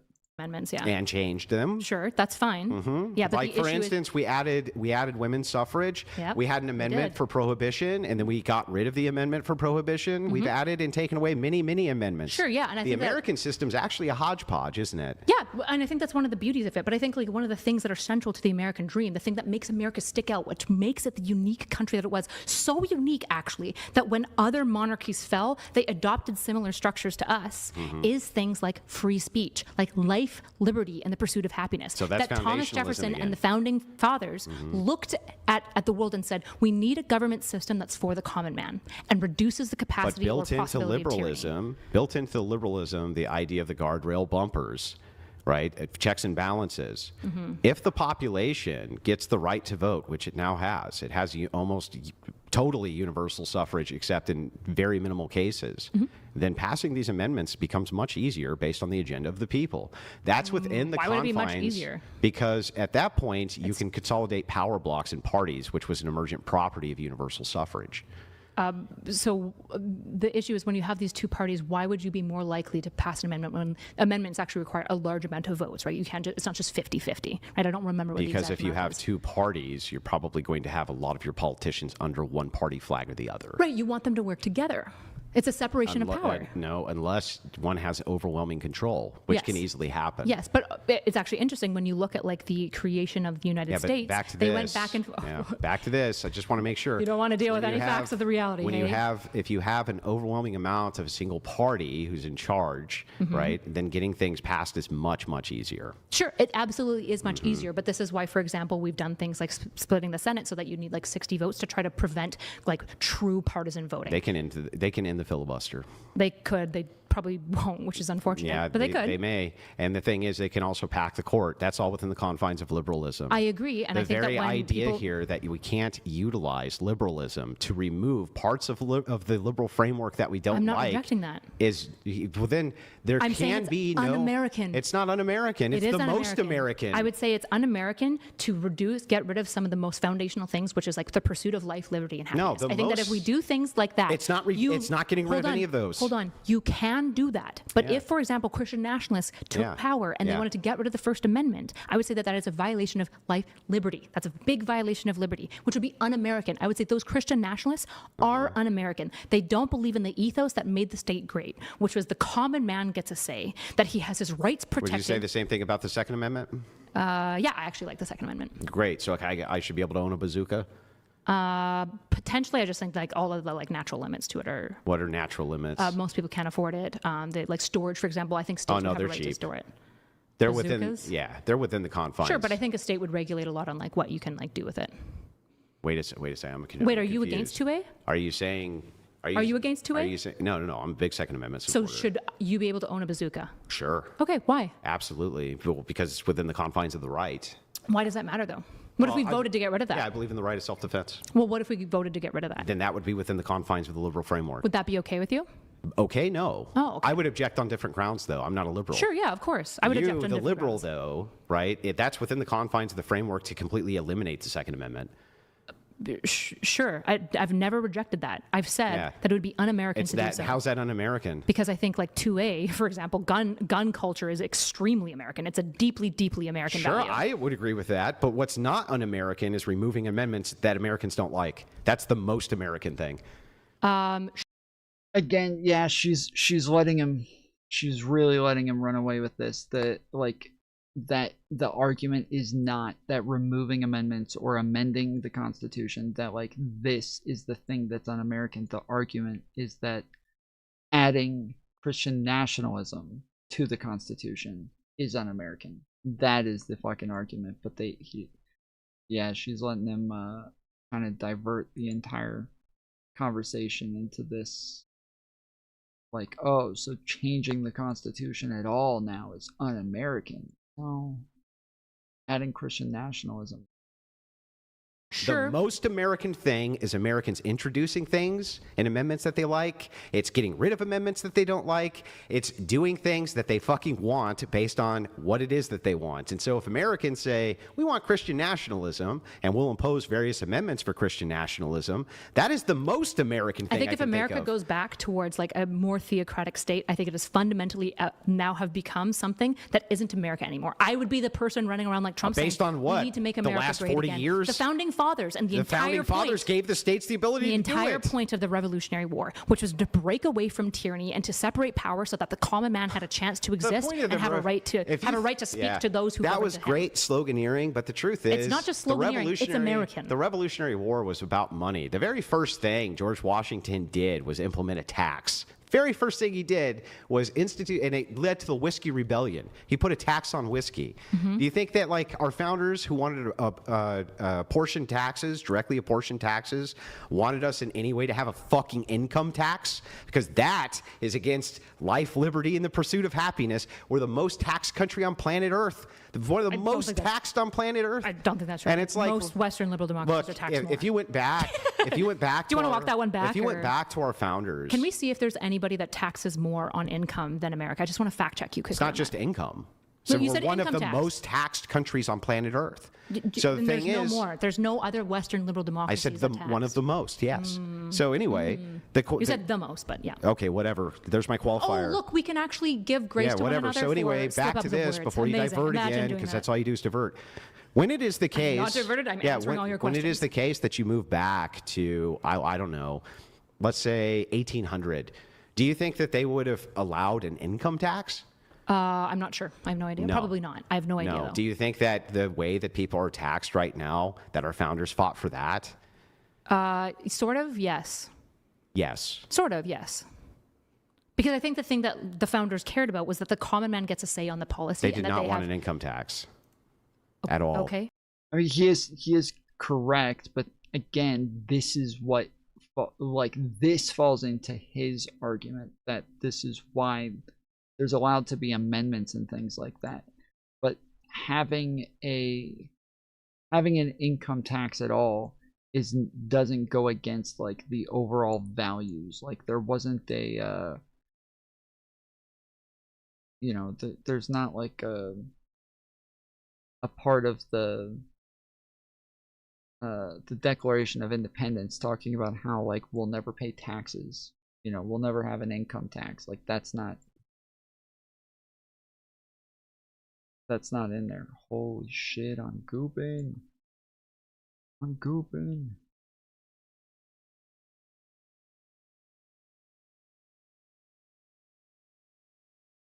I don't think income tax by itself just breaks I just shot up in the fourth place. this entire American ethos. I don't think it's just shattered, right? So I imagine. Why not? Because, like I said before, It's a threat to life, liberty, and the pursuit of happiness. How is it a threat to life and liberty? Because they're directly taking an unapportioned tax from people.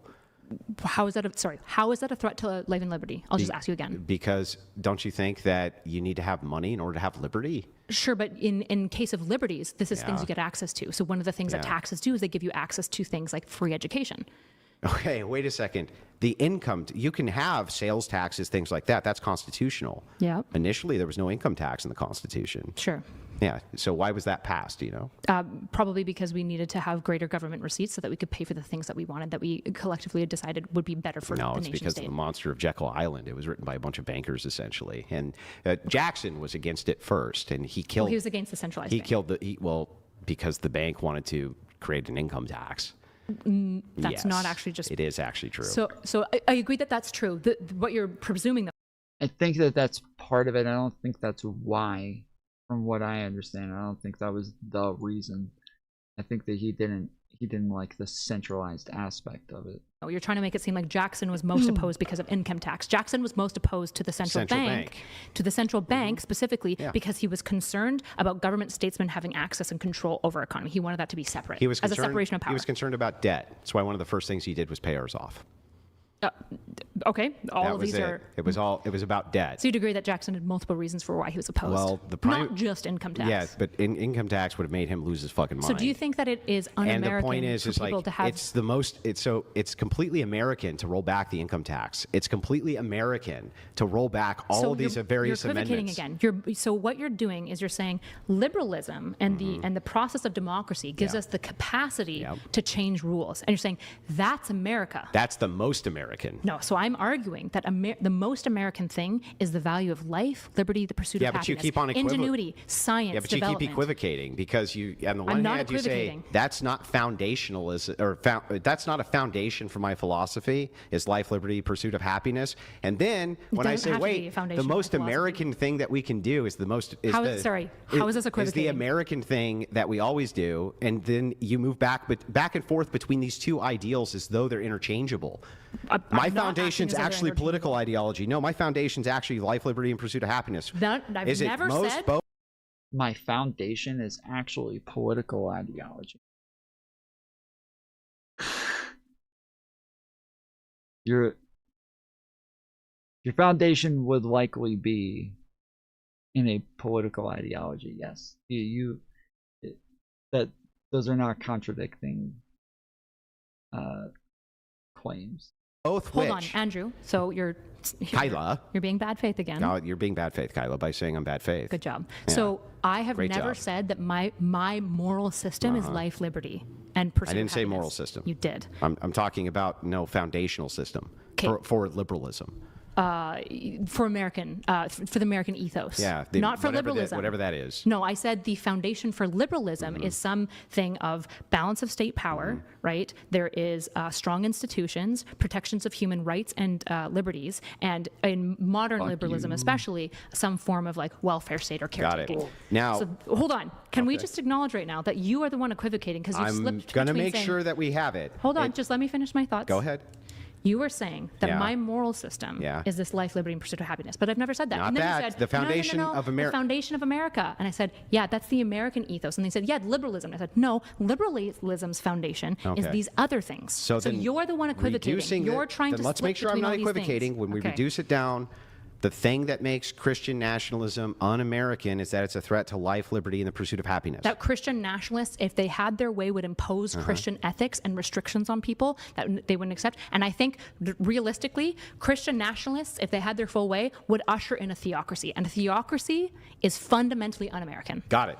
Now let's say Christian nationalists are able to take power, okay, through their, machinations, running for political office. Guys like Fuentes, super popular. Many people like this. They sway the electorate. The electorate puts them in office under the promise that they're going to change many of these things, right? I'd say those American people are not American. I get it. They're not. And bad They're Christians. very un-American. And bad Christians. These Americans are very un-American and bad Christians. I get it. These guys get in office, and all they do is this. Oh no. They just immediately legislate that you can't be prostitutes, no prostitution, no pimping, no gay marriage, right? That's all they do. They keep everything else equal, right? Can you tell me why it would be that you would oppose that? Typically in the criminalization of prostitution, we typically see that women are disproportionately abused as a result. Well, how would it be un-American, I guess? I didn't say it would be un-American. Okay, but it's definitely in direct violation of this whole liberty thing, right? Not necessarily, right? Like prostitutes specifically are usually Yeah, but women that don't homosexuals, for instance? So are you also wanting to impose a law that homosexuals can't get married? Yeah. Okay, then I would oppose that, yeah. Yeah, because it's a threat to liberty? Yeah. Okay, so how come 3 people can't get married? Mostly, I think right now it's taxation. But I mean, if we can if we can make it happen. Legally, sure. Yeah. I don't have a problem with it legally, because legality is not my moral system. 17? I think if Andrew was smart, and I was going to say this way earlier, and I thought, well, I'll give him time to try to do it. I think if Andrew was smart, instead of saying, well, we're going to take this to a totally different sort of government, it's got to be a theocratic, religious organization. If instead he had said, we're just going to make it like it was 100 years ago. We'll just make it like it was 100 years ago, and it was still American. It was still, founding fathers are still there and still around, and they're all obviously happy with the system. And we didn't have gay marriage then, we didn't have prostitution then, we didn't then now he's able to kind of defeat her overall thing. They're like, well, no, it goes against the principles, it goes against but he's able to kind of implement a lot of the things that he wants to get. He's able to advocate for a lot of the things that he wants to advocate for, and just say, like, well, we just go back this far, and now we have my system, yet it's still under our Constitution. It's still American. It's still there. So, like, that would be a much harder thing for her to argue against. But yeah, I don't know if truly I don't know if Andrew does debate prep. I used to always say there's absolutely no way he does, because it always seems like he goes into debates just winging it and trying to find some sort of like a semantic disagreement to push on for 90% of the debate, but which is kind of what he's doing here, where he just keeps switching up words with like what her fundamental belief is or fundamental value is. But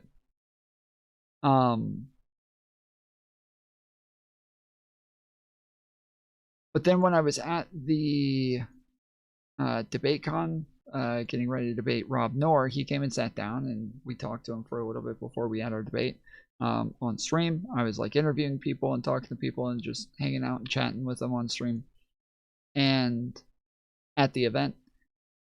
And Rob, when he got there, he said, well, Andrew has a debate coming up for DebateCon, and so I've been helping him prep for the last 14 hours or something like that. And yeah, I was like, what? Andrew does debate prep? What the fuck? He always seems like somebody, like the way that he debates is the same every time. It doesn't ever seem prepared. It doesn't ever seem like somebody who has prepped. It always seems like somebody who's just like doing the thing that you do when you didn't prep for a debate. Like, this is the negative argument. Like, generally, if you go into a debate, we've talked a lot about like positive and negative arguments or whatever, but like when you go in, you have like the negative position, the other person has the positive position. When you go in as the negative or as the counter, you're able to like pretty much, it's easy as fuck. Like, it really is easy as fuck. If all you have to do is just keep questioning the other person on anything that they say or any position that they have, you just have to question it and try to like get them to slip up on their position, because you don't have to take a position at any point. Like, you're just doubting their position, you're just denying theirs, or even saying that at least they're wrong, but you don't have to say what is right. Like, that's the fucking easiest shit in the world, dude. And that's how Andrew debates. Like, he debates by just saying, like, you're wrong. I don't know what's right, but I know you're wrong. And then spends the entire time just arguing against their position the entire time. And trying to like poke holes in any argument that they make. And even if he's not successful on any argument, because you can see that like all of it shifts from one moment to the other. It's not going down like one like seamless coherent line. It's not linear at all. He's just switching from one argument to the other, and it switches with in the blink of an eye. Like, you can watch it just in the blink of an eye, it just moves. to a different thing that he's now claiming that does not back up the other thing that he claimed. It doesn't back it up at all. It's like normally you move from like, I think abortion should be illegal. Why do you think abortion should be illegal? Well, I think it should be illegal because it's immoral. Well, how is it immoral? Well, now I can make an argument for how it's immoral, right? I can talk about a negative outcome that comes from abortion and say like, oh, well, this is mothers tend to be more depressed. So that's not true. I'm making up an argument, but mothers tend to be more depressed after getting an abortion. They go through postpartum depression, and it's very, very detrimental to the mother's health. So, okay, how is it detrimental to the mother's health? And now, like, you keep moving down this line of argumentation. But with Andrew, it's never that. It's never that. Like, you get an argument from him, and then you argue for a while, and then eventually he gets to the end of it where, like, it's obviously not going anywhere. He can't make any more arguments. He obviously looks bad here, but before they like back him into a corner and just fucking nail him down on that one point, he pivots and moves the goalpost and just like makes a new argument that allows him to do it again down a totally different line of argumentation. This new line does not back up the other one. And so you just like, you just, but like how the hell do you think abortion is good? Like, you think killing's good? You think murder is good? You love murder? It's like, well, I don't think it's murder. It's like, okay, but it is murder. And then like you argue about whether or not it's murder. And over time, like you'll ask him for his definition, you'll ask him for this, and then eventually you'll get down a line, and then eventually he doesn't have a way to back up that it's murder. So then but I mean, I'm sorry, like, this is the cause of promiscuity. Like, promiscuity is the problem. If people just stopped having sex out of wedlock, we wouldn't need abortion anymore, now would we? Like, if you would just have babies within a marriage where you're already committed to one another and you probably want to have kids, now we don't even need abortion laws anymore. And now he just switches to that. And now you go down this line of like, well, people who are in marriages would probably still need abortions sometimes, right? Like, it's not as though like if people are married and now all married people always want to have kids. So even if I would agree that abortions might go down if that was the case, that doesn't mean that they go away. And it's like it's just nonstop shifting, because whether or not promiscuity like stopping doesn't have anything to do with the murder argument that you made a minute ago. Like, this is not, you're not getting anywhere. And that's every fucking debate with Andrew. That's every debate. You never move in the debate. It's never getting somewhere. There's not like an end goal that he's trying to get you to. Whereas for Kyla, it is her whole argument the whole time. It's about liberalism. It's about liberalism. It's about the fact that we want liberalism. We want freedoms. We want the liberty. That's what it's all about. That's what we're looking for. The whole thing is just one straight argument that she's trying to push and defending the entire time. It's so frustrating. People? Sure. Hold on. What reasonable world exists where 17 people are getting legally married? Well, right now we just recently had 3 people who got married. I don't see why you couldn't add a 4th or a 5th. I'm saying, do you think it's reasonable to presume that 17 people are going to get married? Yes. Really? Yes. Okay. I think you're absurd. I at least think it's reasonable to assume 4 or 5 would. So the thing is, okay. Well, if it's 3, why can't it be 4? I've spent time with people, but maybe you haven't. I don't know. If 3 people just got married, why couldn't it be 4? Well, I would argue, for example, in the case of polycules, even a lot of these relationships tend to fall apart because I don't. Yeah, but they can still get married legally. Yeah. Yeah. Okay. Yeah. So anyway. So again, yes, if we could create a taxation system that could manage 17 people getting married legally, I don't have an issue with it necessarily. Got it. Now. But that's not more. Now, hang on. Let's say that we pass an amendment. Liberals pass an amendment. And it says 3 people can get married, okay? And this is now part of a new constitutional amendment. Christian nationalists get power. They remove that constitutional amendment. That is now violating the idea of liberty. I don't think now that- you're violating the very ideal of liberty. So that would be un-American for those Christian nationalists to get rid of 3 people getting married if there was an amendment. So right? this is where pluralism comes in. You're making it seem as though like I'm a liberty extremist, right? I think that there are some liberties that can be like girded, right? I don't want people running around maximally. Correct. This is a conversation that we seem to have with people who don't understand liberalism, because it seems like all the people who are against liberalism and think it's the worst thing in the world, they don't understand it at all. This right here is a conversation that you'll have to have every single time with those people. We balance things out. Freedoms is a thing that we want, but that doesn't mean everything is now free and all freedoms exist now. Like, I should be allowed to rob people. I should be allowed to steal their shit. Why can't I steal people's shit? Why won't you let me just steal people's shit? Well, we're going to take that freedom away from you. Sorry. You don't have the freedom to steal people's shit. Why?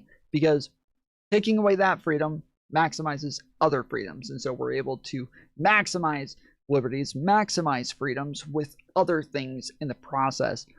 But that doesn't, the I should be allowed to have sex with 5-year-olds. Why can't I do it? Like, well, again, we're trying to draw some lines here where we're able to give more freedoms with less freedoms, and this also comes with rights, and where rights come in, like there's who actually thinks liberalism is about no rules?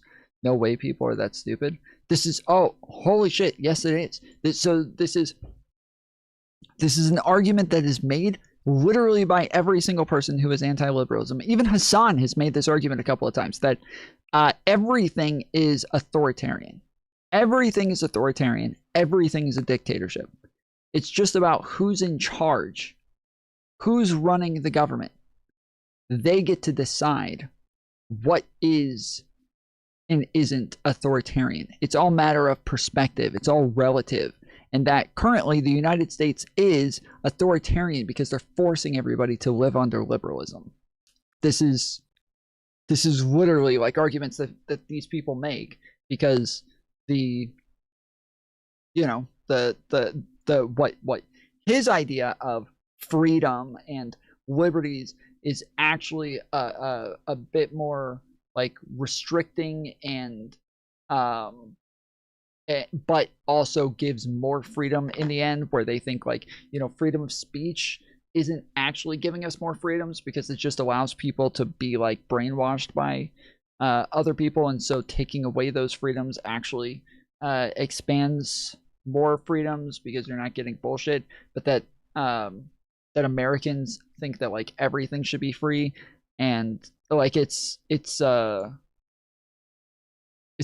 same with libertarians. Libertarians do the same thing. Like it's fucking obnoxious. Doing anything they want at any given time, and neither does liberalism typically, because liberalism is also well, where do we draw the typically. threshold then? Because your whole objection to Christian nationalists well, and also here's Andrew literally making the argument right now.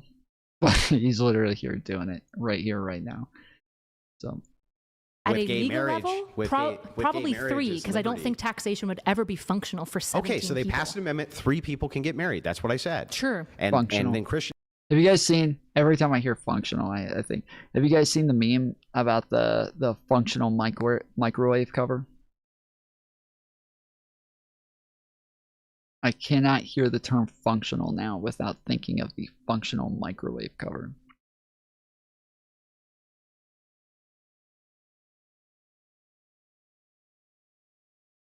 There was a woman, very country woman, who picks up a microwave cover and turns around and says, you need a functional microwave cover?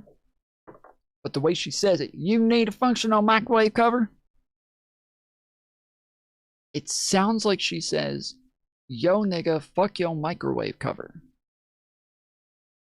And so then there's tons of black people stitching this, going, what? No, nigga, fuck your microwave cover. What the fuck?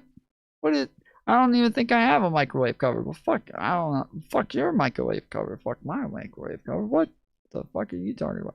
Like, there's just so many fucking videos of black people. No, fuck your microwave cover. And she came out recently another video. So, do you need a functional microwave cover? Well, I've got the thing for you. So fucking funny, dude.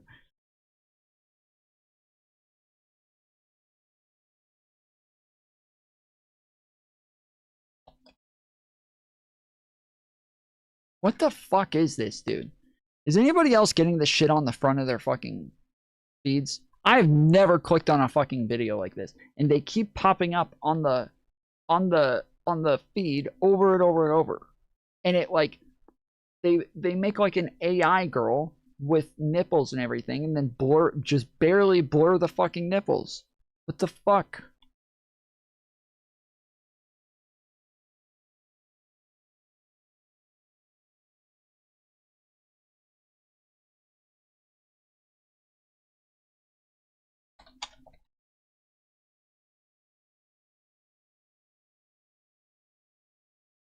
Need a functional microwave cover? Nigga, fuck your microwave cover. What the fuck? Need a functional microwave cover? Nigga, fuck your microwave cover. The fuck? Need a functional microwave cover? Nigga, fuck your microwave cover. Ours got fancy holes too. Need a functional microwave cover? Nigga, fuck your microwave cover. What the fuck? I've never seen like a compilation of them, so that's funny that somebody made them. But I just keep seeing a ton of people replying so to crazy. it. Oh. Can I be a podcaster in a game of porn? Need a functional microwave cover? What the hell my microwave cover ever do to you? You don't know, she actually said need a functional microwave cover. Can't all microwave covers just get along? Worst game of telephone ever. The microwave cover. Need a functional microwave cover? Need a functional microwave cover? Y'all, this is the 10-point. Nah, fuck your microwave cover. My microwave cover ain't did shit to you. Need a functional microwave cover?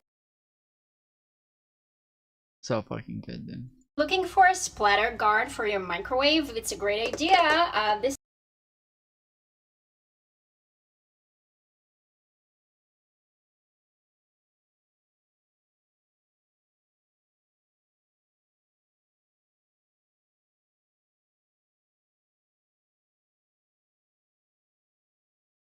Anyways. Nationalists take control, and the only thing that they remove is that amendment. I probably personally wouldn't have an issue with it.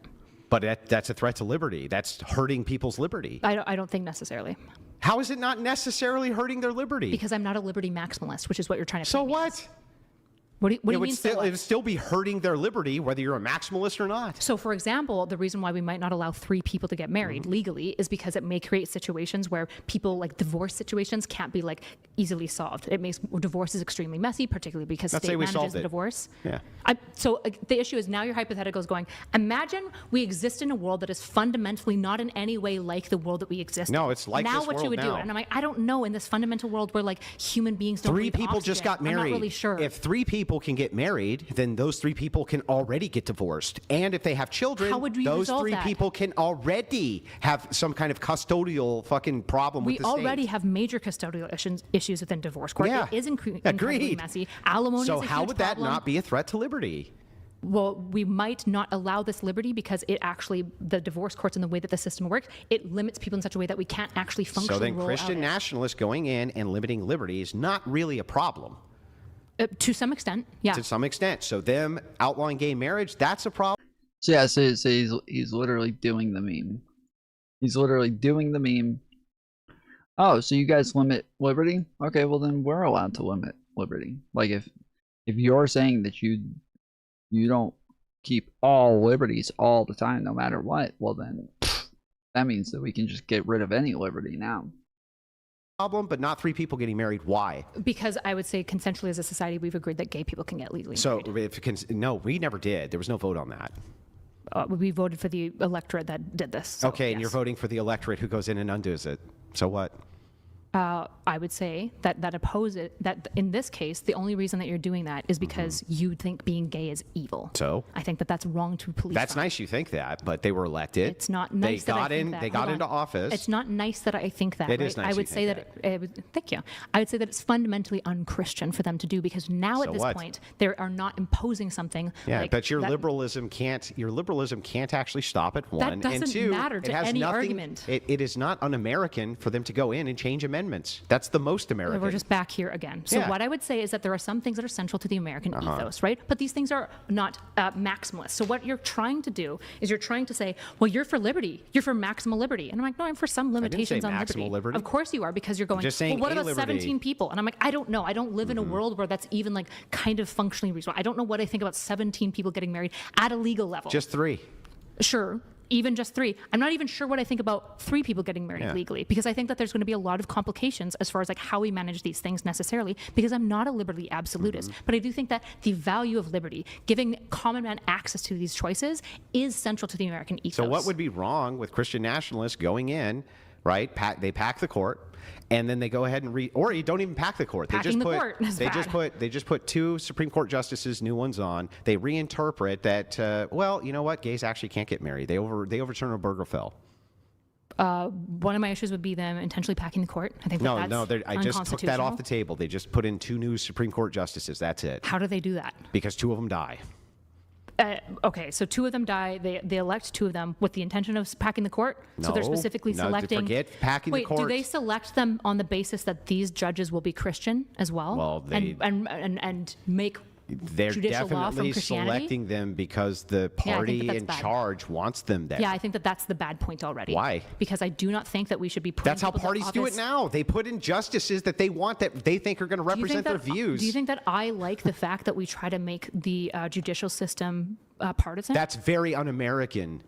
I think it is un-American. No, it's very un-American for you to go against that. Why? Because it's the most American thing. That's how we've always done it. What do you mean? I would say that if it's not girding the common man, the pursuit of life, liberty, and happiness, packing the courts, for example, I think is bad. I think that this is not a good thing to do. I don't want partisan courts. The American idea, the zeitgeist of the separation of powers, actually really, really, really matters, because one of the things that's fundamental to Americanism is the opposition. Yeah, actually, like a big American thing has actually been presidents constantly saying that if they have like 2 picks, that they'll choose one that's going to be like a liberal and one that's going to be conservative, or one that conservatives want and one that liberals want. Things like that, trying to be bipartisan in the way that they make their picks and make their choices, so that it's not a partisan thing. But generally the idea is that you're trying to pick somebody that you think is interprets the law the best, but your liberalism can play into that. So it's not, I don't think it's likely that a lot of people outside of Trump are going and saying, I want to get this passed. Which justice is most likely going to agree with me on this one thing? Like, I don't think they're doing that. I think that the majority of presidents are choosing justices based on the fact that they think they are qualified and capable of interpreting the law in a just way, and that this is somebody who's gonna do a good job at it.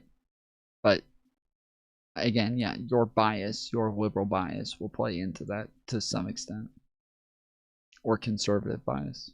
Of tyranny. How you oppose tyranny is you separate power. So if you're packing the court to be biased towards a single side, you're already engaging in some level of tyranny. What about them getting rid of abortion? What about it? Yeah, is that hurting life or helping life? Depends on what you think life is. Well, I'm asking you. So I'm for the decriminalization of abortion entirely, because I think when you look at the when you look at the ramifications of abortion policy, it leads to more infant death, more mother deaths, more children in foster care, more. So here we are moving to another thing. Now, this one is somewhat linear, okay? This one is linear currently, where it is something that is supposed to back up his argument about liberties, but he did just totally abandon his other argument about the about the marriage things. So that he did just abandon. Now he's moving to another thing. It still is on liberties, so this one isn't so bad, but it is kind of funny that it's literally a thing that I used as an example just a moment ago. Children in poverty and more children dying. Is it more overall. or less American that abortion's banned? I don't think that this is necessarily an American concept. Not everything is like tied to this. So if Christian nationalists get in and they completely outlaw abortion, right, via constitutional amendment, I think that they would then be imposing onto non-Christians their view of human life. that's nice, but that doesn't violate any of the life, liberty, or pursuit of happiness that you consider Americanism to be. In fact, it reinforces life. It would be because probably 50% of the population definitely disagrees with the contention of when life is. Who cares? You're not an extremist. What do you mean, the who main cares? thing is that if it's the case... What do you mean, who cares? Well, first of all... Yeah, when she says this, that doesn't really matter. Like, that doesn't really matter because they're not interpreting how much of the population agrees or disagrees with a thing. The Supreme Court, when they make a decision on abortion, they're just deciphering like past laws and precedents and things that already exist in the Constitution or otherwise, but they're not going and looking at polls to see what percentage of Americans agree or disagree with abortion. So that's not it's just not how that works. Probably the voting electorate. Yeah, sure, the ones who elected the Christian nationalists? Well, more so in this case, the ones who didn't. Yeah, so now the Christian what? It's the most American thing possible when Christian nationalists get in. How's that tyranny? By trying to impose only Christian ethics on other people, knowing for a fact that 50% of the population would not want to adhere to 50% of the population doesn't want to adhere to abortion. They think that abortion's evil. They don't have to get abortions. Isn't that crazy? They think you're murdering people. Sure, but they don't have to get an abortion. It doesn't matter. You're not allowed to murder people. Wait, does the state compel anyone to get an abortion? Why would that matter? Because it kind of matters if you're talking about the Christian ethos of what you're concerned about. Is it the case that if the state said that you could like murder random people, that you could object to that in a democracy? Yes. Yeah. Yes. So you can object to fucking people murdering people in your democracy. You can, of course. And you can get an amendment together to say stop murdering people. All of this is fine as long as the reason that Christians aren't doing it is intentionally to impose Christian ethics on non-Christians. And yet you have not made an argument for why that's even bad. You've just said within the framework, I don't like it. No. I said it's un-American. No, I said Christians imposing Christian ethics on non-Christians is unbiblical. It's heretical to do. Yeah, but we're talking about whether or not it's un-American. No, I've said from the beginning. Now you're going to fucking equivocate. We're talking about what's un-American 5 seconds ago. You trying to slant me into specific types of arguments that I'm not making is not me equivocating. No. You said that this is the most American thing we could do. What? She didn't say that, but she did say the other thing, which this is where her argument should have stayed, is that like this would be wrong, and like I said earlier, she got stuck like getting pushed into a different argument than what it was that she was saying initially, that she did end up actually stating to where he was actually able to argue against it eventually. But I kept saying earlier, she needs to bring this back to like this would be against Christian ethics, that Christians shouldn't want to do this because it would be wrong. But yeah, now she has said that it would be anti-liberalism and anti-American values. So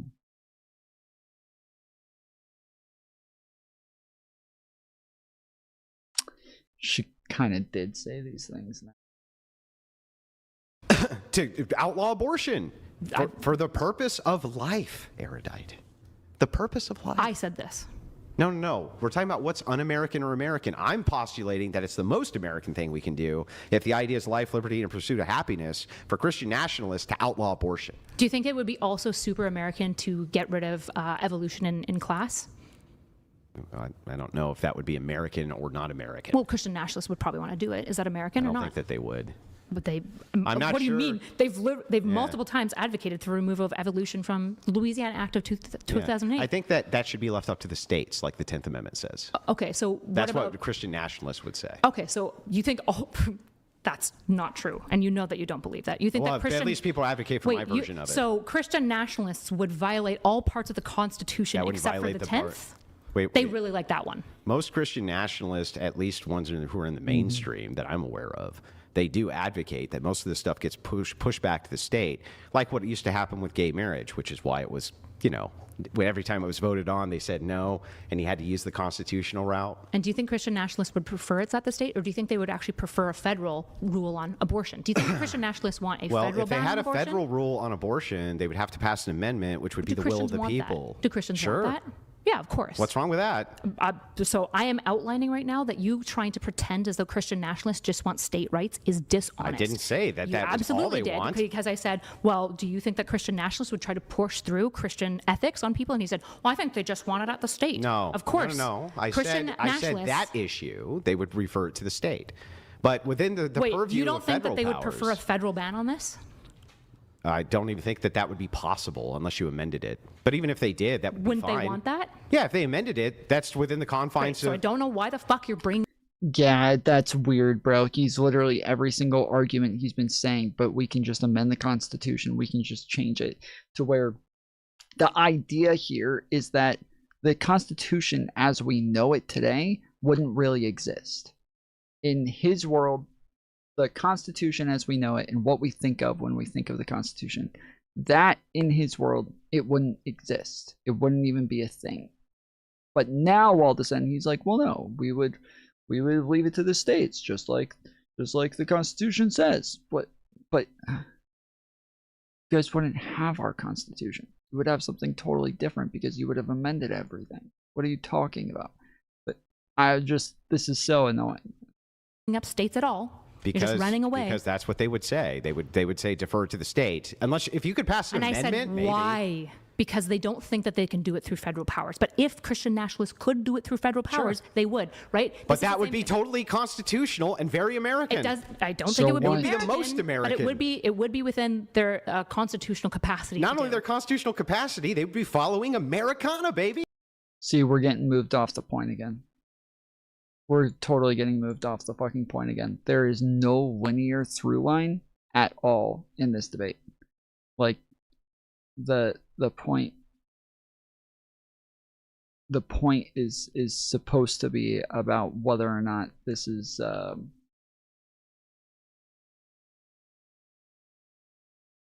well, actually I'm a little lost on it now as well, but I know that wasn't it. That is the overall argument. That is the granular argument, but that is not the in the weeds argument.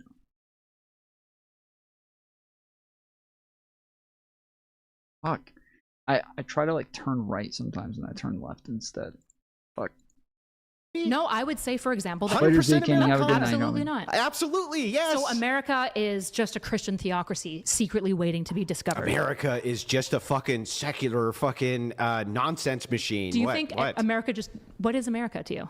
To me, America, at least how you define it, is not just a system. Not how I define it, how you define it. Yeah, so for me, I've told you this multiple times. If there was some kind of cultural glue, I would give America a lot more credence on this. But right now, it just looks like a system. That's not an answer to what America is. I just answered it at the end if you would have listened.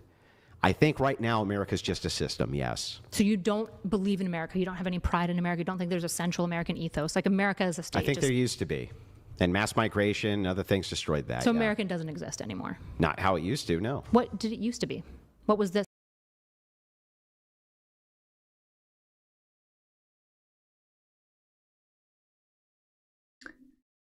Israel launches attack on Iran, blasts heard in Tehran. The IDF sent a national announcement warning citizens to remain near protected areas.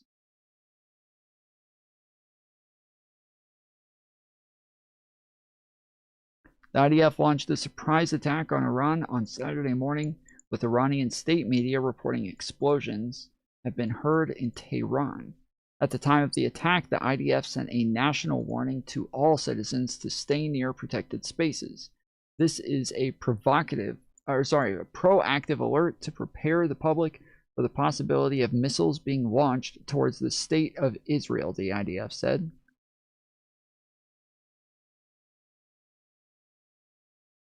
Iranian media reported strikes targeting the IRGC intelligence directorate as well as hits in central Tehran. Fucking shit, dude. So they bombed civilians again. Currently, no missiles have been launched towards Israel.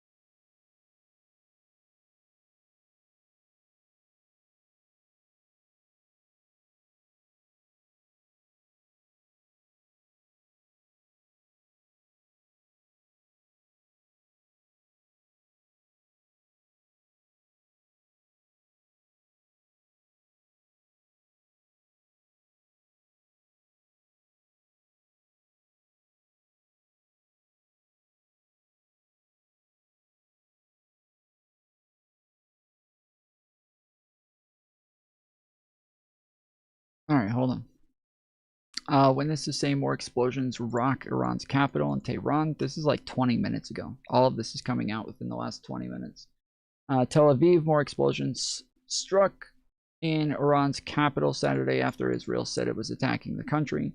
The blast happened after an earlier strike apparently targeted an area near the offices of Iran's supreme leader, Ayatollah Ali Khamenei. Authorities have offered no casualty information from the strikes. This is breaking news update. AP's earlier story follows below. Tel Aviv, Israel. AP. Israel launched a daylight attack Saturday on Iran's capital with a cloud of smoke rising from the city's downtown. The apparent strike happened near the offices of Supreme Leader Ayatollah. It wasn't immediately clear whether the 86-year-old Khamenei had been in his offices at the time. He hasn't been seen publicly in days as tensions with the United States have grown. But the attack comes as the United States has assembled a vast fleet of fighter jets and warships in the region to try to pressure Iran into a deal over its nuclear program. Israeli Defense Minister Israel Katz described the attack as being done to remove threats. He did not immediately elaborate. In Tehran, witnesses heard the blast. Iranian state television later reported on the explosion without offering a cause. Sirens sounded across Israel at the time. The Israeli military said that it had issued a proactive alert to prepare the public for the possibility of missiles being launched towards the state of Israel. The U.S. military declined to immediately comment on the attack.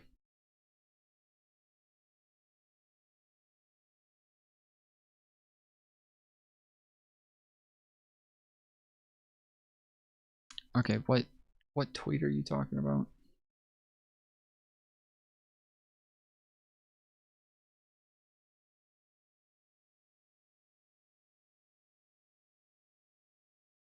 I don't see a tweet to click on.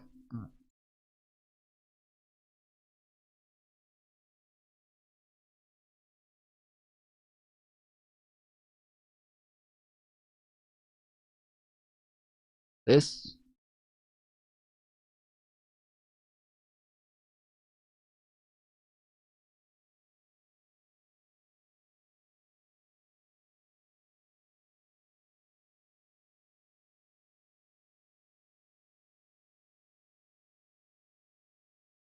I don't know what tweet linked you're talking about. In Google search? I don't know. Wasted just said The tweet linked there has videos.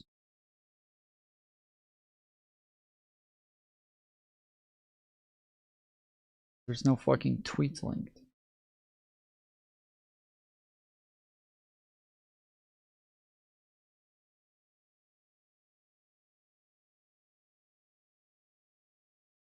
Thank you, Joe Blow, for the jewels.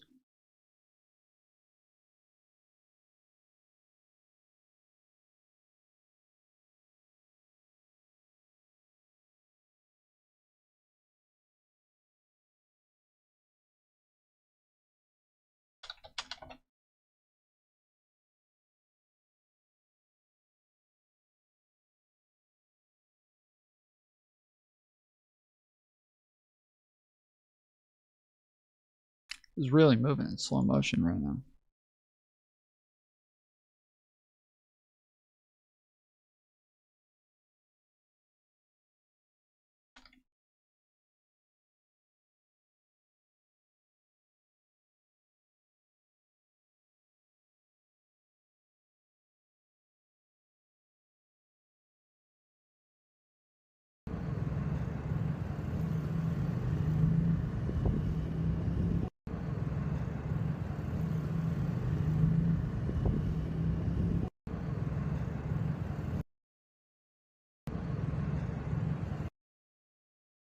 There is on my screen.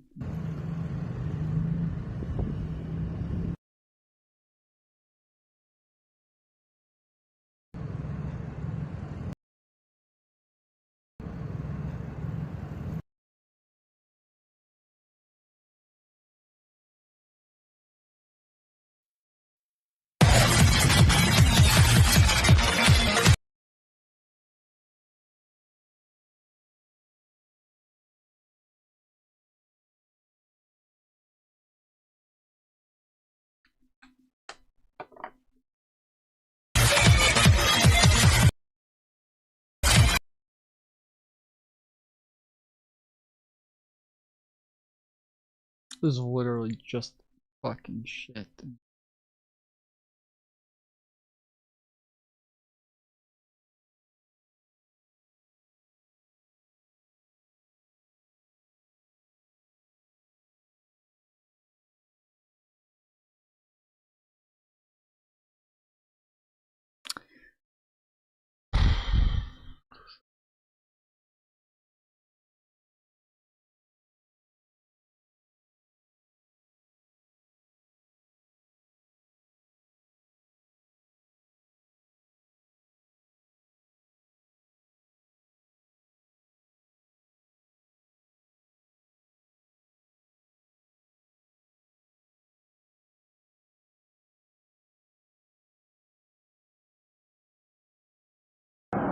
يلا ظل كودا أهو مباليستيا على وجهي ولا لها شنو ذا تختيكا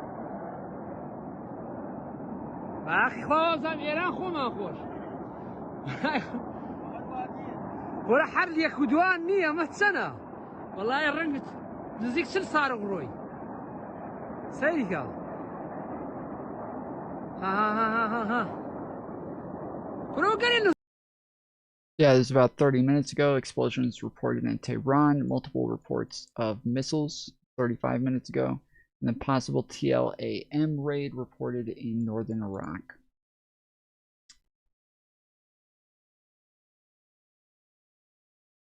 I don't know if you could see planes or jets flying by or what that was, but... Oh yeah, okay, there's a jet right there and right there.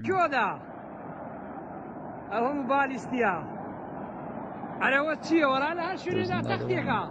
Two more. There's four. أخي خوزم إيران خو ما خوش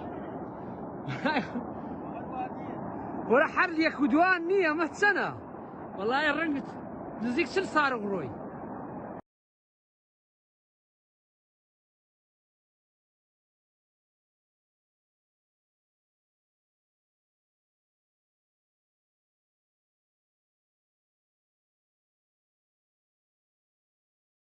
Oh, this is the same person we were just on.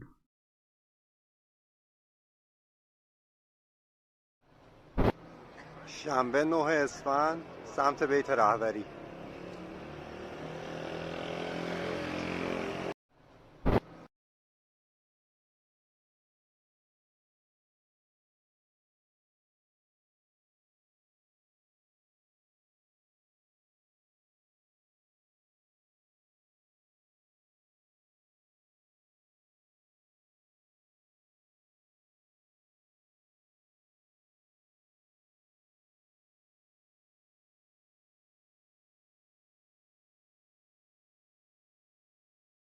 Was it a surprise that civilians were caught in the blast? Almost definitely not. Like, if you're blowing up Tehran like that, like they did with the scientists a while ago, where they went and blew up apartment buildings that the nuclear scientists were staying in, the nuclear physicists that were staying in, that they believed were taking part in the building of a nuclear bomb. They just bombed civilian apartment buildings, and yeah, it's fucked up.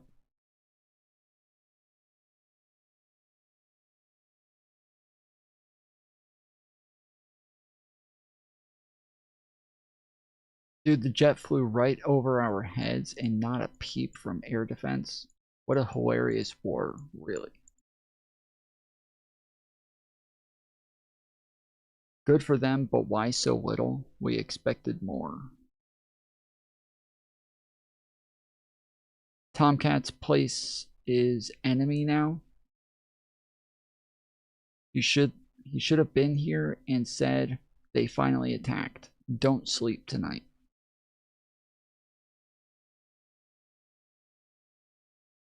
A fighter jet was easily spotted in the sky, followed by thunderous sound of successive explosions. Its sound was horrific. We passed by the white Safed Tower in Pasdaran in the car. Pasdaran? Yes, around Tehran City Theater, Saturday 12/9.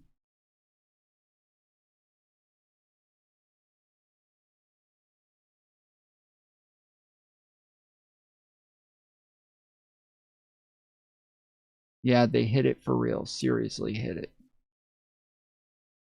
It's on now. Hashtag King Reza Pahlavi. Finally, we made it out of Azar month. Our side has also come with two voices, like June 13th.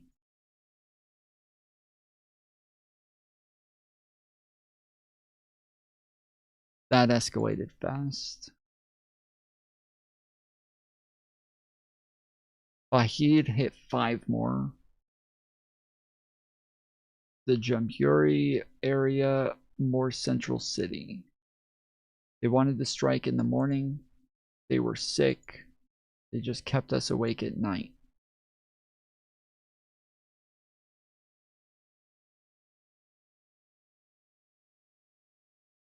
Al Arabia Network is broadcasting live.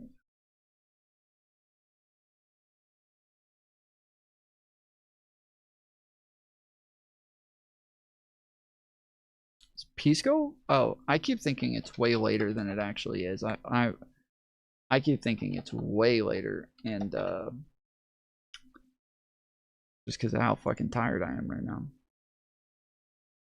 Leader of Iran, Ali Khamenei, was within the complex at the time of the strikes, but there is a possibility that he may have been, or other higher-up officials may have also been present at the time of the strikes. According to quick research, it appears that the Sadabad Cultural and Historical Complex not only serves as a museum, but it also serves as an administrative complex for the supreme leader of the Islamic Republic of Iran and his staff, meaning that there may have been a significant amount of Khamenei staff present when these strikes were conducted, possibly meaning that the top officials of the Islamic Republic of Iran may have just been killed outright in strikes, largely removing the government's top leadership from the picture and now leading lower echelon commanders to basically lead the resistance against the United States and Israeli attacks that may be soon to follow. We do not know if the Iranian... Okay, so We also have some more breaking news right this second. We have just gotten word that Israel's Mossad, which is the intelligence agency, the foreign intelligence agency inside of Israel that everybody knows about, it has released a call to Iranians to quote-unquote return Iran to its glory days in a release on the Persian language channel. The Mossad is calling for the people to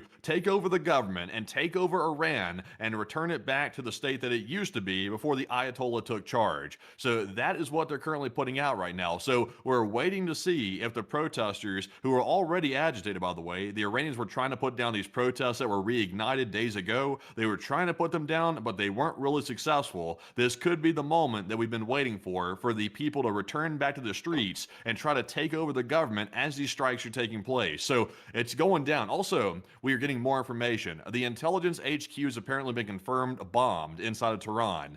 We're hearing, according to eyewitnesses on the ground, that Israel is using very heavy munitions. It's suggesting that these are attacks on deeply fortified sites and or senior leadership in underground facilities, perhaps basements or bunkers underneath the buildings inside the capital city. So that might indicate that there actually are top officials, that they know their location, and they're using perhaps, I'm not sure if it's bunker busters, but they're using very heavy bombs to try to hit these sites under basements. So that's another big piece of news right now. And for everyone who's currently joining us right now, as we are covering ongoing breaking news, I do want to give a very quick summary so that way everyone can be apprised of the current situation. Right now, just about 30 minutes ago, U.S. and Israeli armed forces have conducted a joint attack in an attempted decapitation strike against the Islamic Republic of Iran's government. Tomahawk cruise missiles were confirmed by video evidence flying over in low altitude over areas of northern Iran, and we have been able to confirm a significant amount of explosions within the capital of the Islamic Republic of Iran, the city of Tehran. At the moment, we can confirm that it appears that the Iranian parliamentary building and presidential buildings have been destroyed. We do understand that most, if not all, members of the Iranian parliament were inside of the building when the building was struck, possibly confirming the deaths of hundreds of Iranian parliamentary members. And we have also been able to hear that at this moment, the intelligence bureau and the intelligence headquarters within Tehran has also been directly hit and destroyed by Israeli attacks. We are now hearing that the Mossad is apparently using large explosives near to the area, according to N12 News, and this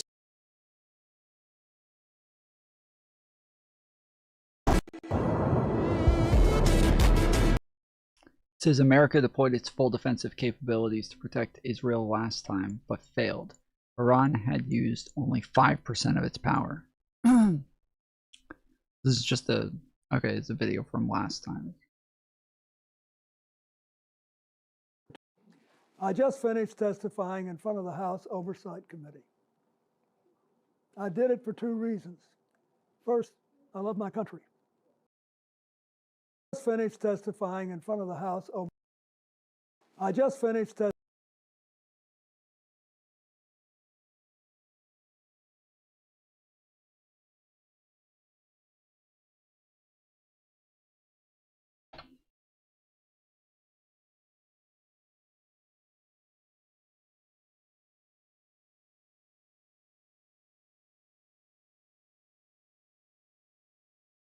People do this every time where they say, like, they post something and they're like, that's it. The war has begun. It's like, well, you guys do this every fucking time, but there's never a war. Oh, it's this parody account. Okay. It's just like sometimes it's just a fucking strike and then everybody moves on. Like,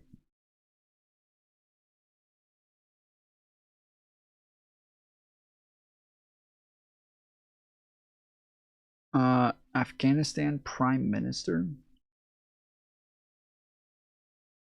Unofficial, non-government, military content, satire, and analysis for informational purposes only. Parody account. Okay, here's another one. So say we've taken control of 15 Pakistani posts. More than 1,000 Pakistani soldiers have been killed by Afghanistan Prime Minister.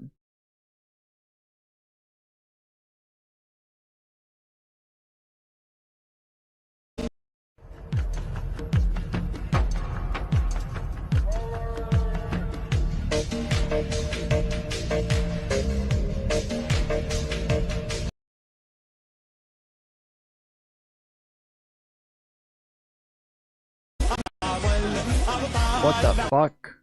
No way that's real, right?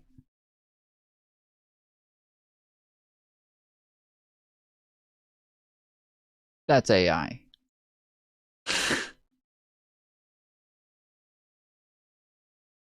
Okay, yeah, their wings are literally going into the walls. Okay, I was about to say, I'm like, first off, I don't know why it would be coming out of a tunnel with that flag on it. They do not have those fucking jets.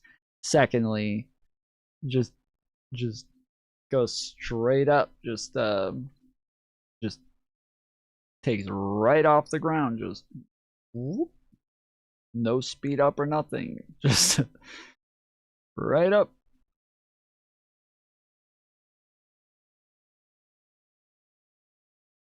Cuba released footage of the arsenal from Florida speedboat that fired on their Coast Guard.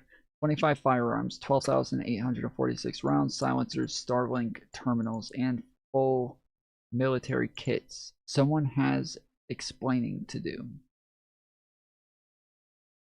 Tenemos, por favor, coronel. ¿Qué es lo que tenemos aquí? Bueno, aquí tenemos el armamento largo. Estos son los fusiles.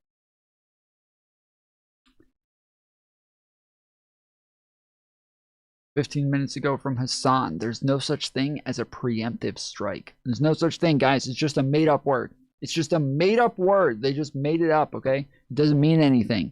It's just made up. Israel is striking Iran in spite of the negotiations that the Oman mediators tried to publicize in U.S. media to avoid this exact outcome. Little did they know, Israel gets what it desires, even if it collapses the West.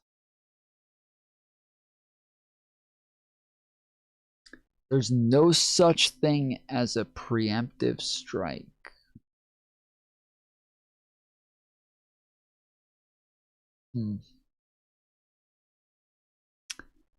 What the fuck does that even mean, dude? This guy is so stupid. He really is one of the dumbest motherfuckers. What the fuck? What the fuck does that even mean? There's no such thing as a preemptive strike. Do you not? Which part is confusing for you? Do you not know what preemptive means? Do you not know what strike means? What part of this? Is it the pre? Is it the emptive?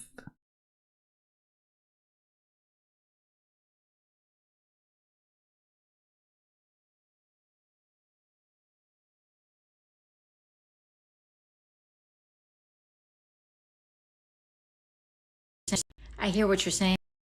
So somebody commented and said, she asked, AOC asked, what do you want to share? What do you want to hear / know more about? And somebody commented and said, if Trump is impeached, won't that just leave us with JD Vance, who is literally just another Trump? And so this is her response. I hear what you're saying, but I'm gonna tell you something. JD Vance doesn't have the sauce. I hear what you're saying, but I'm gonna tell you.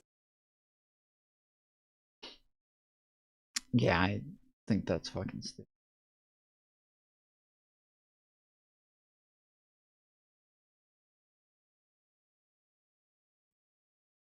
Which, I mean, they're always involved.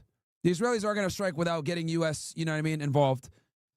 And this makes sense to attack them on a weekend. They always attack on weekends because they don't want the news cycle to be too heavy on it.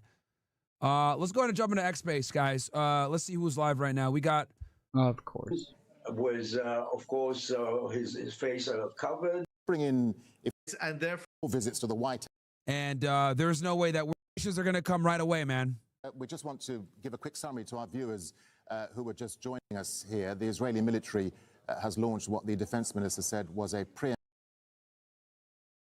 suggests deeply for the New York Times is saying that sirens are sounding. They're also saying that American officials say that strikes are underway. So the U.S. is officially striking Iran directly. The U.S. is directly involved in this. I'd assume there are currently fighter jets in the sky launching missiles at Iran. That is the assumption. Also, by the way, we're hearing that Israel has started a second wave of attacks on Iran, this time targeting outside of the capital city, not just Tehran. Apparently, they're targeting other cities. We're hearing sirens going off in Bushehr, Iran, which is home to some of the nuclear facilities of the Iranian government. Bushehr is apparently under attack as we speak. So very wide-ranging. I would imagine that the skies are full of fighter jets right now, and this is a very wide-ranging attack, and we're expecting a lot more than that.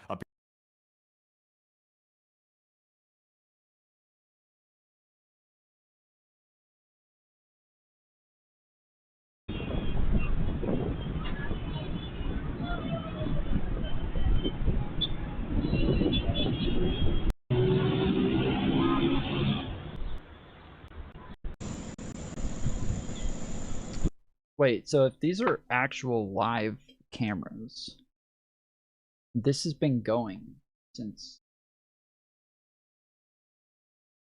for over 12 hours. These are actual live cameras of Tehran. This should have caught.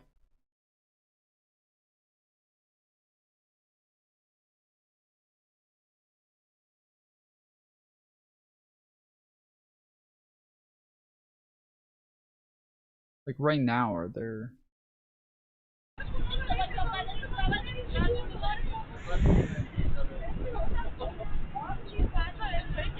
This one looks like it might have smoke in the background. No. Nope. Yeah, this didn't catch anything.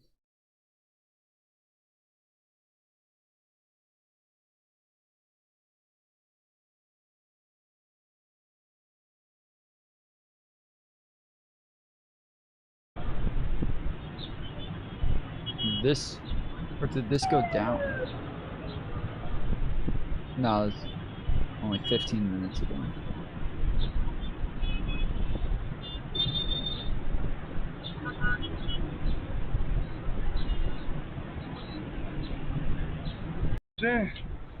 Yo, Jose. Oh, yeah, there it is. There it is. That's it. That's it right there. Yo.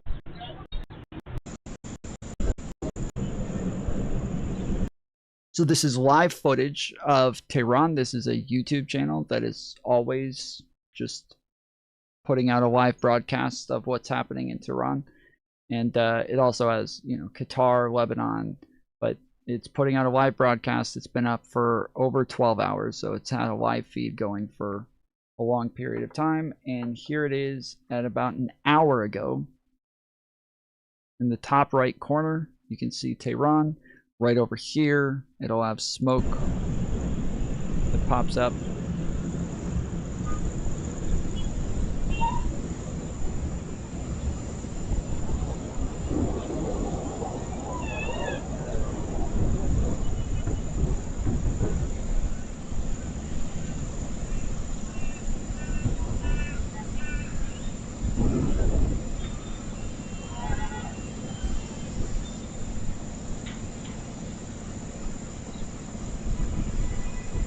I think this is it right here.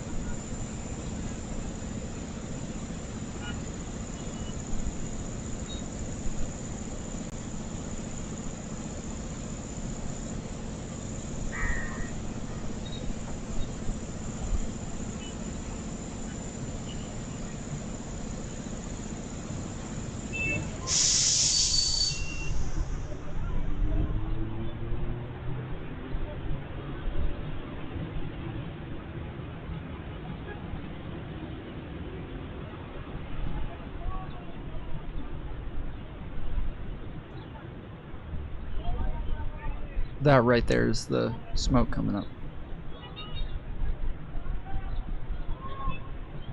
This feed is very choppy, so it's skipping in and out, but this is very choppy.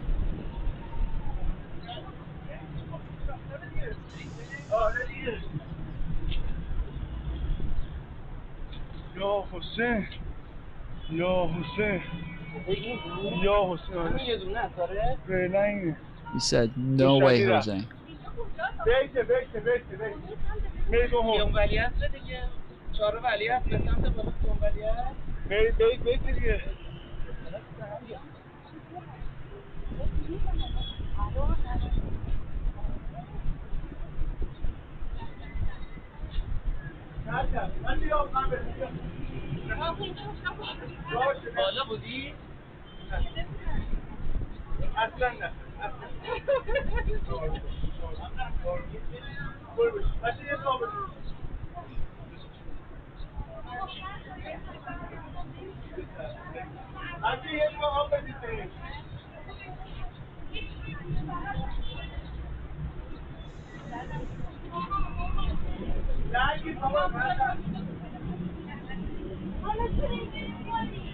Yeah, there it is again.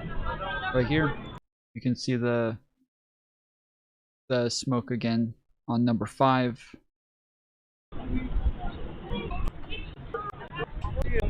موشلی رفت. Yeah, it doesn't come into this one until a little bit later, but let's see if we can speed this up.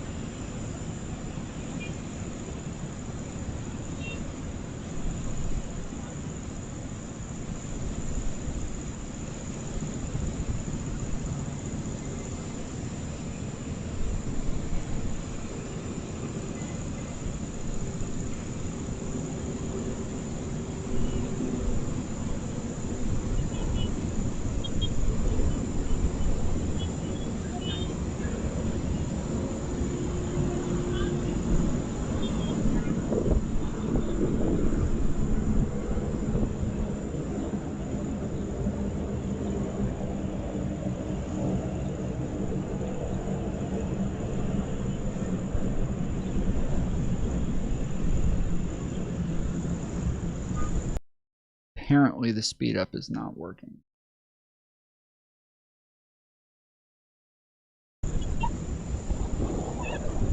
Okay, there it goes.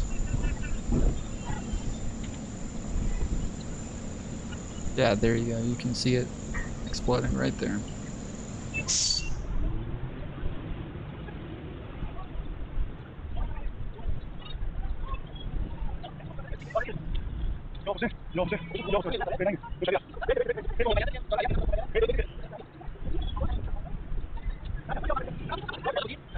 And then same here on 5.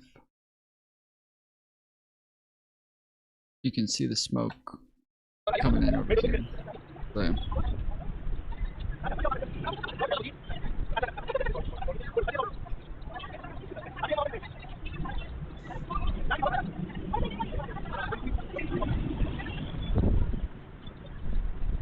because it's so choppy, you can't really see any planes or anything flying over before it happens, but it looks like it's over here on number 6 as well. So there's another one there that you can see.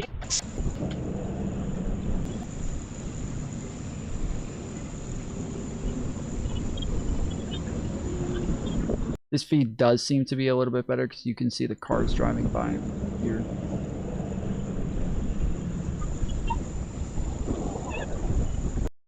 And then, yeah, you can kind of hear an explosion right there. And then that's when you see the smoke coming up here.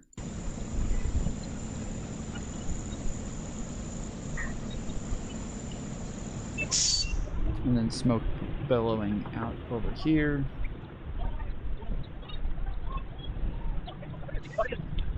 And then you start to see it come out over here as well.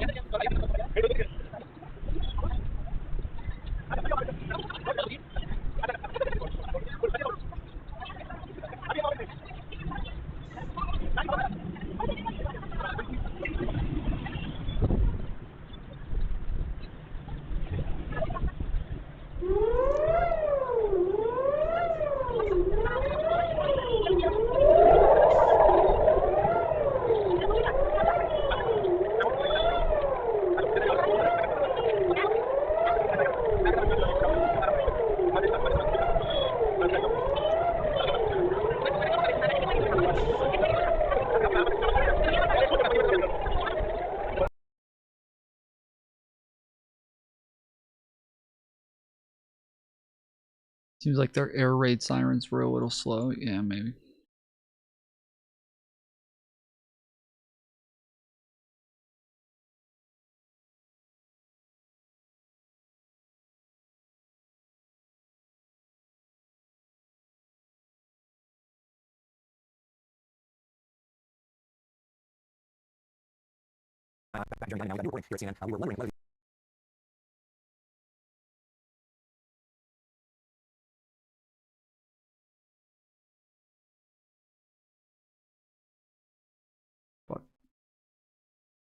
Diamond now. We've got new reporting here at CNN. We were wondering whether the U.S. and Israel coordinated on this attack. A source now telling CNN that, in fact, the U.S. and Israel coordinated on this attack. And so we have to wonder whether the U.S. will now be attacking next. Back to Jeremy Diamond now. We've got new reporting here at CNN. We were wondering whether the U.S. and Israel coordinated on this attack. A source now telling CNN that, in fact, the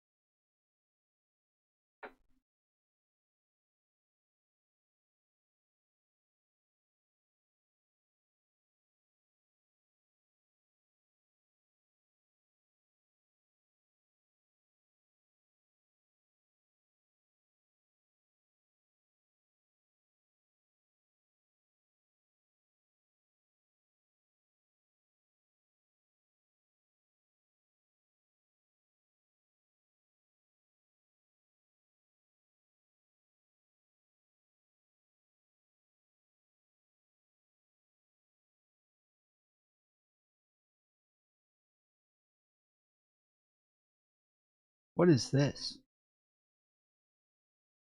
From the White House, Donald J. Trump, the United States of America will never allow a radical left woke company to dictate how our great military fights and wins wars.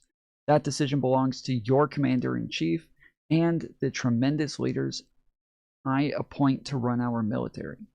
The left-wing nutjobs at Anthropic have made a disastrous mistake by trying to strong-arm the Department of War and force them to obey their teams of service instead of our Constitution.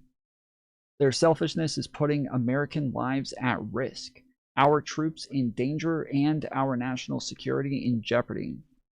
Therefore, I am directing every federal agency in the United States government to immediately cease all use of Anthropic's technology. We don't need it, we don't want it, and will not do business with them again. There will be a 6-month phase-out period for agencies like the Department of War who are using Anthropic's products at various levels. Anthropic better get their act together and be helpful during this phase-out period, or I will use the full power of the presidency to make them comply with major civil and criminal consequences to follow. We will decide the fate of our country, not some out-of-control radical left AI company run by people who have no idea what the real world is all about. Thank you for your attention to this matter. Make America great again. Donald J. Trump.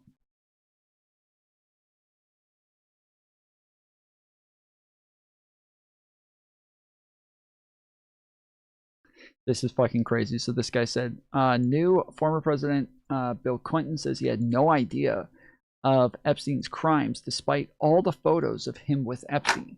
But okay, so again, if that's all we need, these people are such fucking hypocrites every single time. If that's all we need are just photos of him with Clinton, with Epstein, all we need are just photos of Clinton and Epstein together. Cool. So you guys are going to hold consistent to that, and we just show a bunch of photos of Trump with Epstein, and now that's evidence that Trump knew about the crimes as well, especially considering the fact that Donald Trump was his best friend by both Epstein and Trump during the majority of the crimes that were committed. Trump and Epstein both claimed that at the time they were best friends.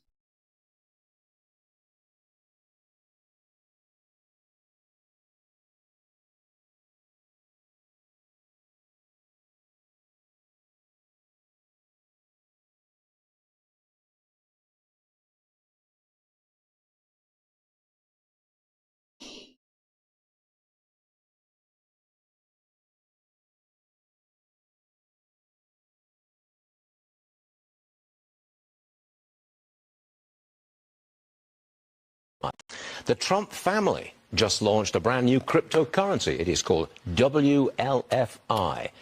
Lauren, how much has the Trump family itself accumulated of this? How much? Yeah, for World Liberty Financial, and the Wall Street Journal says it's $5 billion. So this coin, WLFI, is currently the 33rd largest coin by market cap, about $6 billion worth, according to CoinGecko. The family holds about a quarter of the tokens out there. They can't sell them, but now that the token has launched on the public markets, we have a valuation for it. The Wall Street Journal says this token is the family's most valuable asset, exceeding their property portfolio. But they can't sell those tokens. They can't do it. No. Not yet. Not yet. Correct. Not yet. My goodness me. $5 billion? Eye-popping numbers. He is the crypto president, the first one ever. A lot of crypto-friendly legislation, regulation. What it amounts to is it's crypto-friendly legislation coming from the President of the United States, who is in turn cashing in on the crypto phase, personally, his family. Conflict of interest. They say no, but that's how it appears. That's true.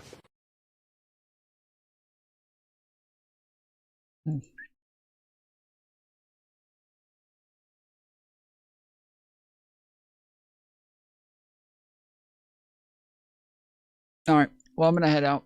I'm getting tired, so I should be back on tomorrow. I will keep you updated in the Discord. We're probably going to have like a impromptu panel. Most likely tomorrow. We'll just send out a bunch of invites and let people know that we're doing it around the time that we're going to do it, and let who wants to show up. But yeah, make sure you get ready for that. But make sure you join the Discord so that you can keep up with all of the goings on of the Tomfoolery Show. You can keep up with all the content that we post and what we're going to be doing. Also, you're able to suggest things for us to do as well. There's a part of the Discord called Content Suggestions, and that's where I get a lot of the content that we go over here. So go to the Discord by joining with the link in the description under the YouTube video. And then once you get in there, there's a channel right here called Content Suggestions. You just scroll down over here on the side, go to Content Suggestions, and this is where people post suggestions for the content. So join the Discord, links in the description. We're gonna be doing a movie night pretty soon. Once we get to 1,000 members, we're about 37 off from getting to 1,000. 37. So join the Discord, and then you'll be able to come to the movie night as well. Till then, hang out for just a moment. Leave a comment when the stream's over. It's very beneficial and helpful pushing the stream in the algorithm. More people see it if you comment, and even more so if you comment something relevant to the topic or something that we covered tonight. So leave a comment and let me know what you thought. See you tomorrow. Till then, appreciate you. Love you. See you next time. Later, fools.